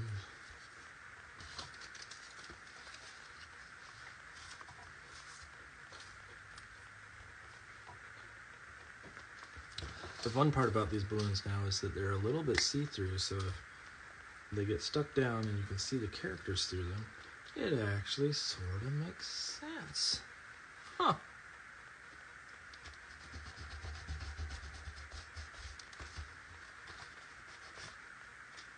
It's like I almost had that planned. I didn't, but it's almost like I did.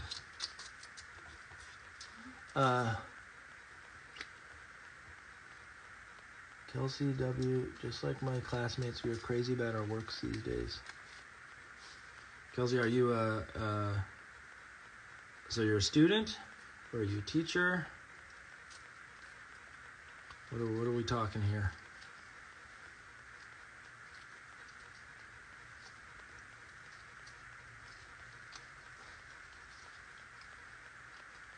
And what do you mean works? Ooh, I'm asking all the tough questions tonight. You can't just drop in here and say something like that and expect to walk out. Just drop a bomb and then leave.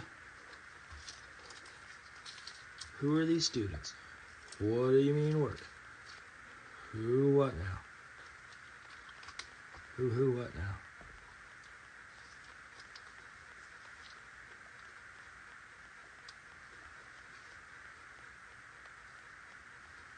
Too centered.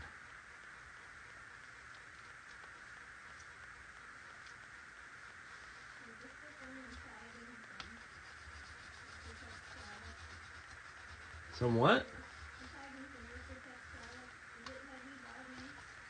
Liquitex Heavy Body and Liquitex Acrylic Wash.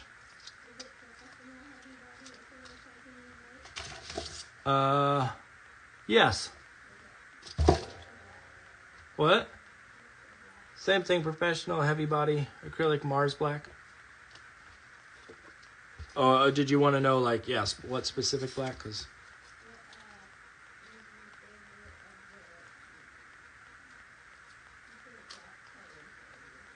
favorite acrylic wash colors. Hold on a second. I mean, the color that I like a lot that shows up in a lot of the work is this one. It's fluorescent opera pink. But I also like my yellow oxide. And then I'm a big fan of, well, this one here. This one's a good one. Unbleached titanium's good. Bright aqua green, pretty good one.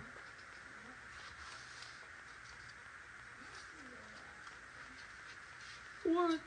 You can tag those specific ones? That's weird.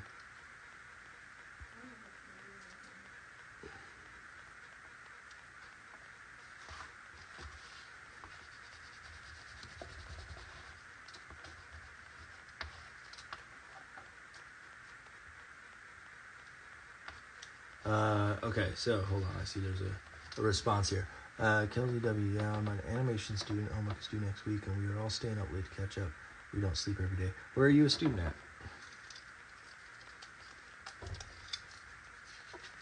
Don't tell me you're at my school. Because classes are done. You shouldn't be staying up late. Your homework was due. Finals have already happened.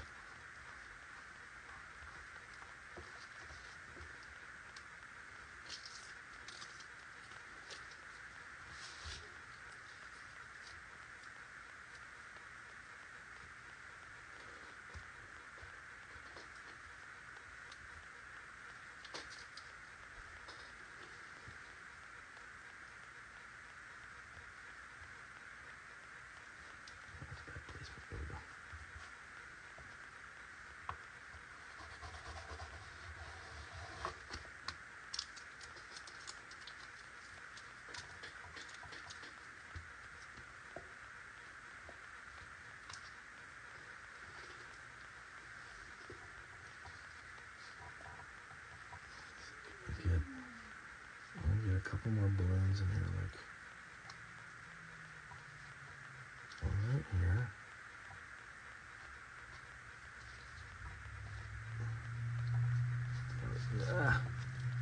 Hands are so sticky. It's glue that it's not staying stuck. There we go. Got it.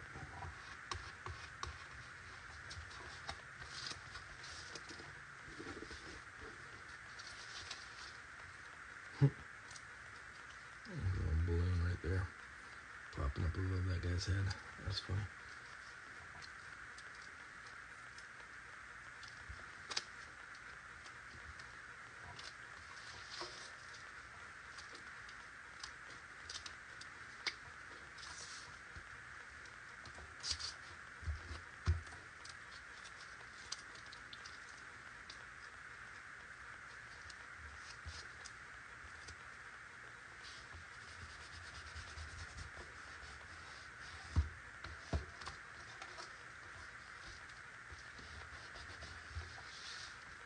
Okay, let's see. I got a couple more balloons to stick down.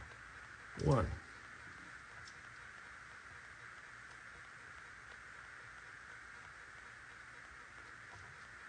I know there should be a balloon up here. If there isn't, there's something wrong. Has to be one up there. Has to be. And then I kind of do like the idea of like one right above the sheep's head. I think it's funny.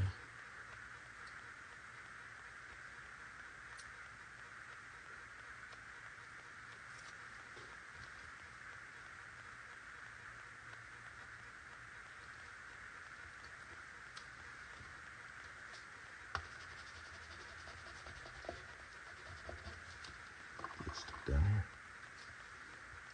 Kelsey W, I don't know if if you heard my question of where do you go to school? Where is school?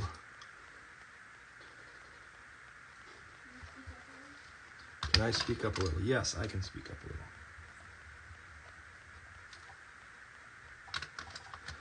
Boy, can I ever. And I gotta draw lines for these. And what color lines? I kind of like these. Sort of.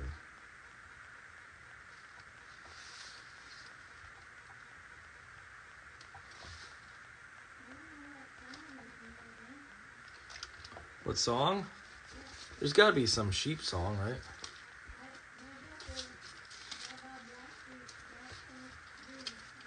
I didn't quite follow what that was because I didn't see a thing that said like, "Hey, what song are they dancing to?" Oh, I missed the first part then. What song should they be dancing to? I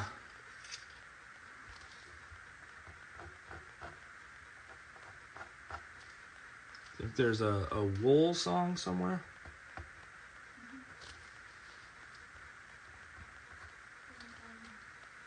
What? What do you mean? Oh.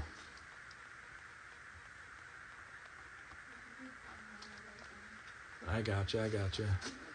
How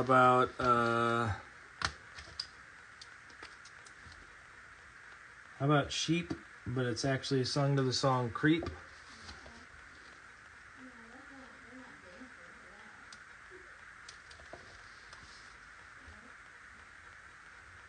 Or if they are, it's a different type of dancing.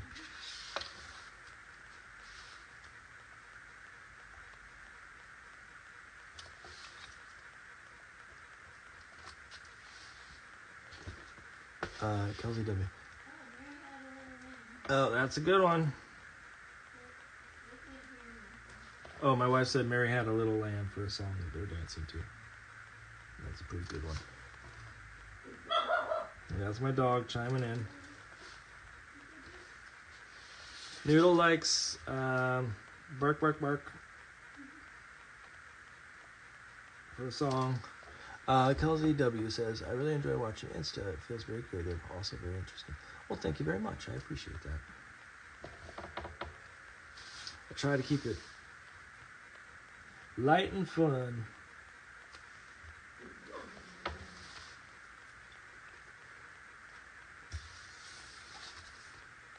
Put a little bit extra color pops in these.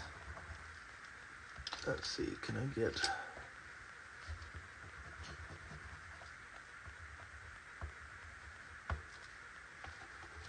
some little touches of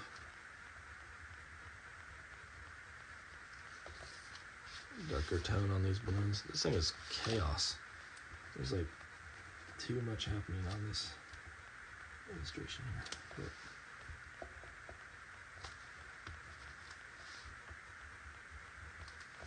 But it is what it is. So I just sheeping on down low. Yeah, I'm trying. There's gotta be something with sheer in the title. You have one?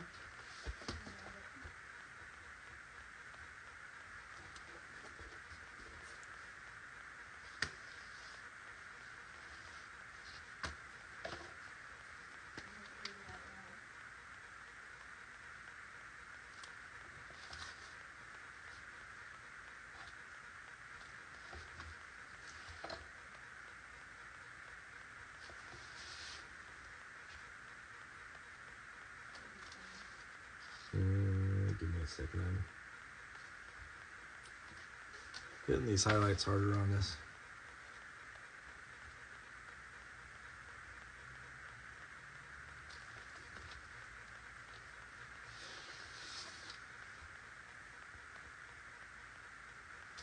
I feel like there's got to be like some like punk song or something like that would make sense for it. Ba ba ba ba ba ba. Oh, I get it. It's what are they called? Beach Boys. There we go. Sheep, I'm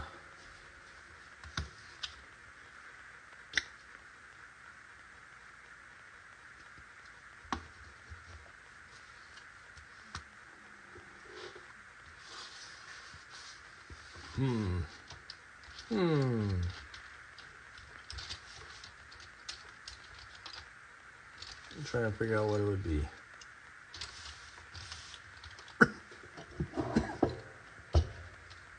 You? What's that? Can't help fall in love with you. Lauren. I don't know whether to be proud or ashamed. Or both. What?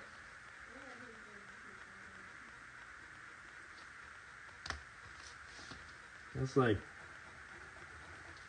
saying the devil would have appreciated. Like,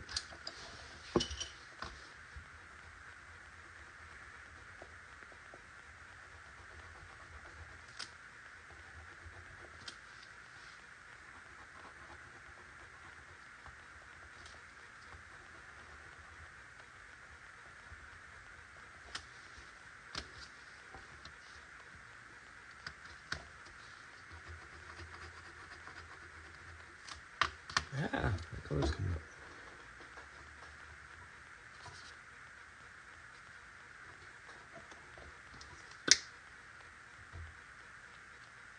Can't let that happen. Gotta fix it, fix it, fix it.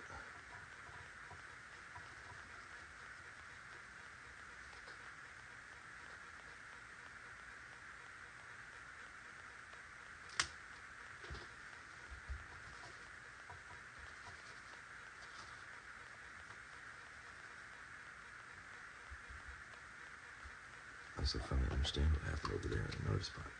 I'm not talking loud enough. I just realized I wasn't talking loud enough for what I was trying to say there to folks. There's a couple little spots here that the color went a little funky. I'm trying to adjust it. It's the you can't draw back on top of the paint, on top of glue, on top of what do you want to call it?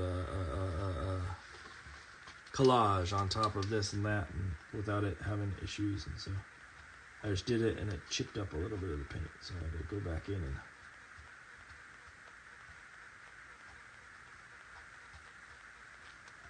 touch it up.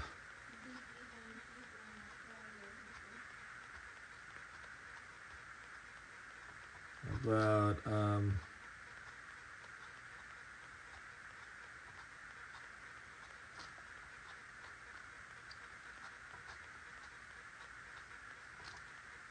it's gotta be something about bleeding, and it could be bleating.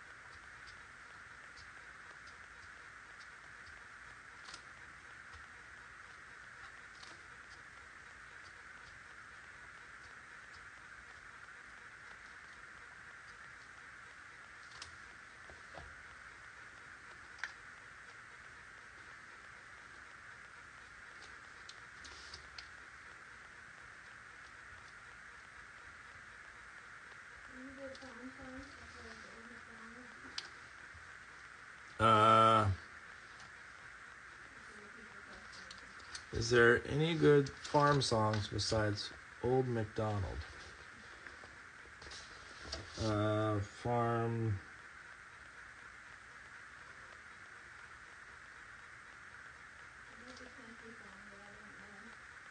Yeah.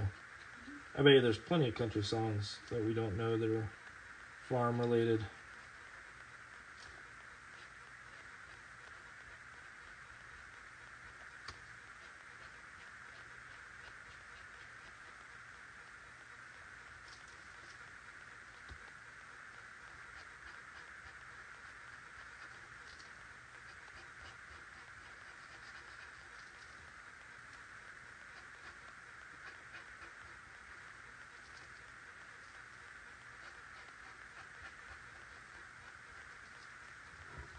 Farmer in the Dell featuring Drake. I don't even understand. There's some like beef between Drake and someone? I don't even know. Kendrick Lamar? I don't understand what's going on. I just know that it's in the news.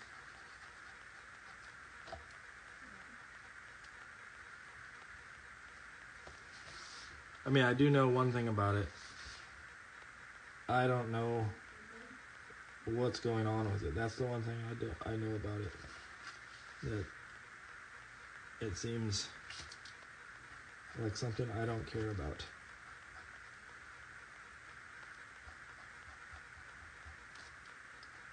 In the world that we're living in today, beef between those two.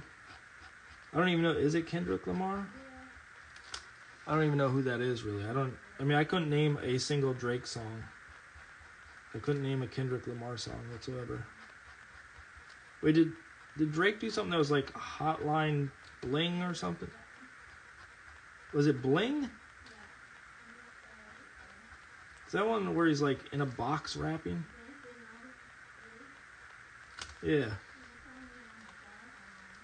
Oh, that one.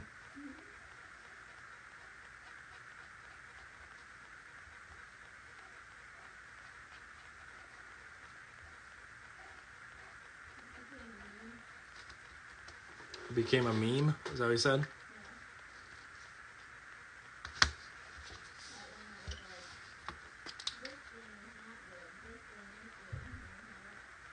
Nope.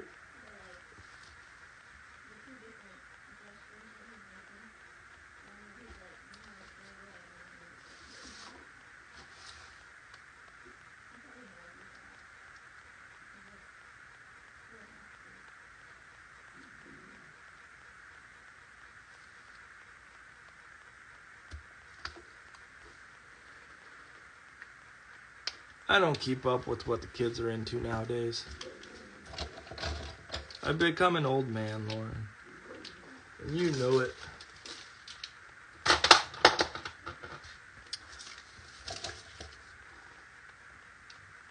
I'm an old fuddy-duddy. Whoa, dog.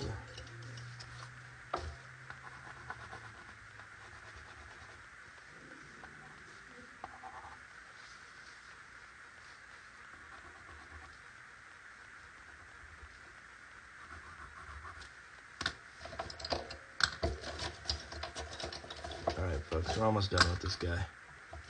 Just wrapping up a few little odds and ends here. Putting some extra colors into a couple of these locations here. Also, don't like that, so I'm going to fix that as well in a second.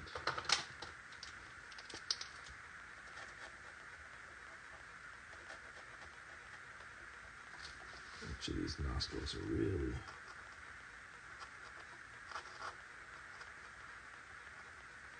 visible in the end. There we go. Okay. Did that guy have nostrils up there? I guess he didn't. Nice and little.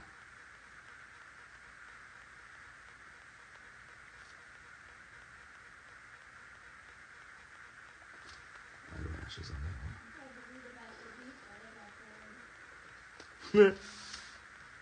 My wife just said that she tried to read about the beef of Drake and Kendrick Lamar and got bored.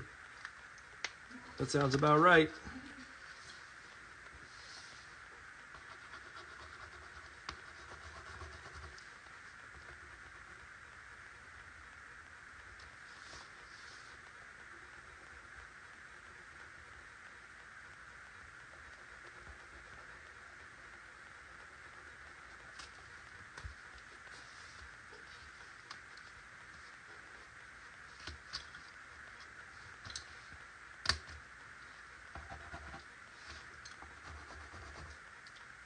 Remember that one time I tried to read about the beef? No one liked that terminology.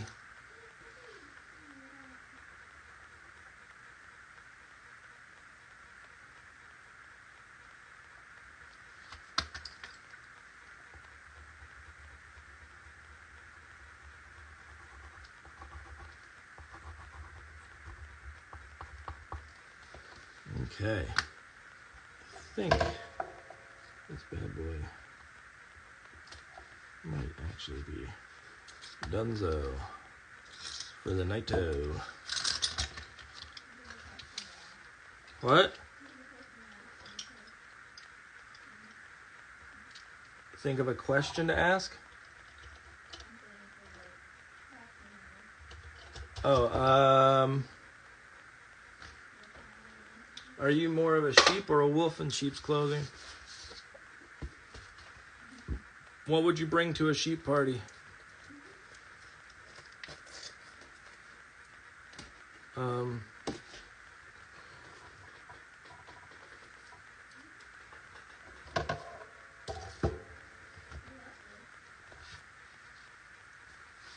Sheep.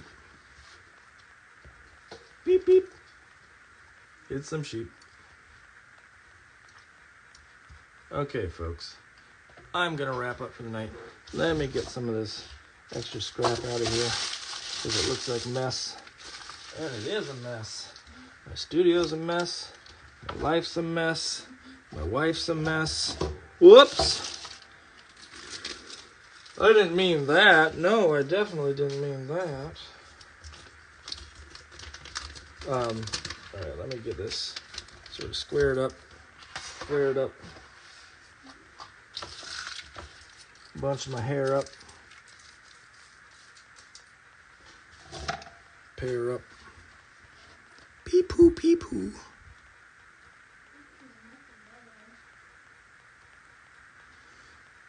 Mustard yellow for a fine fellow. All right, folks. I think that may be it for the night. I hope you had a wonderful time joining me for part 2. If you can, please go check out part 1 when I had my special guest on, Tamisha Anthony. She was wonderful. Next week we have on Erica Sirotich at 8 p.m. She'll be my 99th guest. And then the next week, 100th guest. Whoa. Cool, dude. As Stephanie, no, who is it that, who said, like, who was the Full House? Michelle. What did she say? Hey, dude. Or something like that. Yeah. That's all right. Good times. That's how we end it. Y'all have a lovely evening. I'll be back next week. This is some sheep and a wolf. Wolf. Good night.